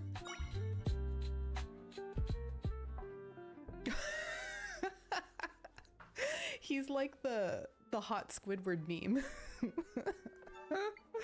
I've never. I thought that was really nice. I didn't really know how to make it. I don't think I've ever done it where like it seems like your eyes are following like a certain like motion, like you're looking at like a piece of paper, like you're like a page, right, that you're reading. So trying to figure that out was fun to try to figure out.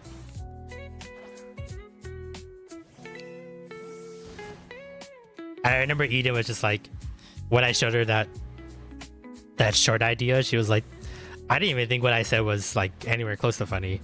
I'm like, nope, I thought what you said was really funny, and then we can add that on top of it. Like it really brings the piece together.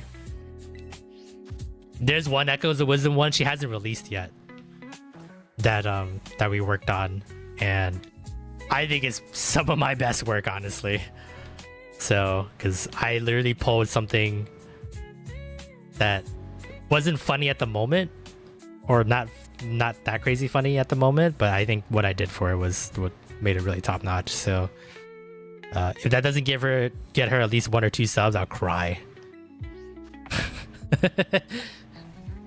Luckily, all the shorts that I've done extra work on has gotten decent views and a couple subs here and there.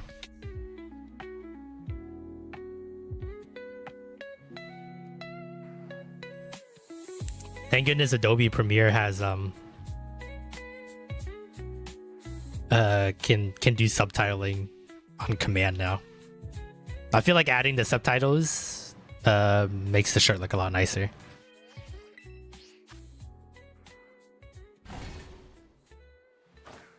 And luckily, with the power of AI, Adobe Premiere can save me some time on making those subtitles. Then I can just adjust them.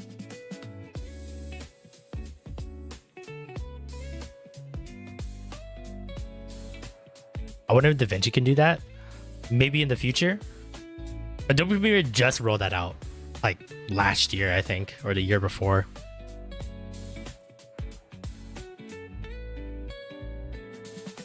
Because like you have to download like an extra like language pack to go with the subtitling, and that way like when the AI is listening to make the subtitles, they have like a language pack to like base those words off of, and they just kind of like match the words per se. So I don't know like how far DaVinci has created in terms of like a well of language packs, but when I upgraded Adobe Premiere, I had to like download a bunch of extra language packs for the subtitling to work. But it's pretty decent though. Like I'll show it off here real quick. I wouldn't be surprised in the future like free programs like that will get something similar.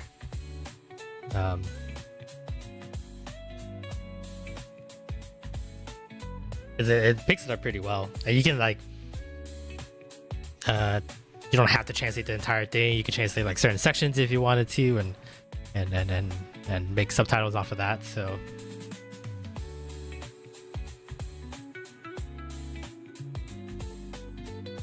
but it's pretty cool. It took me a while to like figure out how to use it, but yeah. Ooh. I kind of like I can like look down in this prize bin to see what you're getting. You got a boat.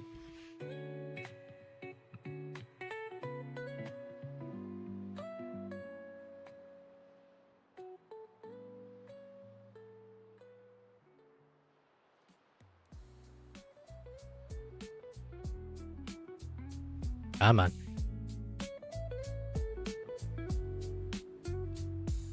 So anyone that has like the latest version of Adobe Premiere, or like are looking to get Adobe Premiere, and you want to make videos that have subtitles in it, this would be a pretty good way to do it. There's a difference between subtitles and captions and captioning, but you know, that's something you figure out what you want, honestly. But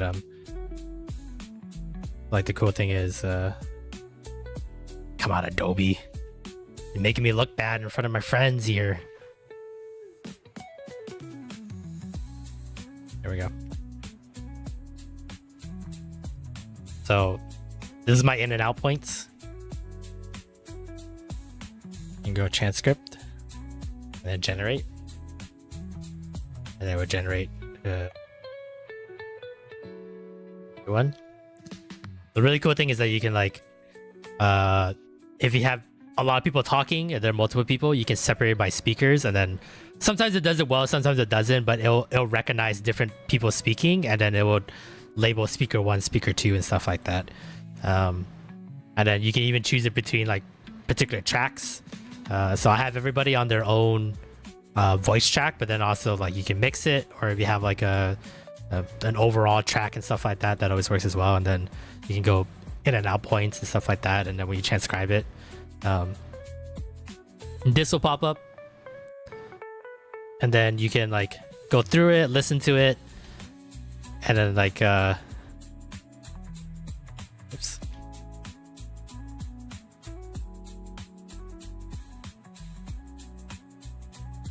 Oops.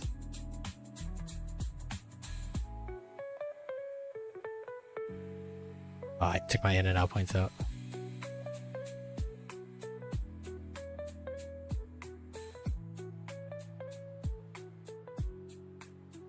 So we'll generate it in and out points. Say we do mix. So auto transcripts. Yeah, I doubt DaVinci has this yet because Adobe Premiere just got this. Like when I started making shorts for Eden, I was like, man, I'm gonna have to.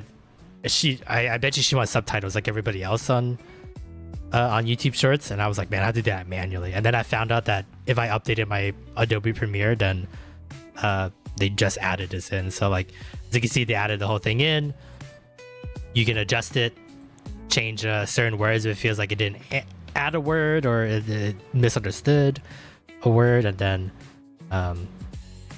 create the caption. And the really cool thing is too is that you can save caption styles.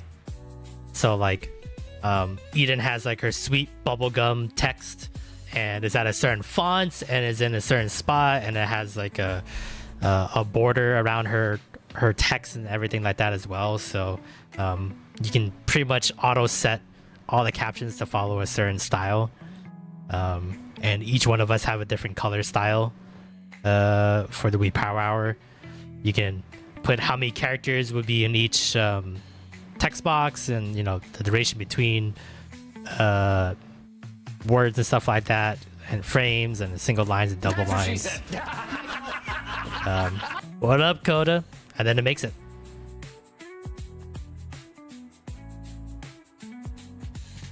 And it just saves me so much time.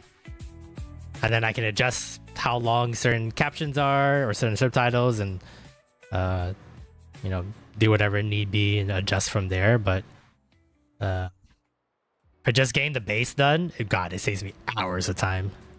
So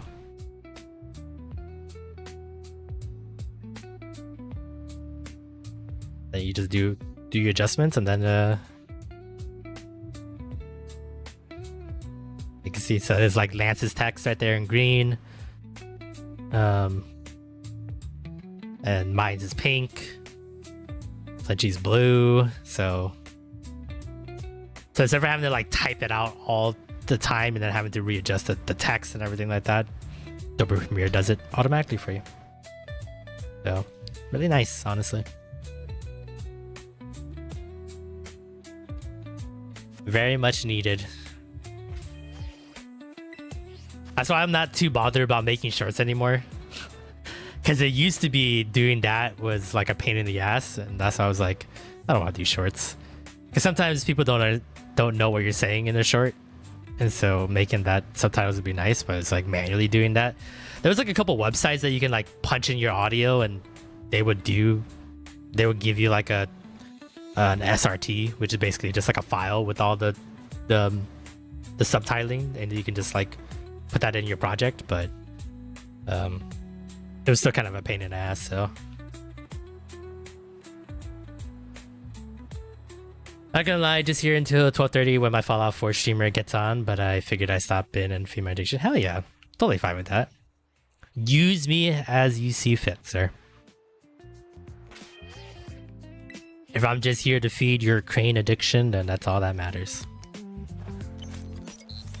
A-okay on that. Ooh, I think you might like what's coming up.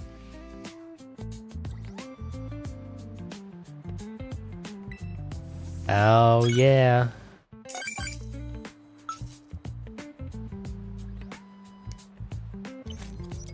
No, I said what I wanted to say. I didn't stutter. And that's what you get, buddy. You get a boat.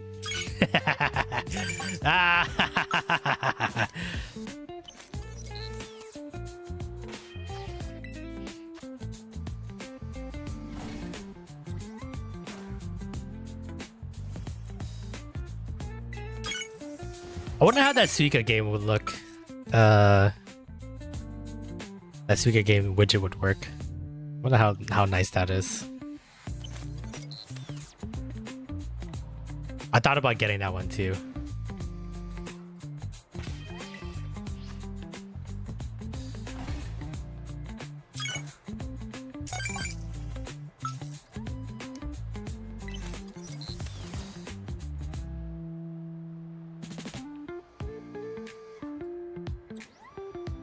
I wonder if I can add more prizes and not take away prizes. Because looking at all the prizes you guys have been getting, I kind of don't want to get rid of any of them, but I want to add more of my stuff in there.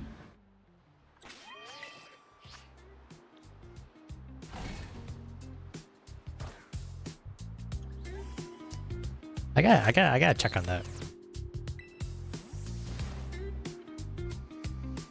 Have you guys looked at the leaderboard and see who's in the lead?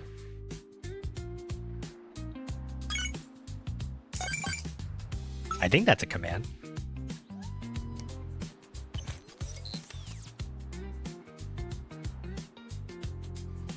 Right? Did I put it in the bottom?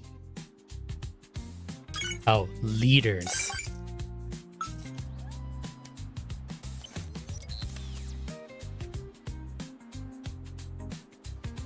I can't read that. Oh damn, gauging the lead.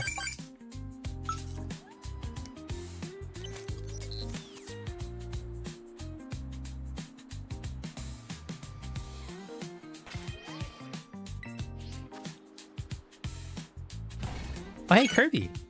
Is that the first time we've seen Kirby? I don't recognize Kirby. Watch Nintendo fucking sue me because I have a fake Kirby plush in my fake crane game. Fucking Nintendo ninjas get my ass.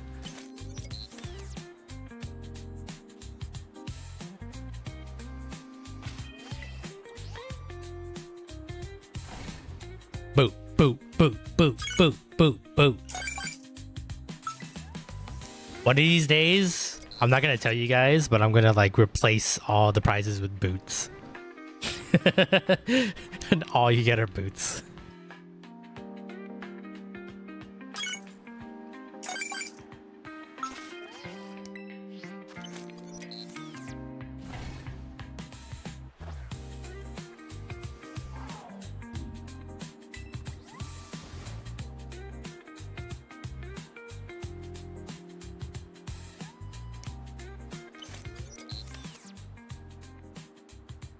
Maybe I should drop a fairy sandwich. It might make things a little bit easier.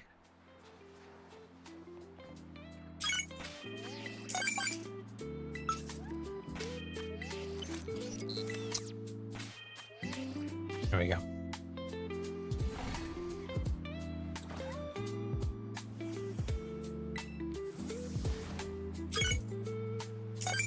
Axolotl.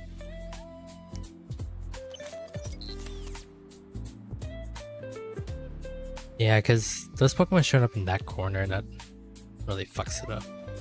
Or maybe I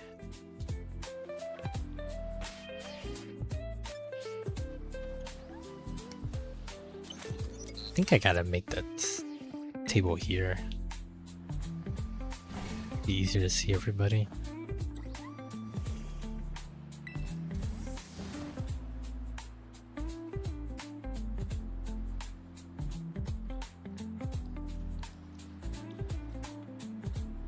I guess I'll get a bunch of snubbles too. What does snubble look like? Welcome back, Monkey. Hey, what did I say? You don't need to be sorry. If you gotta go do something, go do something.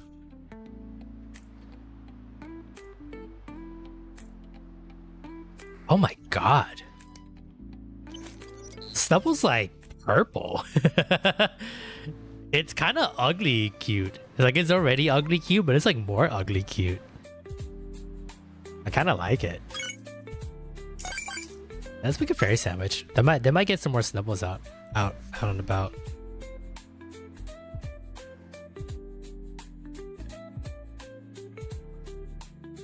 Gotta go mow tomorrow. We're just gonna suck. So good night. All right, sounds good, Gage. Thanks for dropping on by. Yeah, have a good night. Good luck on the mowing tomorrow. See you next time.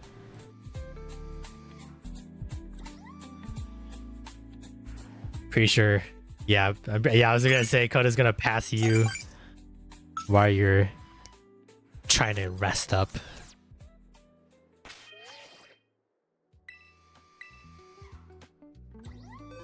He's taking advantage of your weakness. Moo dang! Alright, let's make a fairy sandwich. Tomato, 2 salty herba. I gotta get more herba mystica while I'm at it too. How am I doing today? Not too bad. Same old, same old. Tired. Gotta go to work after this. But it's going good. Eden's channel is slowly getting more subs. We're slowly getting a little bit more subs, so it does feel like all the hard work is it's not a big step, but it is at least a step in the right direction. So imagine working, says the guy that's at work.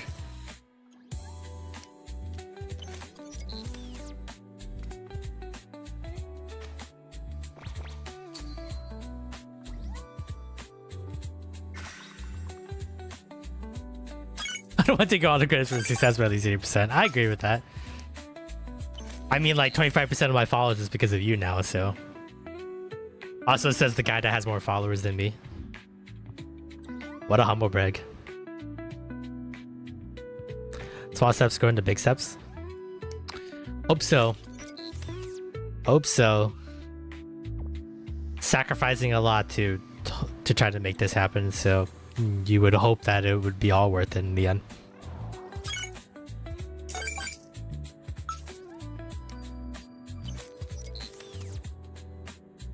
Yeah, dude, you got like 117 followers. I only have 114. Bro, following or watching me or something? Bro, I'm one of your biggest fan, if not the biggest fan. Like, I need to see you get bigger in more ways than one.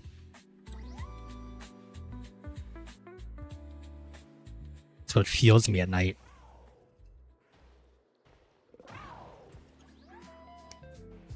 Moo dang! Fans are overrated. You aren't successful until you got haters, bro. I was gonna say I'm your biggest fan and hater at the same time, so I got you. I think I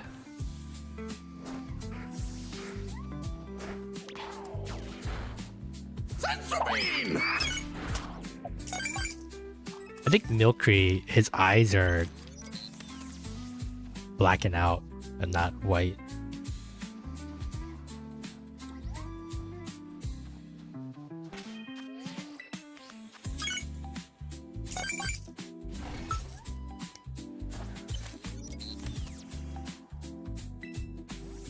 That bean will help you. Man, if senzu beans were real, god damn, that'd be nice. I'll never sleep.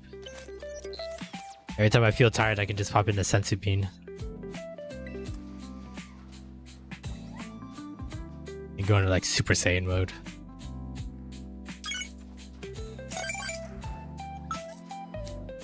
Oh, there it is! Oh. Shiny, shiny, shiny, shiny, shiny, shiny. It's cream color!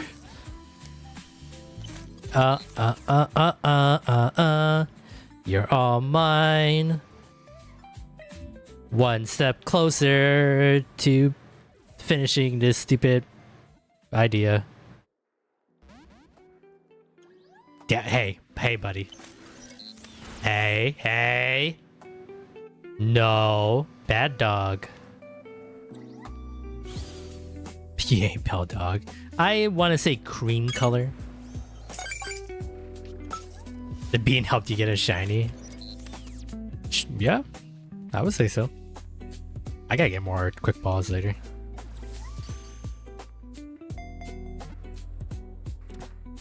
Yeah! We're gonna name him Cream Puff for his creamy texture.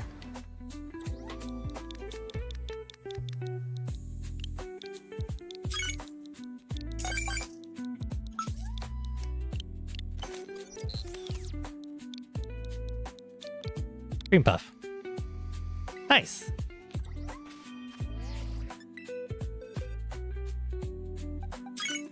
Yeah, let me put him in the box before I forget. I'm gonna save. Alright, I need another... You want to name it beef ramen? Alright, you already put it in. You got it. Oh, my next one has to be beef ramen. Okay, I thought you wanted this one to be beef ramen. You got it. Next one. Let me look at... I still have my fairy sandwich going, so I can see what fairy types I can isolate.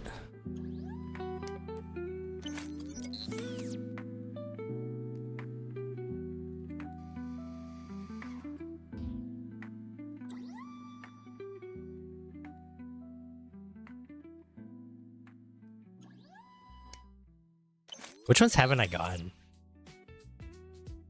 Mero Zumaro, I got Curlia.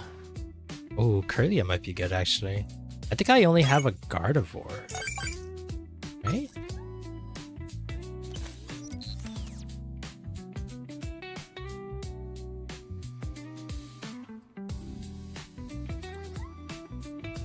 Let me put Grambo in here real quick.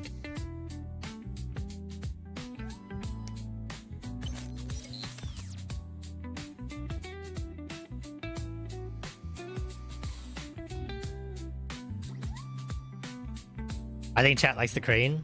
Oh, they love the crane. That is an understatement.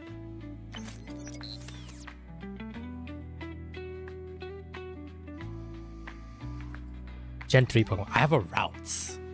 Oh, so if I get 2 Curlias, that'd be nice. Well, 3 Curlias, because I need it for Gallade as well.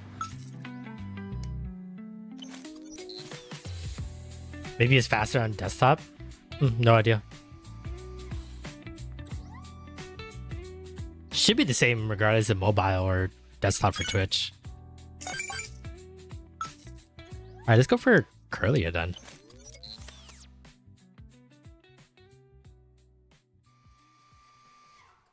Looks like that's near Laventia. Yeah. Oh, it's like right there. Oh, look at all those Curlias. Okay, perfect. Yeah, let's do Curlia then.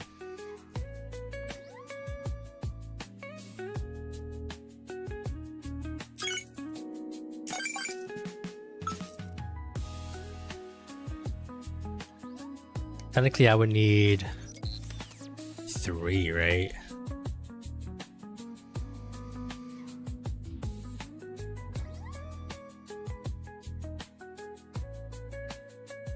Oh, they're pretty easy to spot too for their shinies. I'm pretty sure they're all blue except for their green color.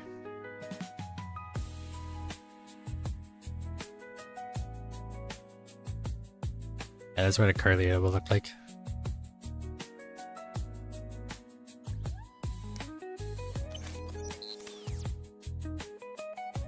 I should finally get my less than 1 hour sleep of ass in bed. Good night, folks. Hey, man. Sounds good. You could just crane game for another hour, though, and just don't sleep.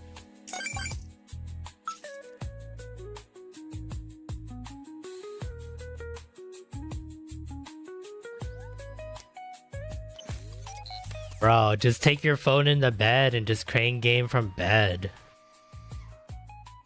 Watch it on mobile.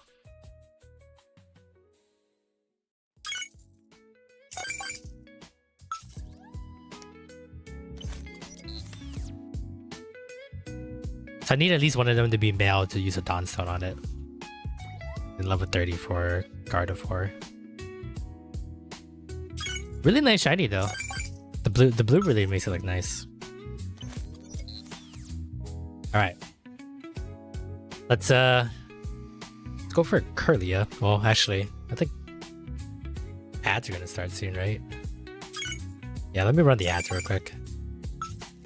Also, just know you can still play the crane game if you're stuck with ads.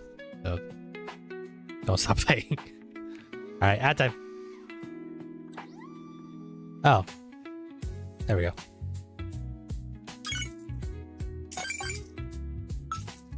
That was weird. Oh, dang. They're encouraging Gage's gambling. Whoa, this is just a crane game. No one's gambling, per se.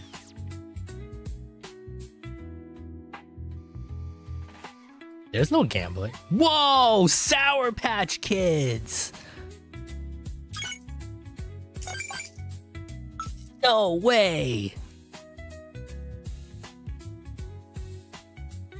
Sourest Patch of Kids around!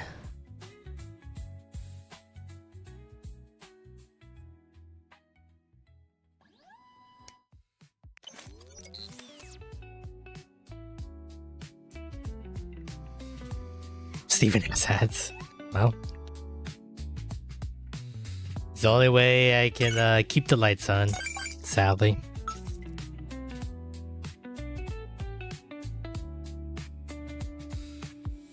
If there was a way to get paid for how many minutes you guys watch, except for how many ads you guys watch, that'd be great. But not the life we live in this world.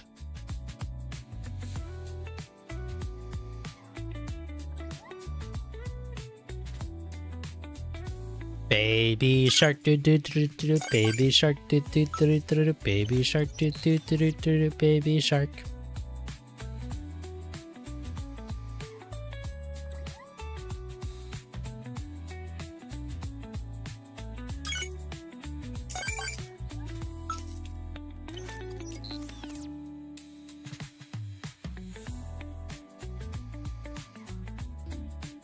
Oh. Too bad, too sad.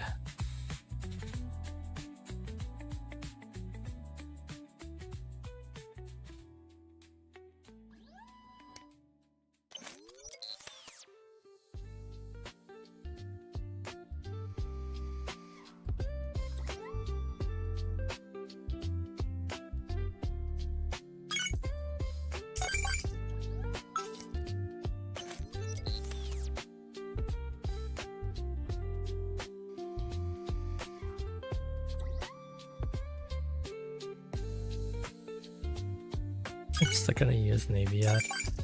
Oh no. They're calculating, they know how old you are.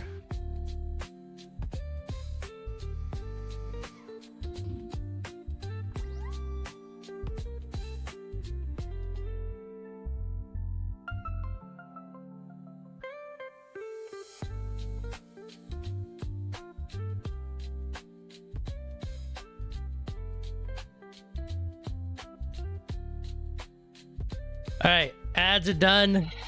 Welcome back, everybody.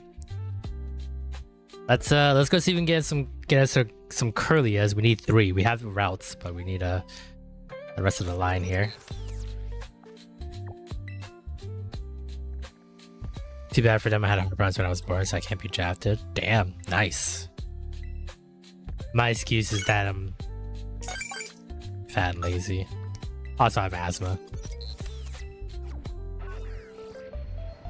Also, my knees crack at any point when I get up, so it's just not worth it. There's more of a chance I'll accidentally trip and fall and shoot someone else on my own team than I would shoot any bad guys, so. Moo, dang!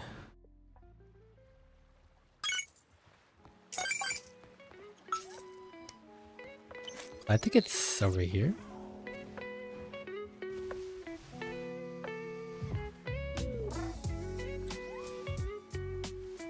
Is that where the curliers are? Not my sandwich, right? Yeah.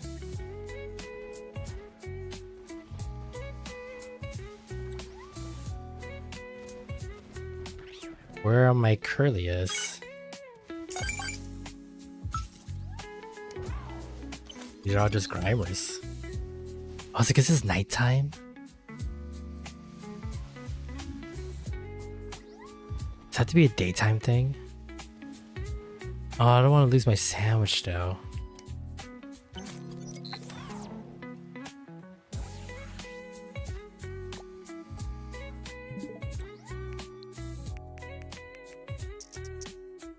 I had the Air Force call me right out of high school, and when I told them I had ADHD, they hung up so fast after telling me try getting into years before I could even tell them I didn't try the first time. Why are you calling me? Damn. Nice. That sucks. Well, it sucks for them to waste time. What, pull up the leaderboard? Exclamation point leaders. You can do it yourself. I don't have to do it. That's a command that anybody can do. I think, right? I don't know, someone try it. Exclamation point leaders with an S. Yeah, see?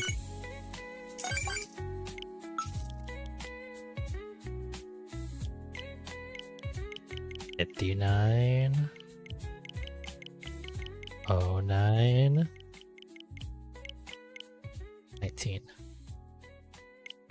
Yeah, sorry, leaders with an S. I didn't make that rule, that's what the widget had it set at.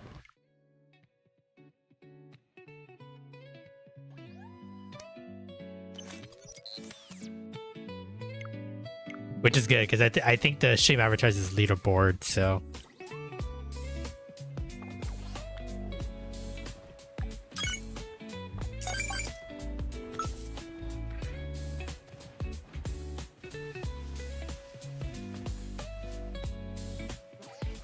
Alright, have a good night.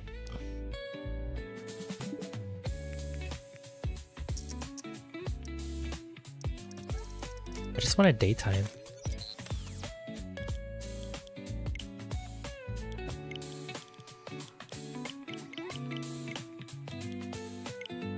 Maybe just one more. Jesus Christ.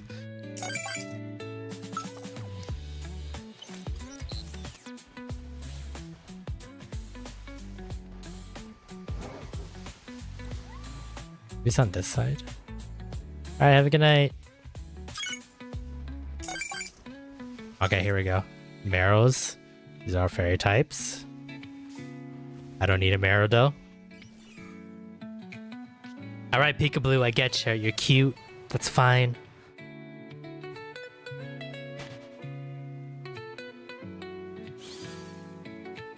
Oh shit, did you pick up an unknown? That's cool.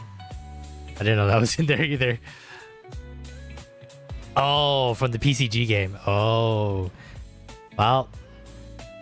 That's what you get. So you get for going crazy on the crane game.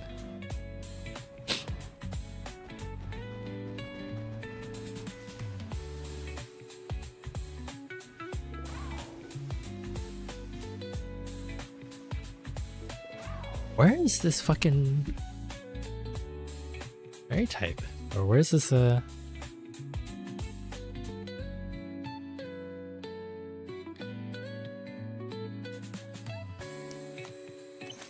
My diction has taken everything from me. Oh god. The rise and fall.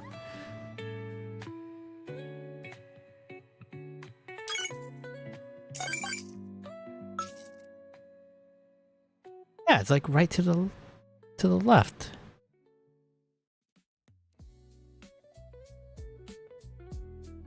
I'm annoying that it must be still nighttime.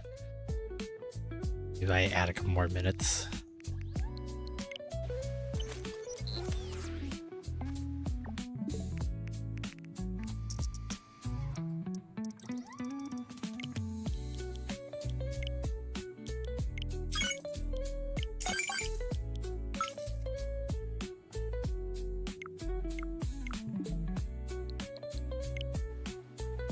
Okay, it's just daytime on the thing now.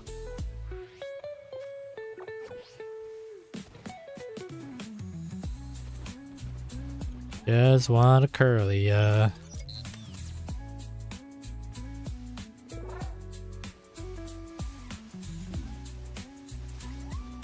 we go. Jesus Christ. I was like, curlies are in this thing? Starting to question if they are or not. There we go. There we go. That's what we're looking for. Alright, blue curlia. We need 3 of these suckers. If we get 3, that pushes us to 200. So that'd be swell. We can do that. Fingers crossed.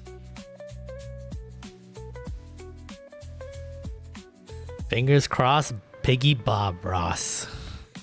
See what I did there?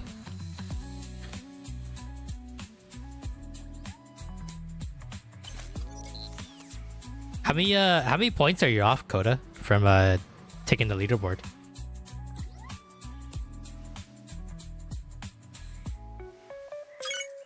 I don't really have a good enough screen to see the leaderboard. I just see gauge above. I don't know by how many points.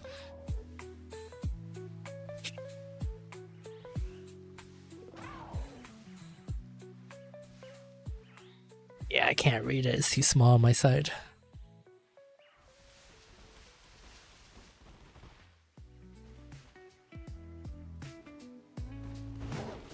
$4,000? That's not too bad. Actually, that's kind of bad. You gotta get like... I saw some legendaries only like up to 200 points. You gotta get at least like 20 of them. They're gonna be here for a while.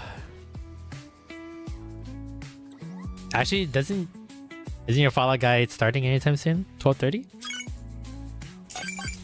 I actually don't know what time zone he's in.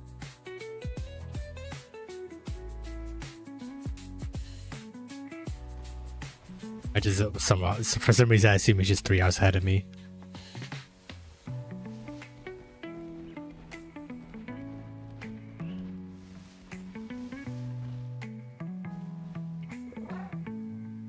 Oh, he hasn't started yet. Oh. Oh, hopefully he's just running a little late.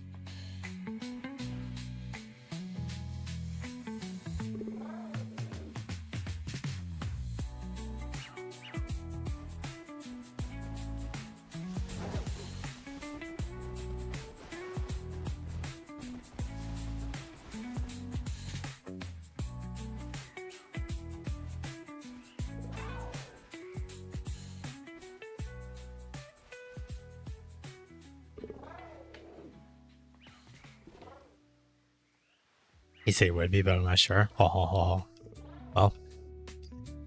let's hope for the best. I guess in the meantime, crane game.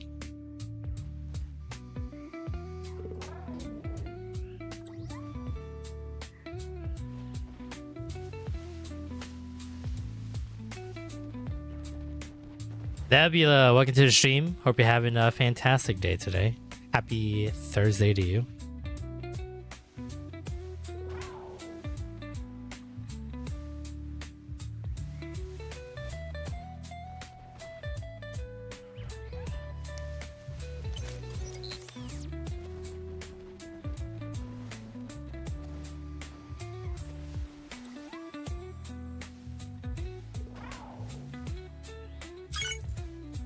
And that piggy was only worth 3 points. Yeah, a long way to go to cover that 4,000. Gotta move it further, get rid of the 0.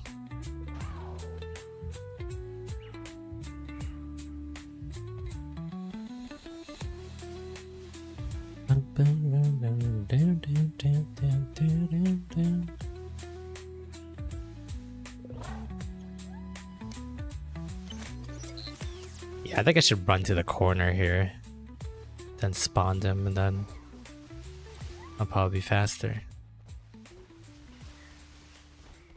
Sour Patch Kids. I should put like all candy bars in there. That might be pretty fun. Get some Snicks, some Snickers, get some Twiz, some what am I thinking about? Like Kit Kats, not Twizzlers. Twix. I'm thinking about Twix. I haven't had Twix in a while. Are Twix still good? They haven't fucked that up, right?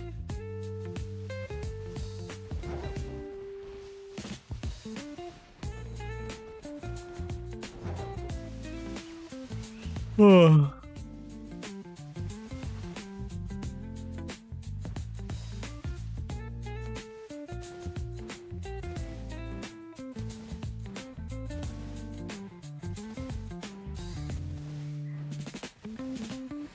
Dun, dun, dun.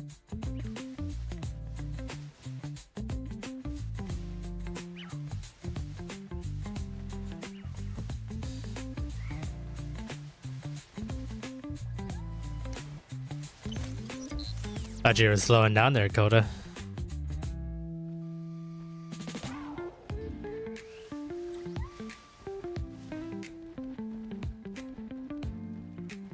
Ooh. That's a good amount of points right there.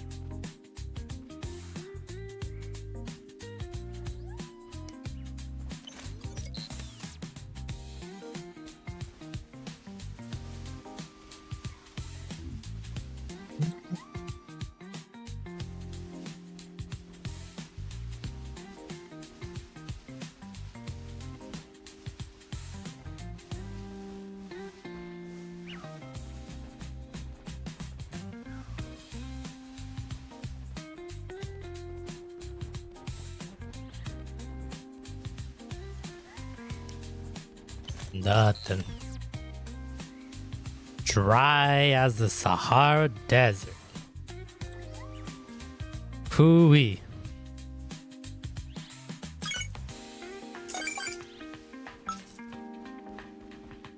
I just want shiny. I just want to hit 200. Cause I know it's all gonna go downhill from there. So please, do little old me a favor. Give me a damn shiny. So help me God, I'll kill pig. What?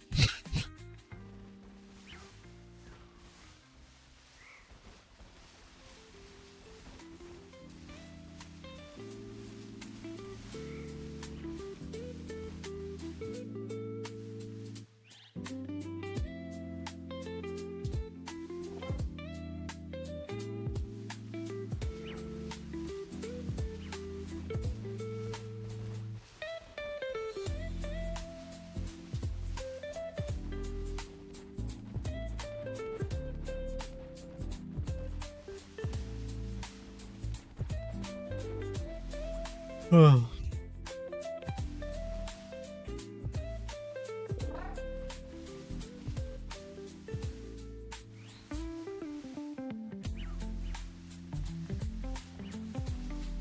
Nothing.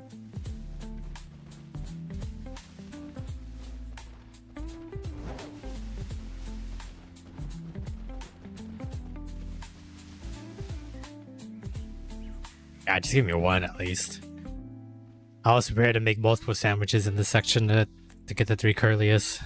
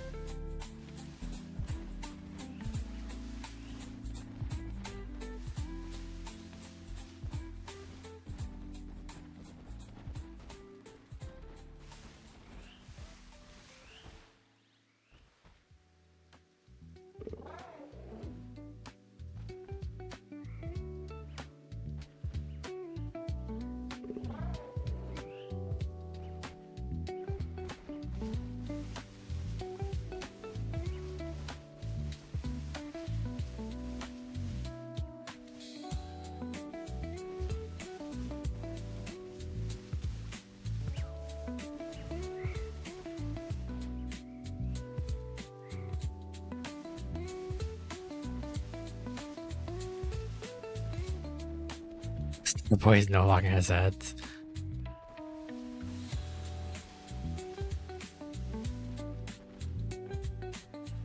I mean, it's all quiet now. Kind of missed the bulk of the crane game playing on the Twitch side. Now that you came to the Twitch side to play yourself.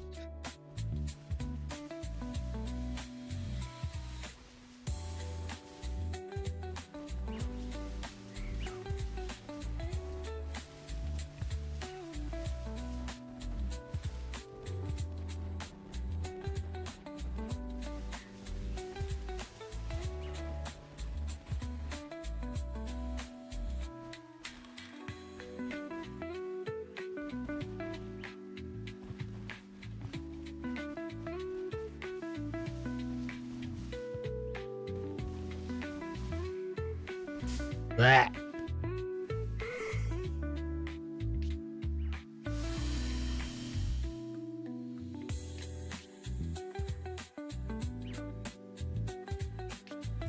Cool, thanks for copying the fucking Hadron engine. You're on Twitch just because you're usually on Twitch? Okay. I just know you prefer the YouTube side.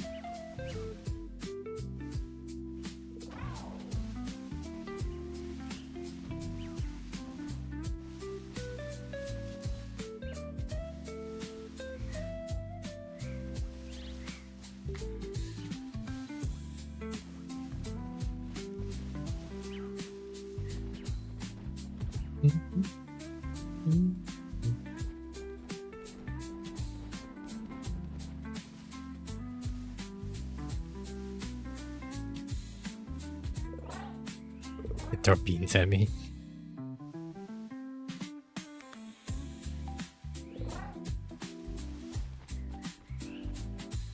That's green.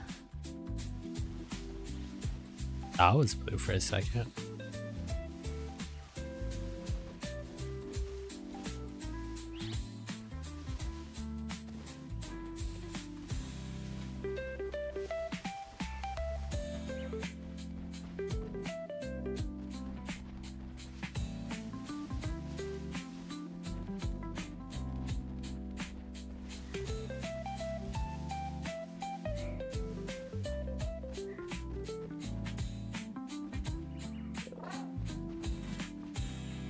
Blue, blue, blue, blue, blue, blue, blue, blue, blue, blue, blue, blue, blue, blue. Blue, blue, blue, blue.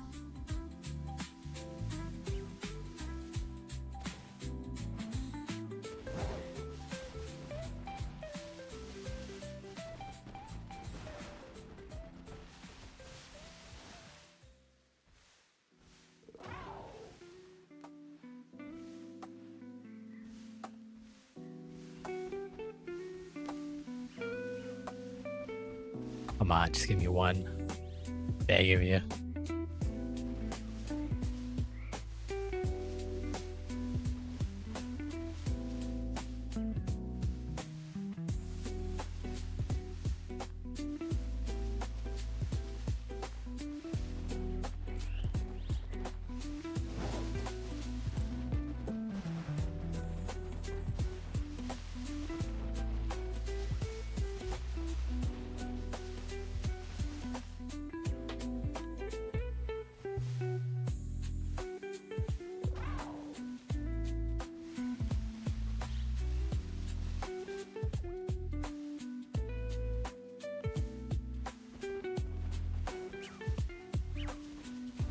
Nope. Nope, nope, nope, nope, nope, nope, nope, nope.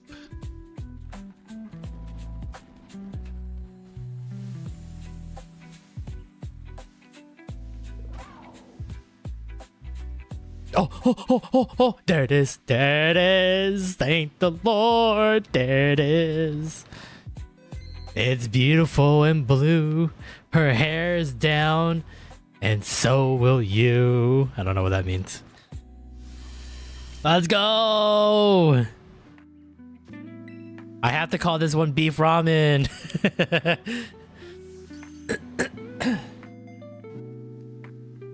Let's go! I kind of want beef ramen.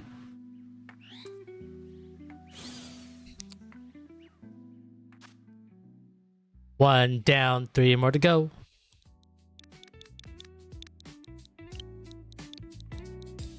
Beef ramen.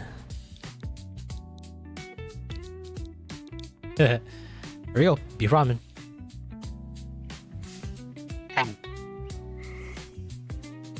Alright, I need 2 more, and I need one to be at least a male so we can get into a Galade form. How many more minutes we got on this sandwich? I got 5 minutes. I think I'll make a second sandwich, honestly. That'll cover for the rest of the night here. So if we can get 2 more in these next 2 sandwiches, or this sandwich is the next one, that'd be great.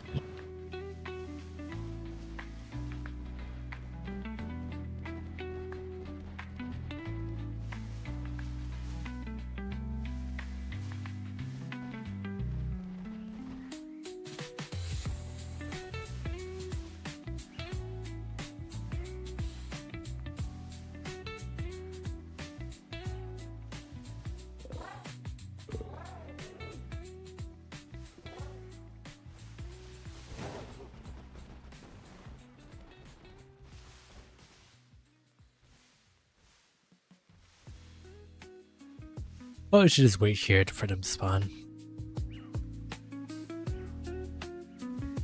Less of me running back and forth.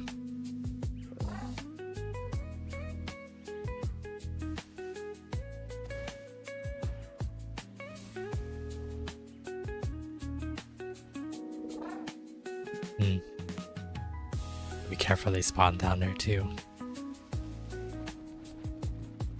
Okay. Hit this corner, always look down.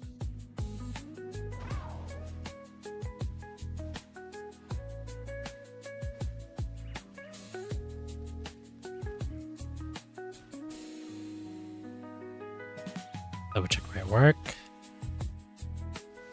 I don't see blue. Moving on.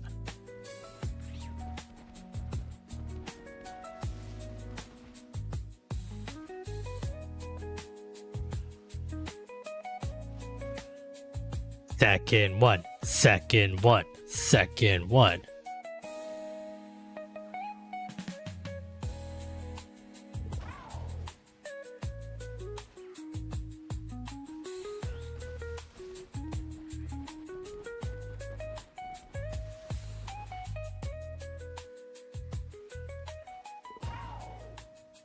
Nice. Sensual music.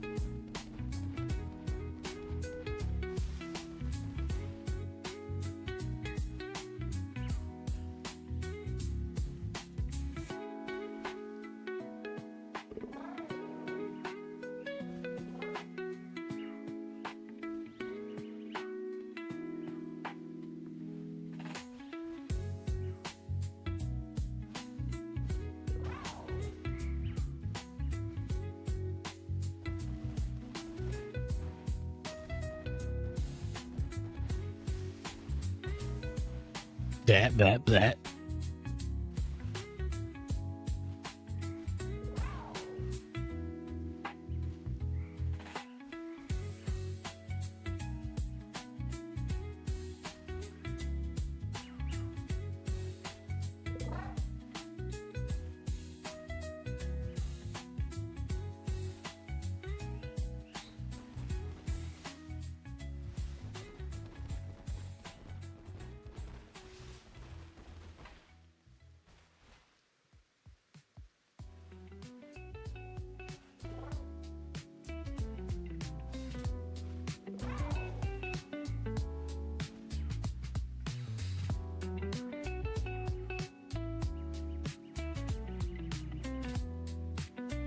That one's so shiny, but it's the green head.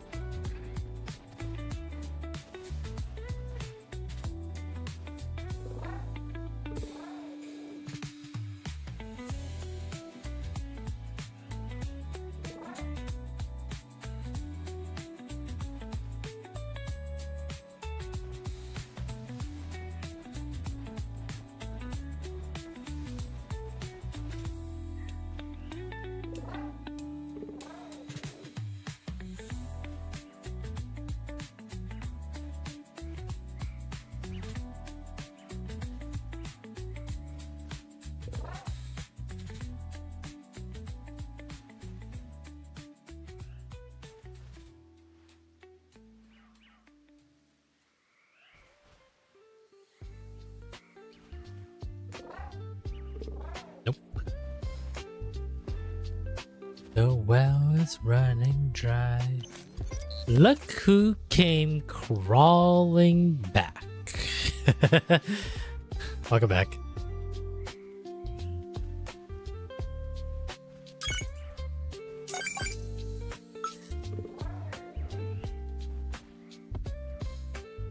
That is shiny? Right, blue? Oop, that is green.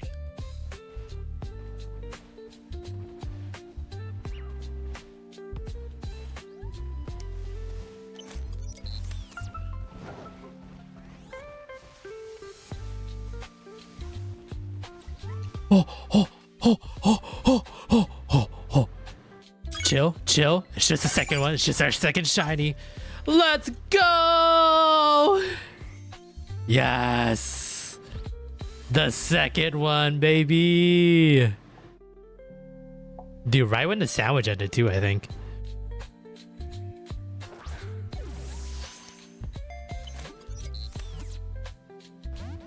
Alright, well, I mean, come on. No, stop.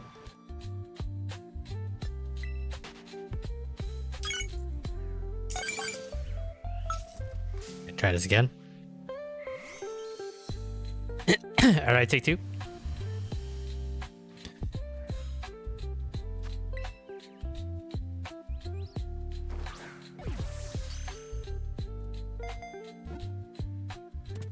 Let's go. Right at the end of a sandwich, baby. Yo, beef ramen happy. I'll call this one. Oh, thank goodness it's a boy. Call this tonkatsu. Name the rest of these. Tonkatsu.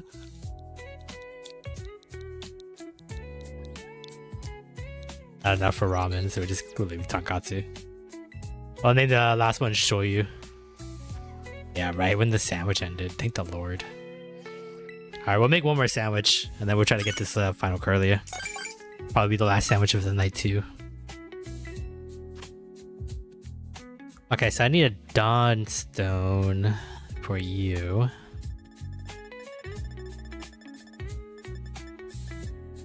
Dawn stone.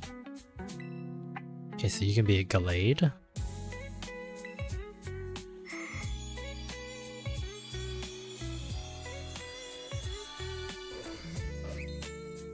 Nice. Very nice, shiny.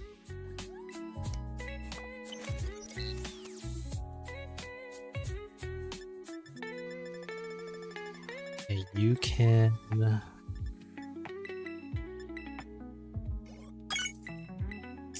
drop all this on you.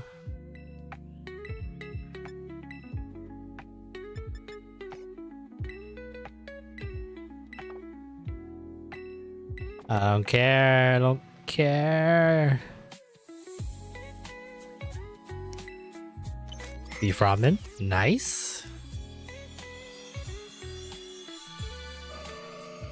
Very nice. Now we just need a curly and it should be good.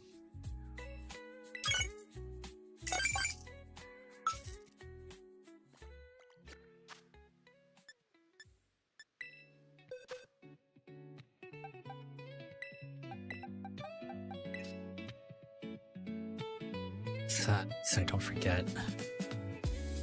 Put these in here.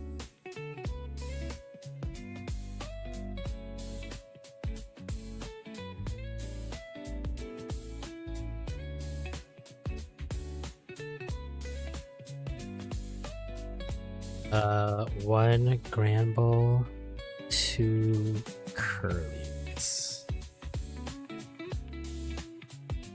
Curly.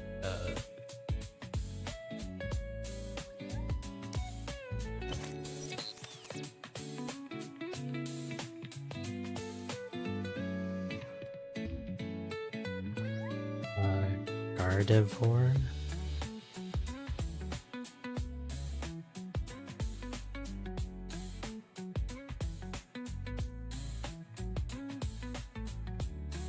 Delayed.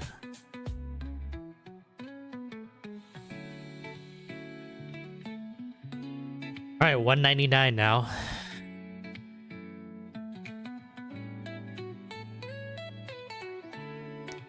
Ooh, dang.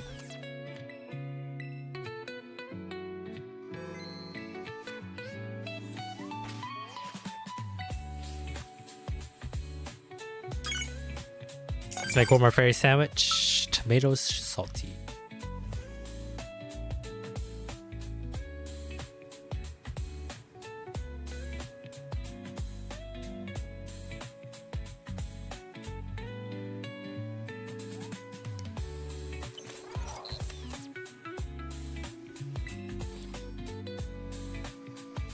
Bum, bum, bum, bum. Tomato. Double salty. Yeah, I'm really running on salty.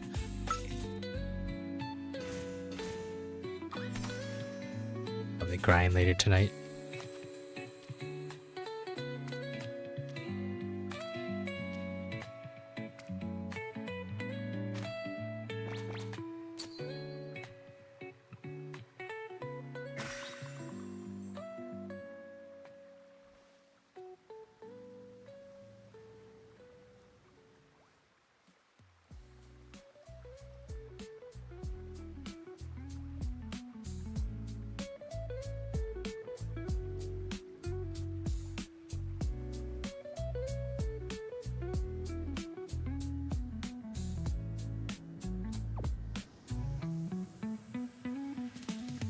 All right, final sandwich of the night.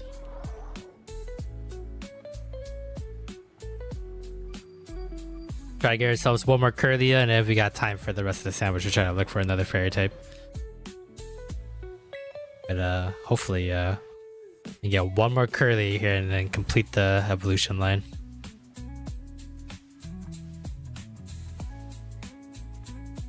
Can't believe we got that third one or that second one in like the last bit of that sandwich too. That was clutch.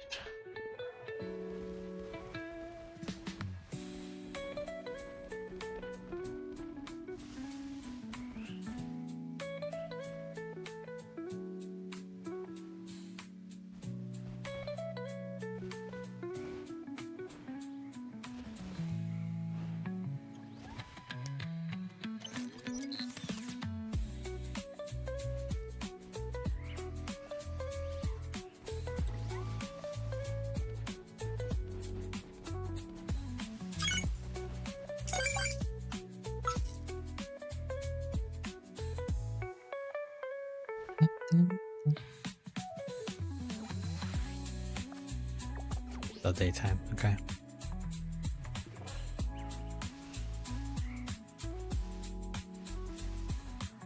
It's a lot of shadow, so it's starting to get hard to see these blue heads.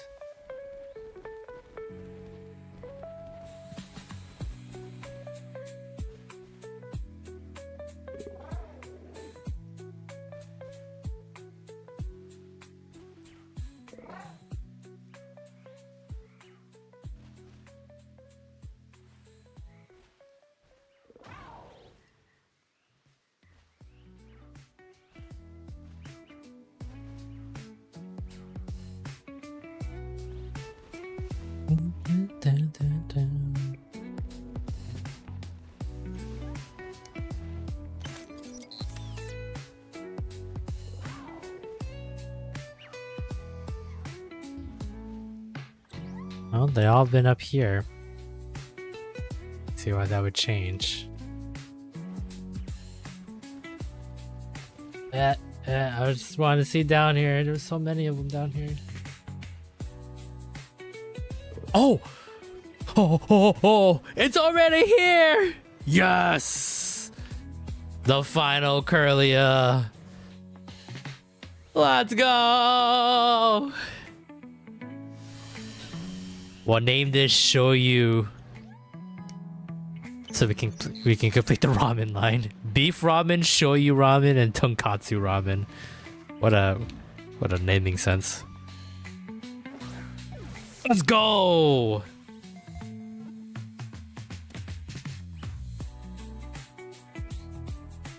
We done another line. Not a line of Coke. I mean another evolution line. I really gotta clarify that better. Oh, thank goodness we got that boy. Thank goodness we got that boy Curlia. What I wanted to show you, right? Show you ramen. A ramen trio, I know, right? Who would have thought? Alright, show you ramen. Nice. Alright. Done with the Curlia line. We got plenty of time on that sandwich, so let's see if we can get another. See if there's any other fairy types we can pick up here.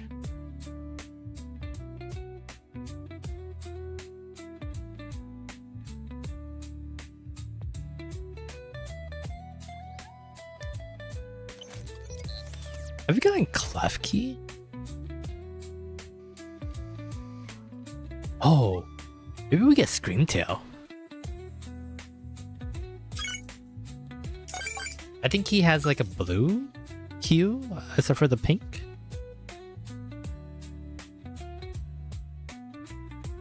I don't need Fluttermane. I already got Fluttermane.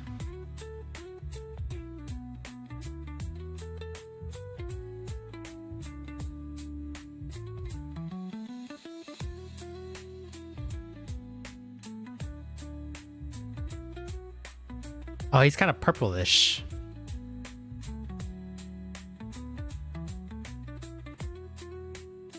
I feel like there's a better spot for Fluttermane, no? Or not Fluttermane, for a Screamtail. I guess when I saw someone did one where it was like a whole bunch of outside, where it was on the outside spots.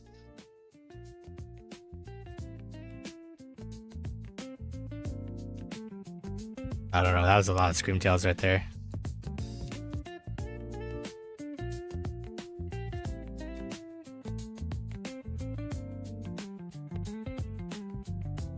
Let's go for a screamtail. I wanted to try to get more of the Paradox Pokemon. I see there's like a better spot though. Tail, shiny, solution. I wonder if there's like a better spot.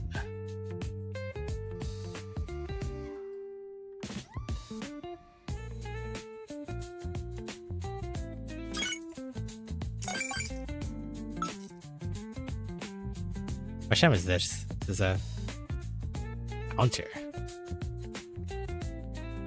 The Screamtail is only a fairy type, right?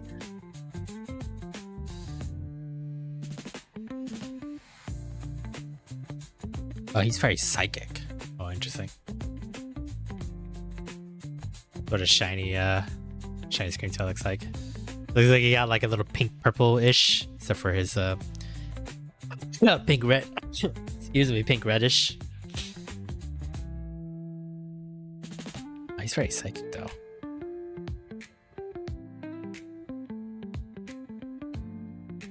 Yeah, looks like the best spot would be down at area 4 here.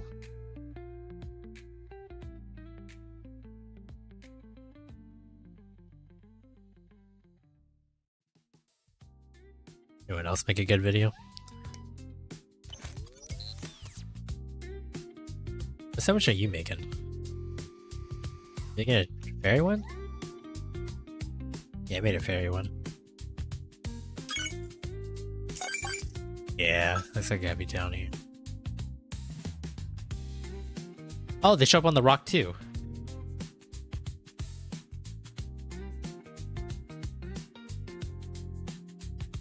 Oh, guess we're going back down to area 0.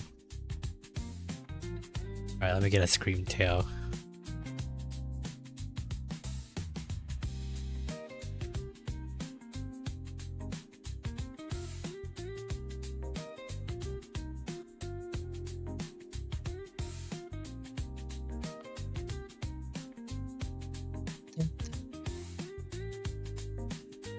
Anytime now, website. Anytime.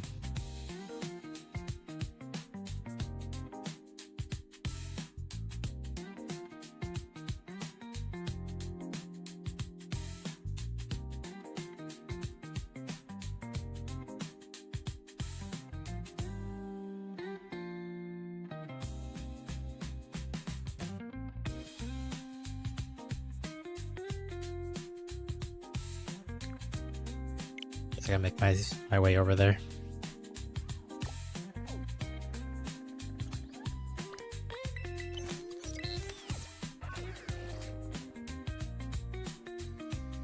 Ooh. Tiny and I actually can see it.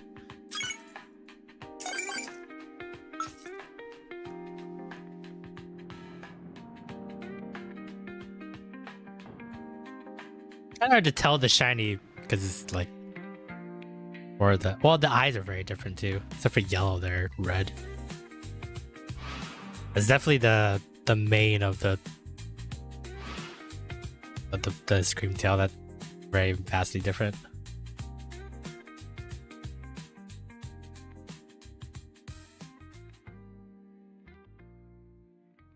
God, he's huge.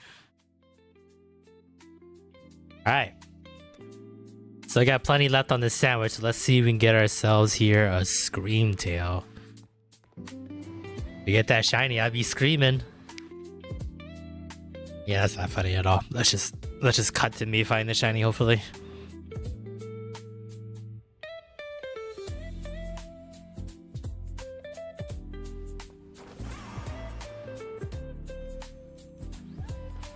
I scream, you scream, we all scream for Screamtail.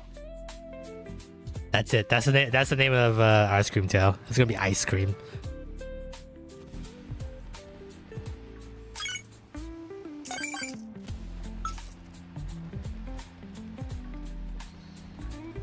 Damn, they come in troves though.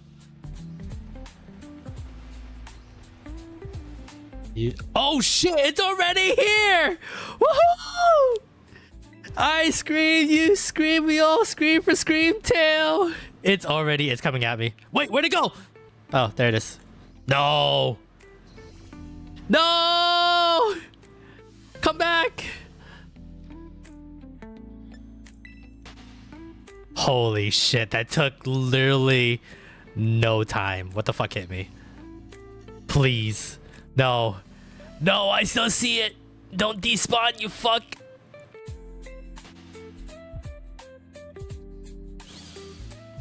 Oh my god. No, I still see it. Please don't do this to me. No. Stop. You're making the short longer now. No, no, no, no, no, no, no, no. Yes. Let's go. Bruh, it's just that easy, man. It's just that easy. Let's go. We got ourselves another shiny. Gonna name this fucking ice cream.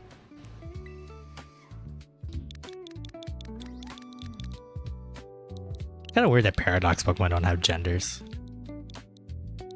I guess that's why they didn't survive, right? Ice cream.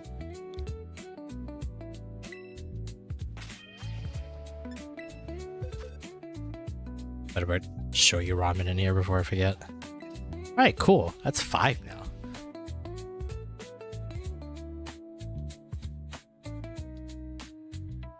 Three Curlias. Screamtail. God damn it, I need that video back now.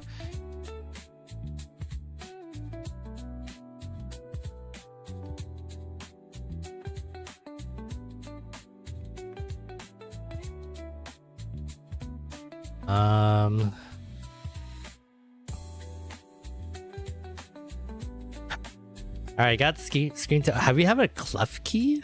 I don't think we got a Klefki yet. Let me double check.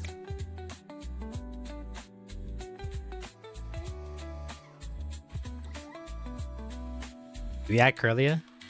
We didn't add Curlia. Let's add Curlia.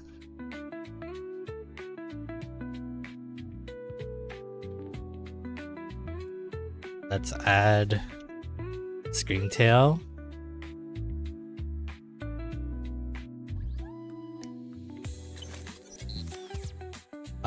Clef. Did I spell Klefki? E. F. Okay, I don't have it. That's why it's not showing up. Clef. Okay, so I don't have a Klefki. We can get Klefki next.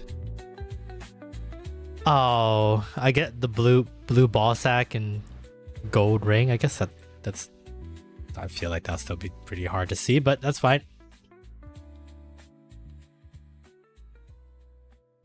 Because I already have Fido. The Denon would be really nice, but it's really hard to isolate. I don't think I have the Jigglypuff line. I think, yeah, I don't think I have the Jigglypuff line yet either. Igglybuff, Jigglypuff, or Wigglytuff. Alright, let's see if we can get a Klefki here.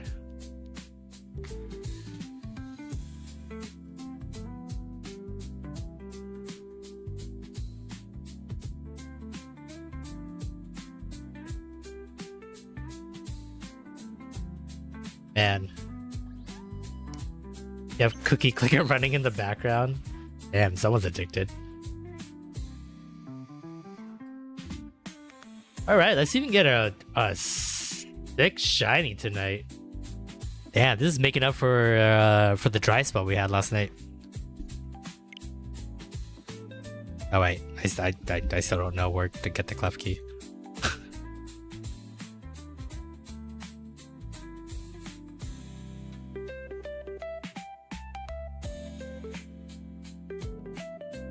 Oh, I see.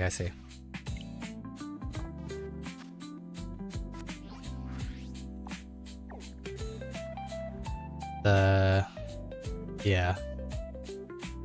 Fernado. It's like somewhere around here, it looks like.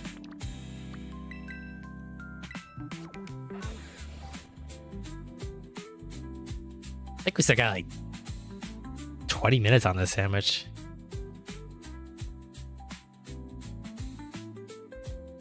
Let's just hope this fuck never evolves so that I don't have to fucking get a second second shiny for this one. I swear to God, if like oh, we still got 23 minutes. The fucking evolution of it is like has like a gigantic big key on it. Be sad. Oh, you have a cleft key of your own? Nice. Trying to get the shiny version of it right now. Oh shit, some Fidos are here too.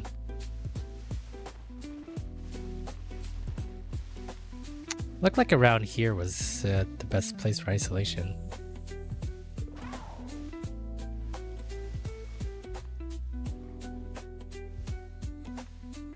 Ah, oh, you meant on PCG. Oh, nice. This isn't a good clef key area. Open Doshburns. Doshburns and Fidos.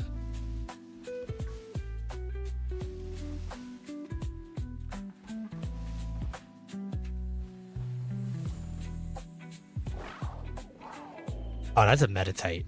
Oh. Can I get that Meditite? Like 2 into the wall?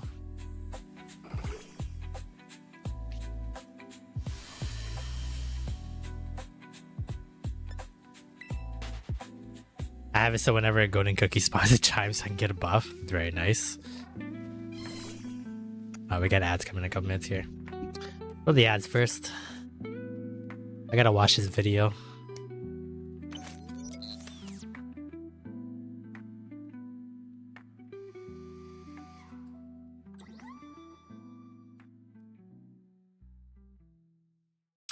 Ah, I see.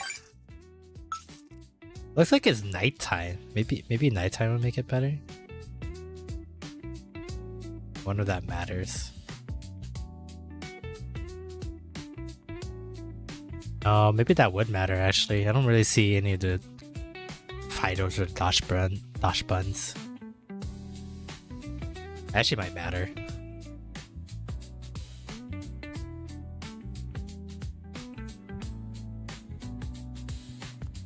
Oh no, they still show up at night.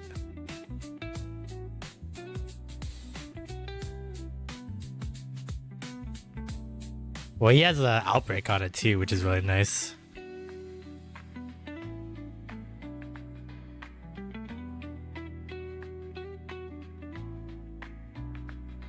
Okay. So it's not the greatest spot. But I guess I just have to work with it.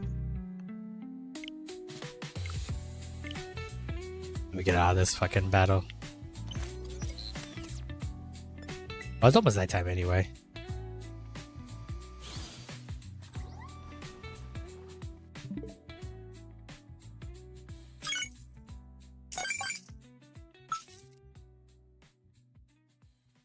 Left key.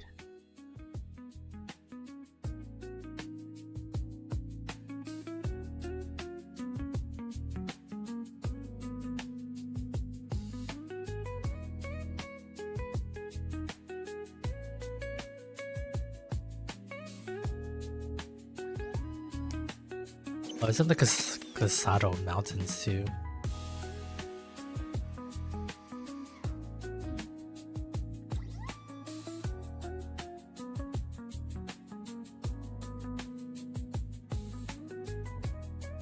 I can't tell. Did you pass gauge yet?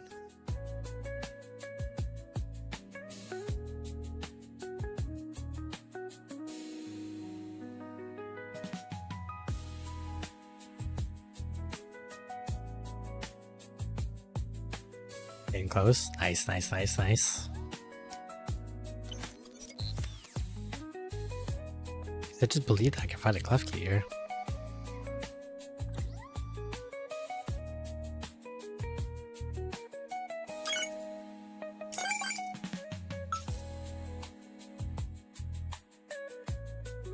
Alright,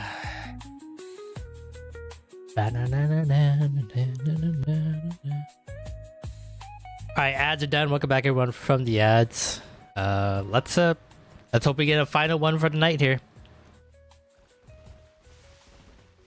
We got about 20 minutes left on the sandwich, and then we'll start wrapping things up here, so.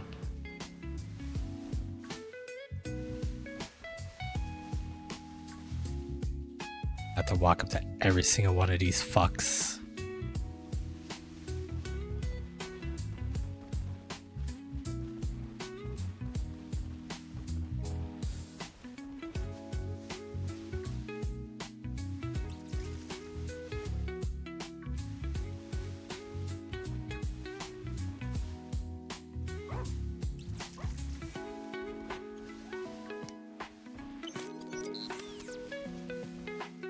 Thank goodness these guys don't run at us fast.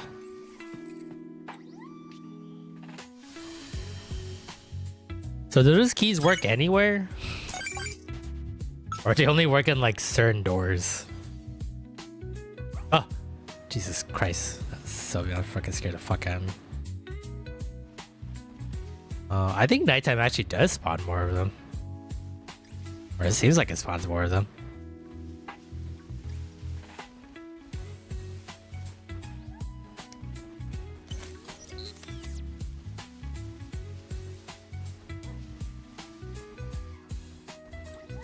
Right, fucking liking rocks are here for some reason. Oh, 315 points. That's gotta put you over the top now, right? Here we go. Here we go. Here we go. Some clef keys are coming. They're coming in shows now.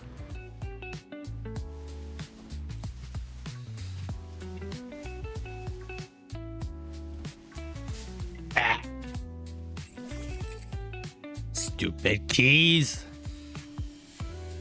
Honey, where are my keys? I can't go to work if I don't have my keys. Yeah, the gold one. The gold key ring. It's got my car key on it. My safety deposit box key on it.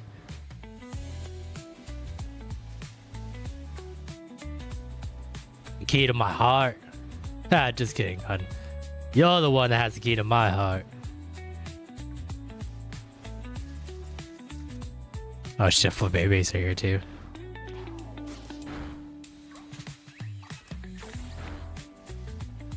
Or not Flip Babies, yeah, Floettes. Flip Baby is the evolved one.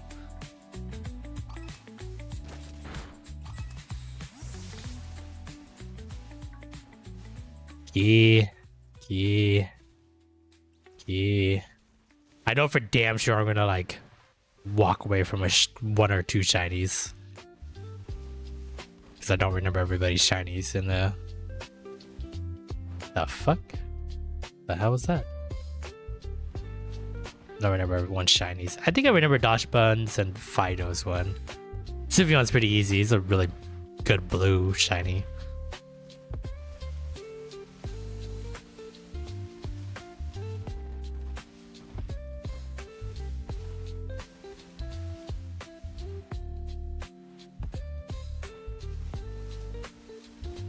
Are you gold? Oh. Are you gold? Oh. Gold. Gold. Gotta remember, also has like a blue nutsack too, so. Yeah, you got a 315 pole. Does that give you the leaderboard? Or does that give you the soul leader?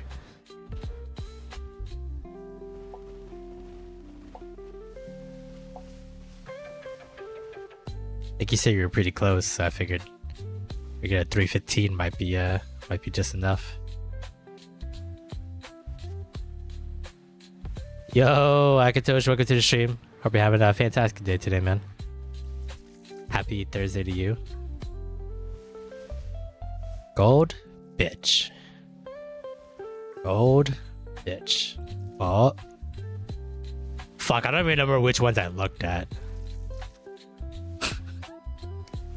Stupid ass set of keys. Honey, where my keys at?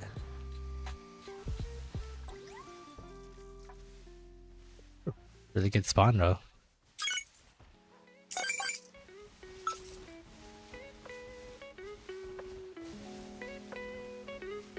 Honey, I can't find my keys. How else am I supposed to drive drunk after a night at the bar with the fellas? I don't know. I don't really know where I'm going with that story. Is that gold? Oh, that's silver. I'm too lazy to walk all the way over to see that silver and not. I just can't be bothered. Please. Please. I beg of you.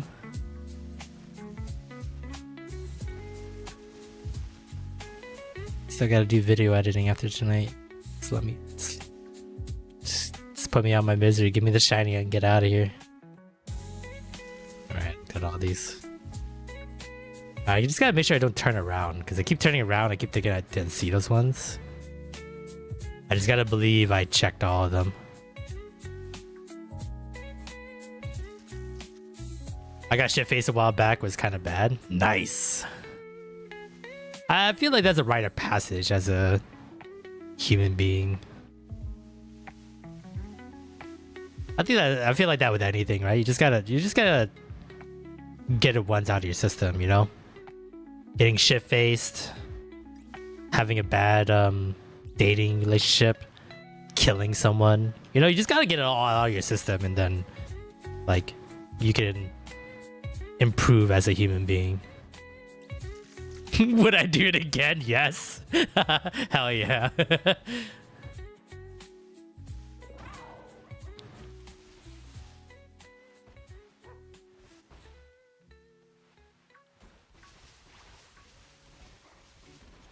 I remember I got like really bad shit face, and when I went to go visit New York, that was a great time. Ooh, bottle soju, hell yeah. What's your favorite flavor of soju? I'm a peach kind of guy. I always like downing in peach soju.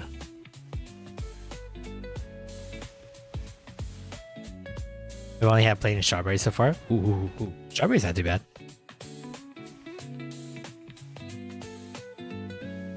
Oh yeah, yogurt's really good though.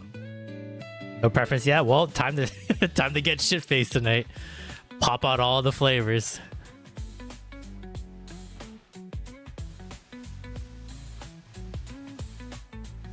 I don't think I've ever drank soju outside of Korean barbecue though. It just pairs so well with fiery meats, you know? Now I really want Korean barbecue. My local grocery store has different kinds. I have to get more. Hell yeah, dude.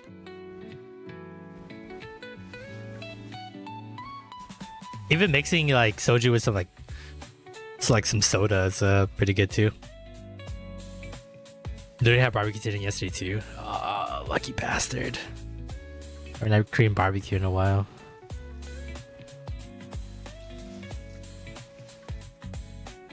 I just know like I'm getting to the age now where like I crave this stuff, but I know it's gonna fuck me hard. Like I really want Korean barbecue, but I know that's gonna set me back like a couple days, and the smell is gonna linger on my body for too long. Ooh, carne asada and hot links. Damn. Sounds really good. Fuck, now I want tacos.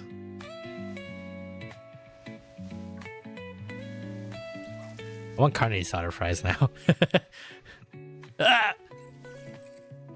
Been a minute since I had Korean barbecue. I want to go every day, honestly. Can't go wrong with meat.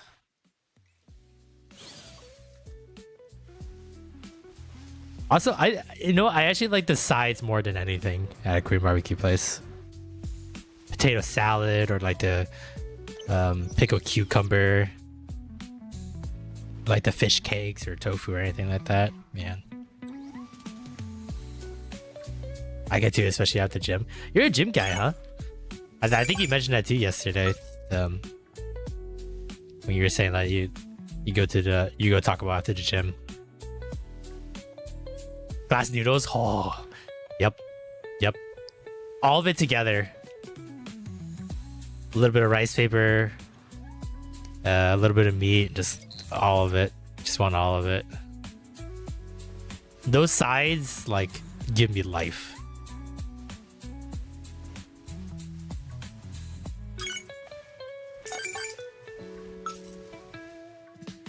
I don't know which ones I looked at.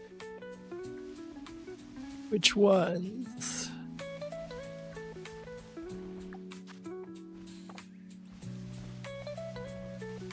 I don't have a super good Korean barbecue option in my area, but LA isn't too far, which is nice. Oh, you're from the SoCal area. Nice. I too originated from the SoCal area.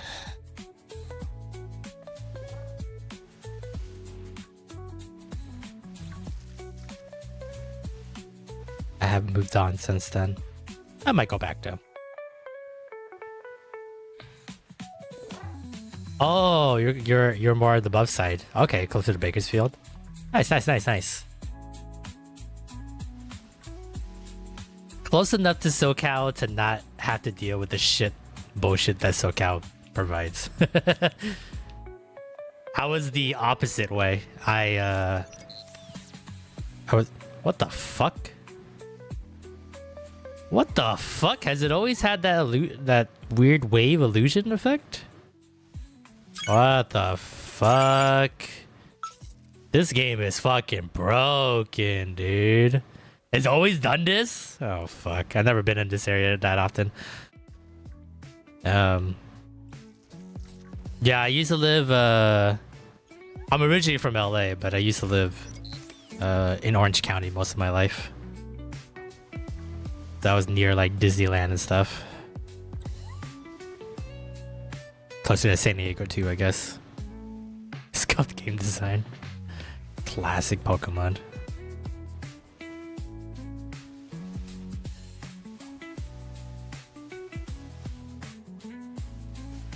Sour Patch Kids. Sour Patch Kids. You'd think after 2 years that someone would have told them to fix that shit in a patch, but it's Pokemon Company. What are you gonna do about it? They can't even put a goddamn shiny sound in this game. Gotta fucking strain my eyes just to see a gold keychain.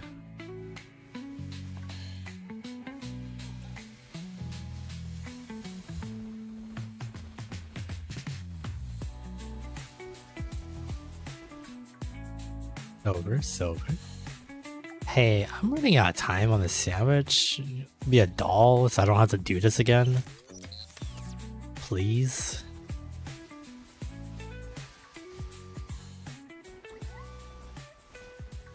I don't have to come looking for you again. Don't do this to me. Moo dang!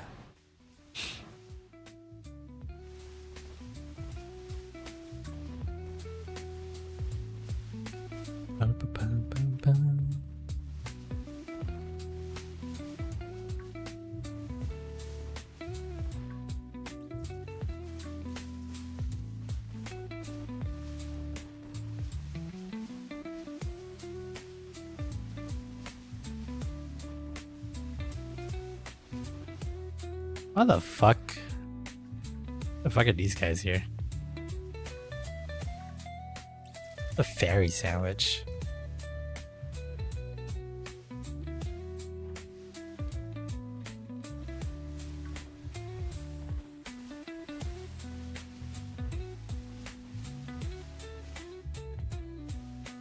I think I went too far. Actually, let me... There we go. Just a quick reset just in case.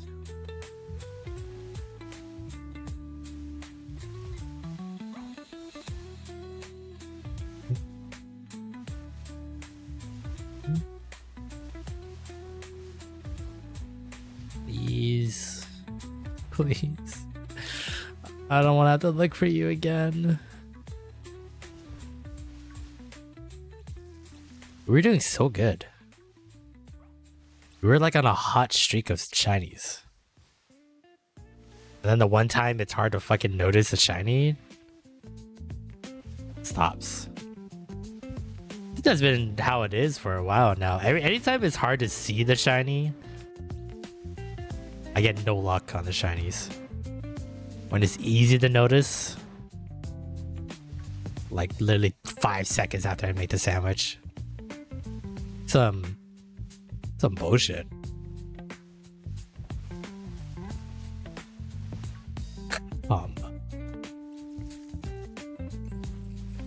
But this game is like purposely fucking with me.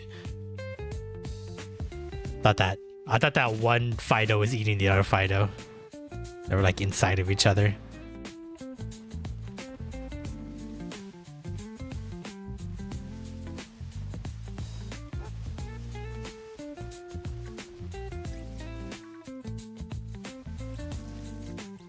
Should check if the mountain area was a better spot to hunt clef keys. Shit.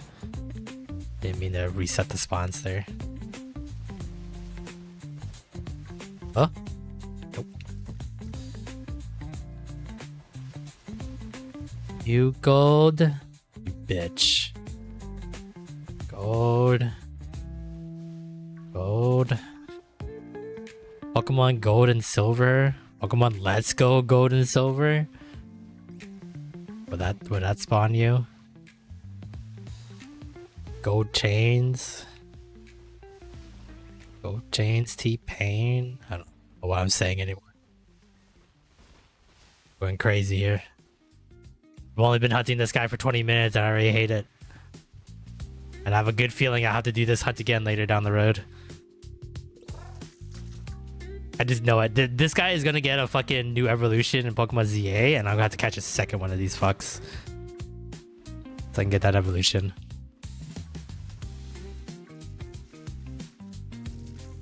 Because why not? Why not evolve this set of keys? Make him a bigger set of keys.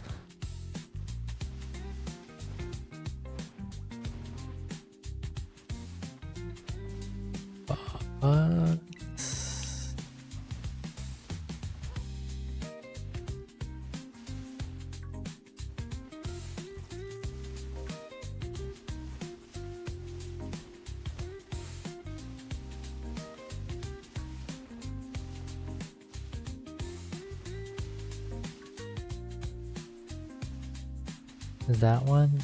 No, I think I like that one already. God damn it. Oh.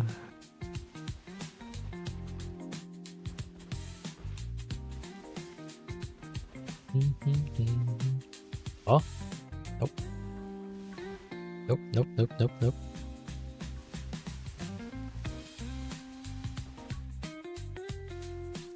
God, when I get this, I'm gonna fucking take this shiny set of keys and fucking scrape someone's side of the car.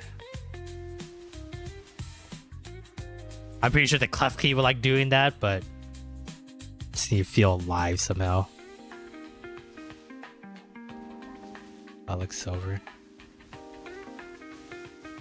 Fuck. Why?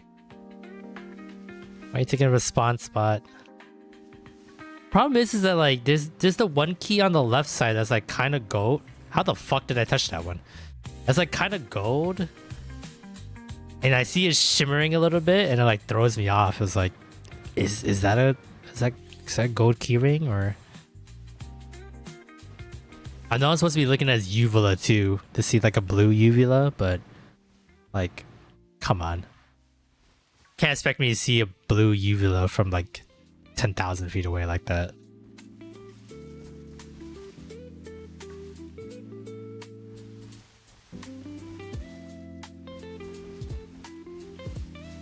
I wonder how clef keys were made. Because I don't think in the Pokedex entry clef keys are like man-made, you know? I don't like Trubbish where like somehow piles of trash evolved into the Pokemon that you see today. Is Klefki like one of those Pokemon where like people lose keys over centuries of time and it just somehow magically, like Trubbish, just become sentient key rings?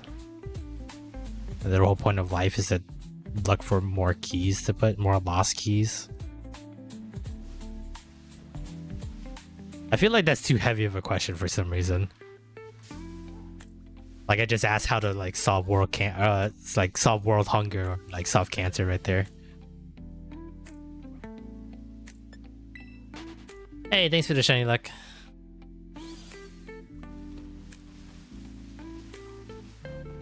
We're gonna need it. We only got 1 minute left.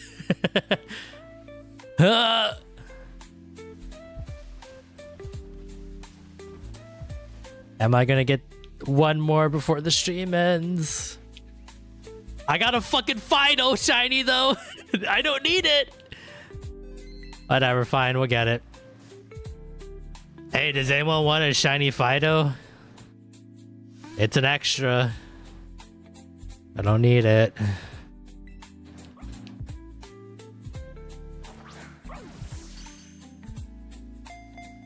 I could have ignored it. I could have ignored it. You want to name this one Potato Salad? Okay. Sure.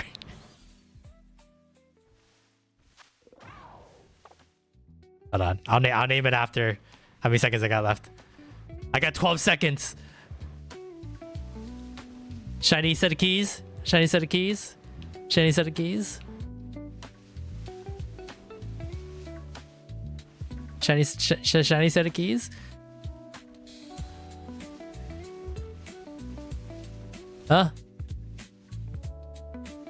Nope, it's over. It's all over. It's all fucking bananas now. Fuck. It's all over now. Alright, what do you want to name it? Potato salad? Alright, if anyone wants a shiny Fido named Potato Salad, you let me know. Oh, it's an extra, so I'll trade this baby in a heartbeat. Potato salad. Alright, there you go. Technically 6 shinies, but I don't need this one, so 5.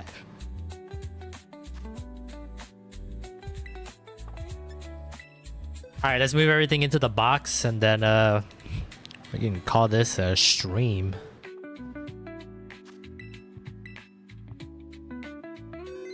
But you're happy it wasn't one you were keeping?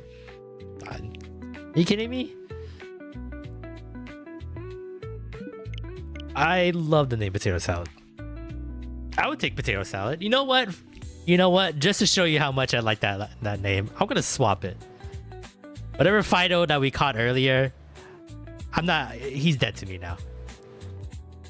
It is Potato Salad all the way. And I'm giving away my first one. Because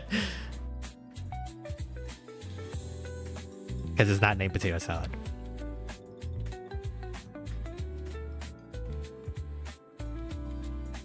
I'm pretty sure I named one of my Pokemon Sloppy Toppy, so like I'm all down for whatever you guys name these Pokemon.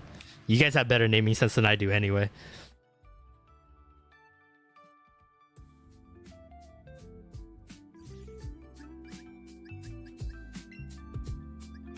Alright, where would I put Fido? He's in the Paldea boxes, right? He's in the other ones. There he is. Yeah, that's right. His name is Let's Dough. But you know what? Let's Dough is going into the extra bin. Where would I put the extra bin at? Just to show you how committed I am to the potato salad movement.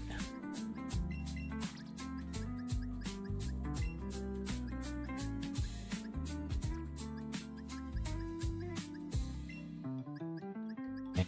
Potato salad. He is in there. Alright,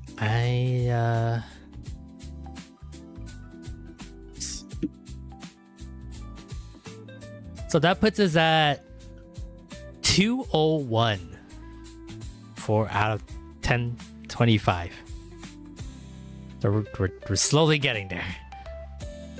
Food name shinies. I mean, a lot of, yeah, ice cream, beef ramen, tonkatsu ramen, cream puff, shoyu ramen. Yeah, that was all food today. Holy shit. I didn't realize that. I guess I'm that hungry.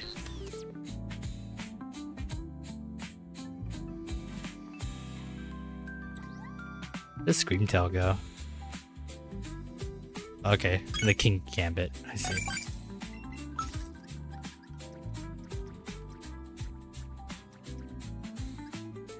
The King Gambit, Great Tusk, and then Screamtail.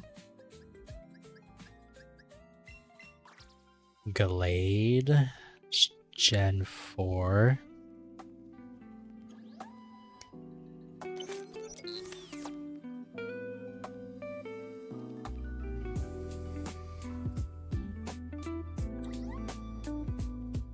Okay. I see him. He's right next to Mammal Spine.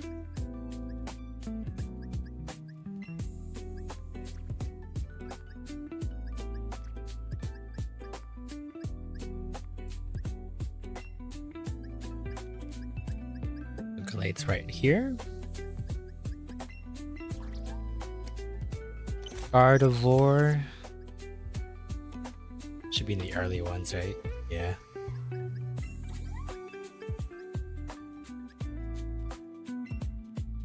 The route's Curlia, Gardevoir. Ah, it's a shame they're not on the same page.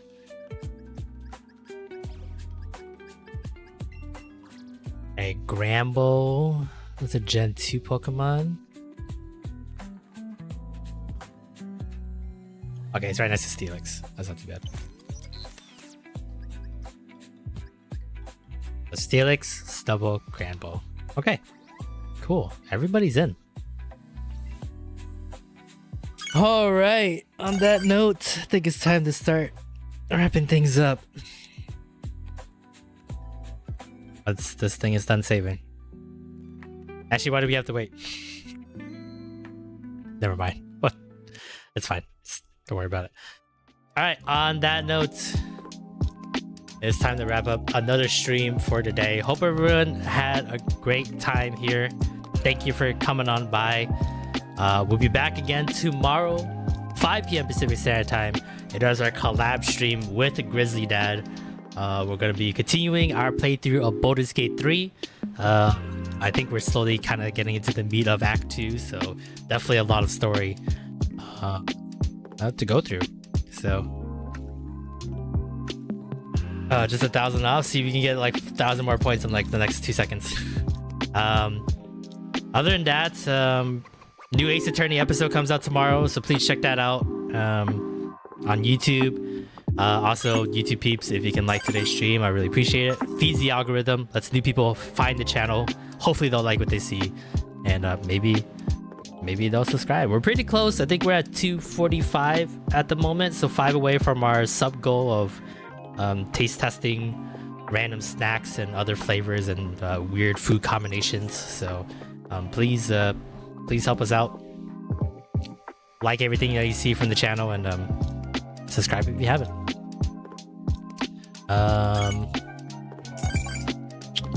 Let's see. Oops.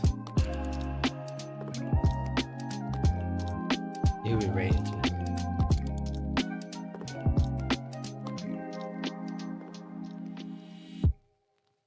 Talked about lots of funny things like the poop story. I'm glad that you guys like the poop story. Before I told that story, I wasn't sure if that was going to be a story that people really wanted to hear. But I'm glad that you guys like it.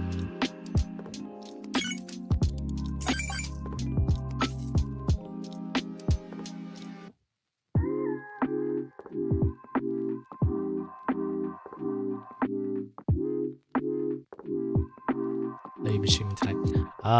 Okay, I'm lazy. Let's do the bunnies.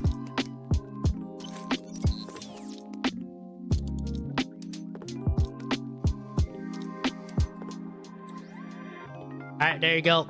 There's your main message.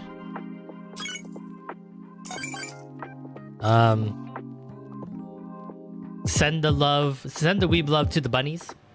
hopefully I'll see everyone back here tomorrow, 5 p.m. Pacific Standard Time, for our collab stream of Baldur's Gate 3 with Grizzly Dad. Until then, hope everyone has a good night. Take care, and I'll see you guys same time, same place.